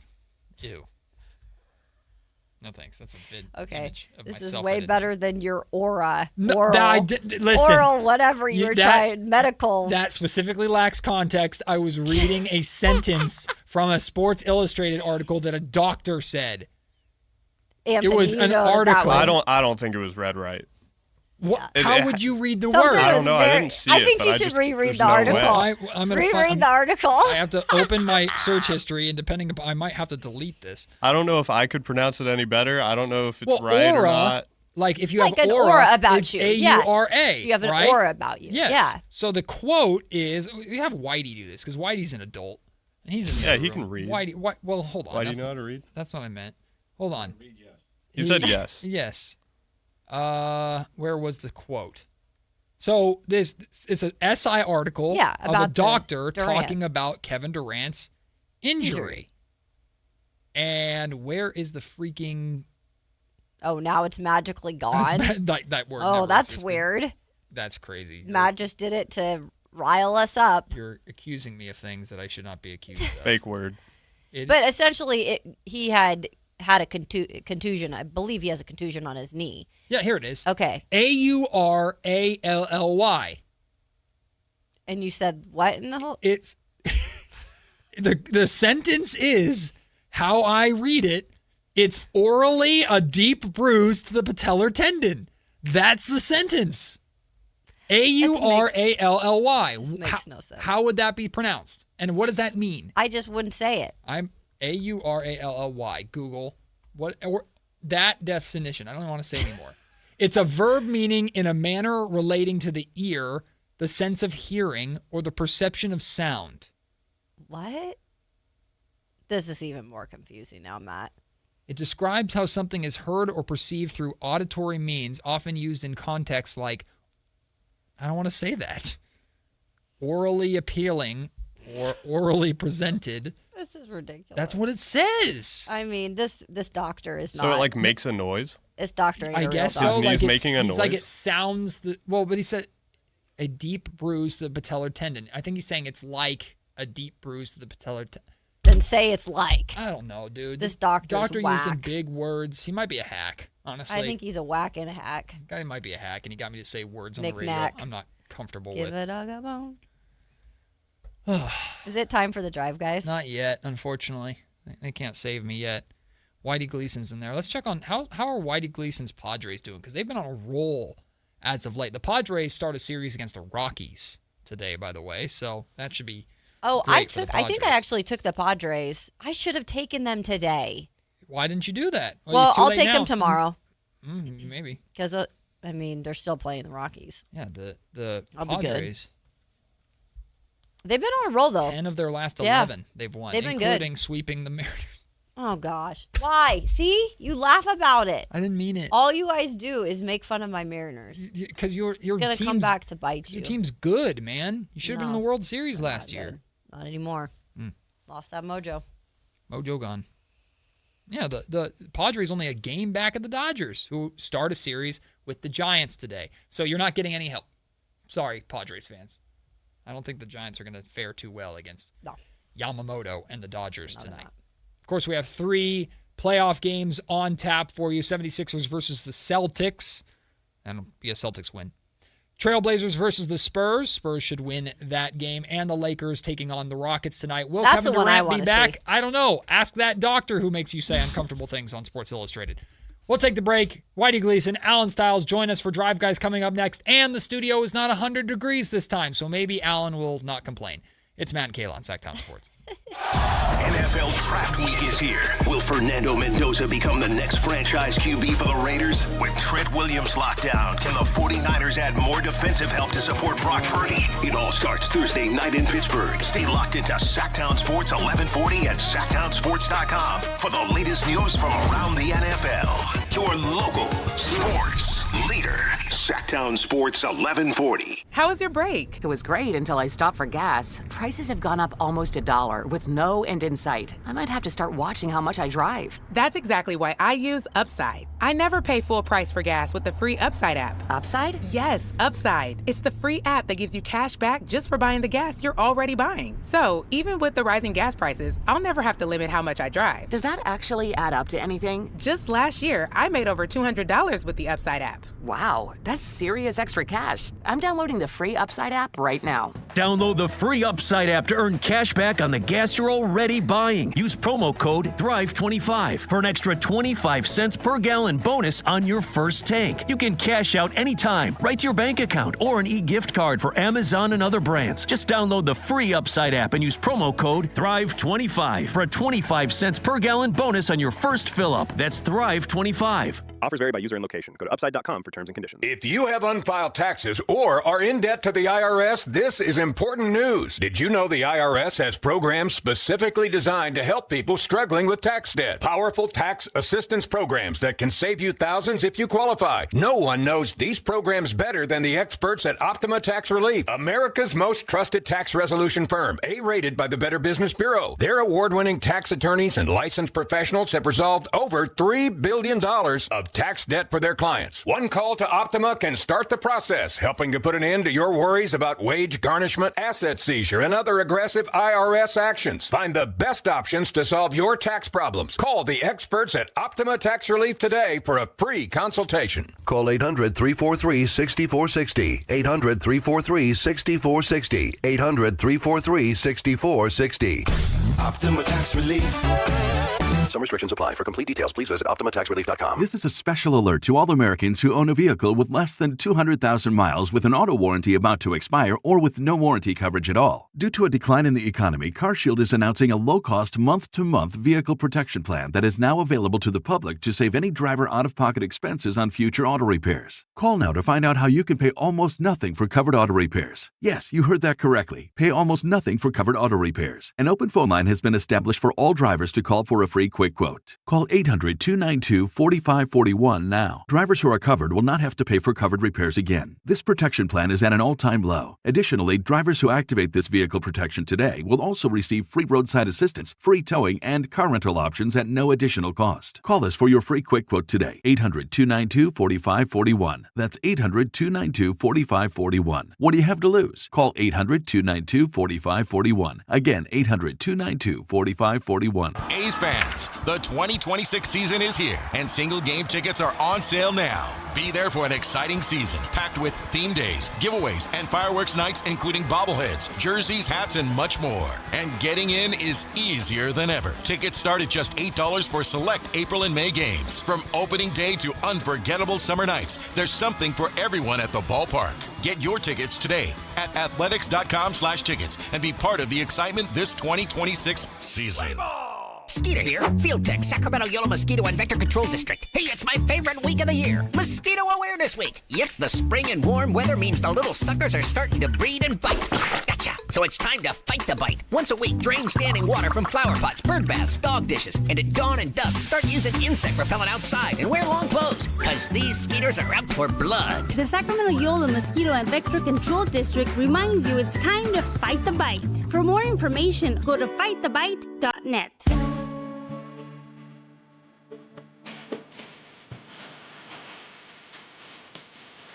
10 a.m. to 2 p.m. Matt and Kayla on Sactown Sports 1140. Don't you even Alan Styles. Listen. You make a change. You don't even. You make a change to make Alan happy, and Look now at it's the Whitey pull. blowing And you're his, part of the problem. his hands to You make sure enable. they're warm. Get ready to go. You don't get warmed up. It is chilly in here. I didn't touch. We went from the 77 thermometer degrees. today. Well, because this is Carmichael Dave temperature. It's disgusting. Dave makes it a fridge. You made it a sauna. But the only reason I didn't touch it today is because I am literally wearing like a winter sweater. Yes. And a long rain jacket. Yesterday to today in the studio is very similar to, I don't know if you've ever done this, Matt, you probably have, driving in July or August from Sacramento when the sun's going down to San Francisco. It'd be like 104 here, and you get there, and it's like 60. Yeah. I've done that often literally with going to baseball games in the Bay. Yeah, I remember yeah. growing up, leaving Sacramento in the summer to go to an A's game.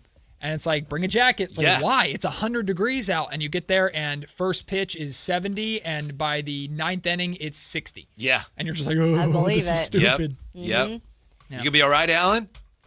Alan Alan almost passed out from heat stroke yesterday. Alan, have you done cryotherapy? This is what it feels like.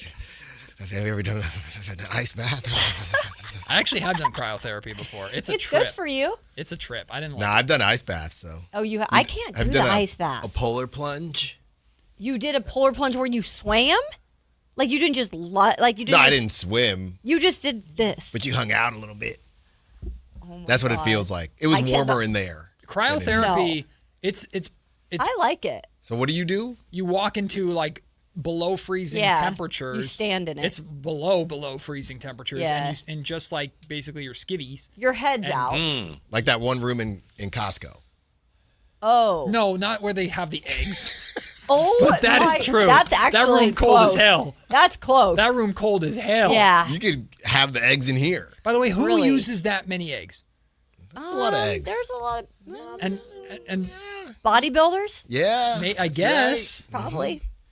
Raw. Yeah. I took an ice bath one time, jumped in, very cold, felt something in my neck. What? You know what it was? Oh no. My left testicle. I was like, that ain't right. I got out right away. Like, that's not right. I removed myself from the icy situation. Do we get to see your socks? Dwayne is going to town. Dwayne hates his socks. Oh, yeah. I know. I think they're nice. I like them. Dwayne was mean to me today. Yeah. We had to dump Dwayne yesterday because he said some things that I don't think you could say. Oh, you have my favorite drink, a martini.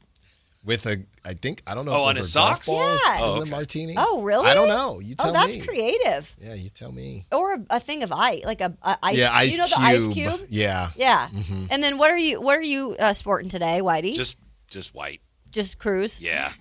Okay. Come on, Whitey. Did you see Kelly Olynyk's Yeah. beyond ankle socks? Reggie Miller went in on him. He did. It's like back in the day when you would, if you didn't have ankle socks, you would pull your socks Right. down and then fold it Yes. back in. That's Yes. what it looked like he did. They were really bad. It was bad. It was in really the bad. Kobe's too. Have some respect. Mhm. It just did not look right. Come on, man. Those are nice socks, Matt. Those Thank are you. nice I socks. appreciate it. Thank you. Hey, Those are there's nice a lot worse in the drawer that don't often make an appearance.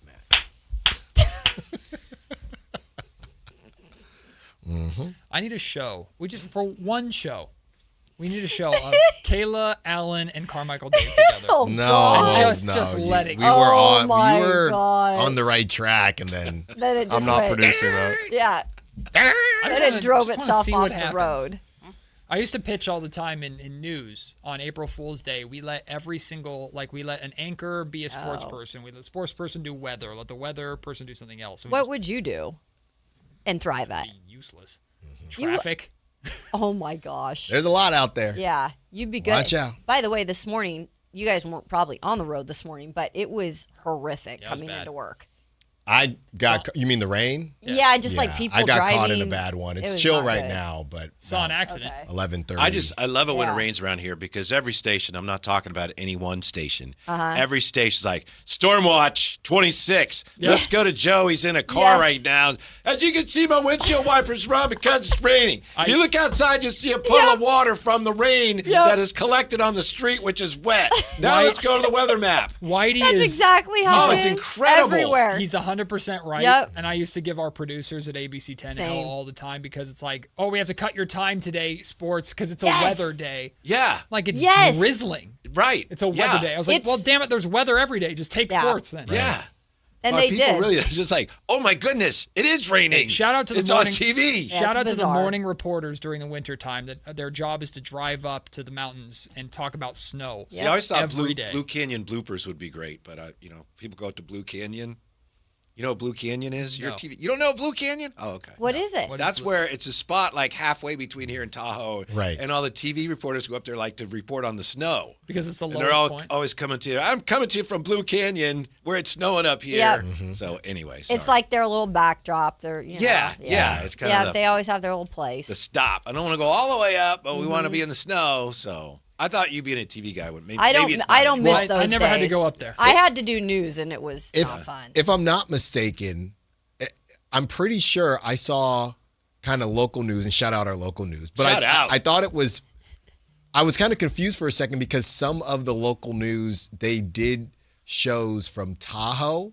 Is that what you're Okay. talking about, Whitey? During the Olympics. Oh, yes. So they wanted like the Yes. winter backdrop, so they went to Tahoe. Yes. Even though the Olympics were obviously not in Tahoe. So I got confused for a second. I'm like, dang, they sent them all the way. I'm like, oh, they're in Tahoe. Yeah. So I thought it was kind of funny. They just wanted that That snowy background. backdrop. You know what really drives me crazy on a weather forecast now on TV? And I first noticed this in the Bay Area, so I think everybody does it. So I'm not calling out anybody in particular, honestly, but they go, well, tomorrow about 2 o'clock might be raining. So if you're going out to lunch, you might want to take an umbrella. Yes. Well, I'm not an idiot. Yeah. Yep. That's Well- they use that line everywhere. No, I get Everywhere. that though. I get that though, because how hard is it raining? Yeah. Because I think umbrellas are useless. If you're picking up the kids, you might want to get lunch before it starts raining. And, I Bring think that umbrellas umbrella. highly overrated. They are.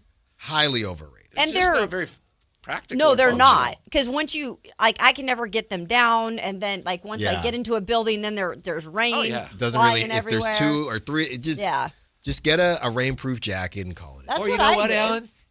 Get wet a little bit. It's okay. Yeah, or that. You know what? Turns Or out that. I'm okay. My Yeah. head got wet today, man. I'm all right. Yep. That's right. Yeah. All right, won't hurt you. Yeah. I agree. Not gonna melt you. I'm right. Yeah. Oh, it's agreeable Right? Alan. Look out. Agreeable Alan's here. By the way, Take a coin flip. Matt is gonna start wearing hats on the show every day. Hat. Matt in the hat. Matt the And I'm gonna hat. call Matt in the hat. Why am I doing that, Kayla? Because Matt, and this is not me, so don't come on me with this. He said that he wants to see if he can just grow his hair out and see where it goes, and then have the barber be like, "What can we do to finagle?" So what does a it?" hat do with that? The hat I hides. guess covers it while hides it's- at the grow. Well, I'll tell While you what. things are percolating. I'll tell you what, and we had this conversation.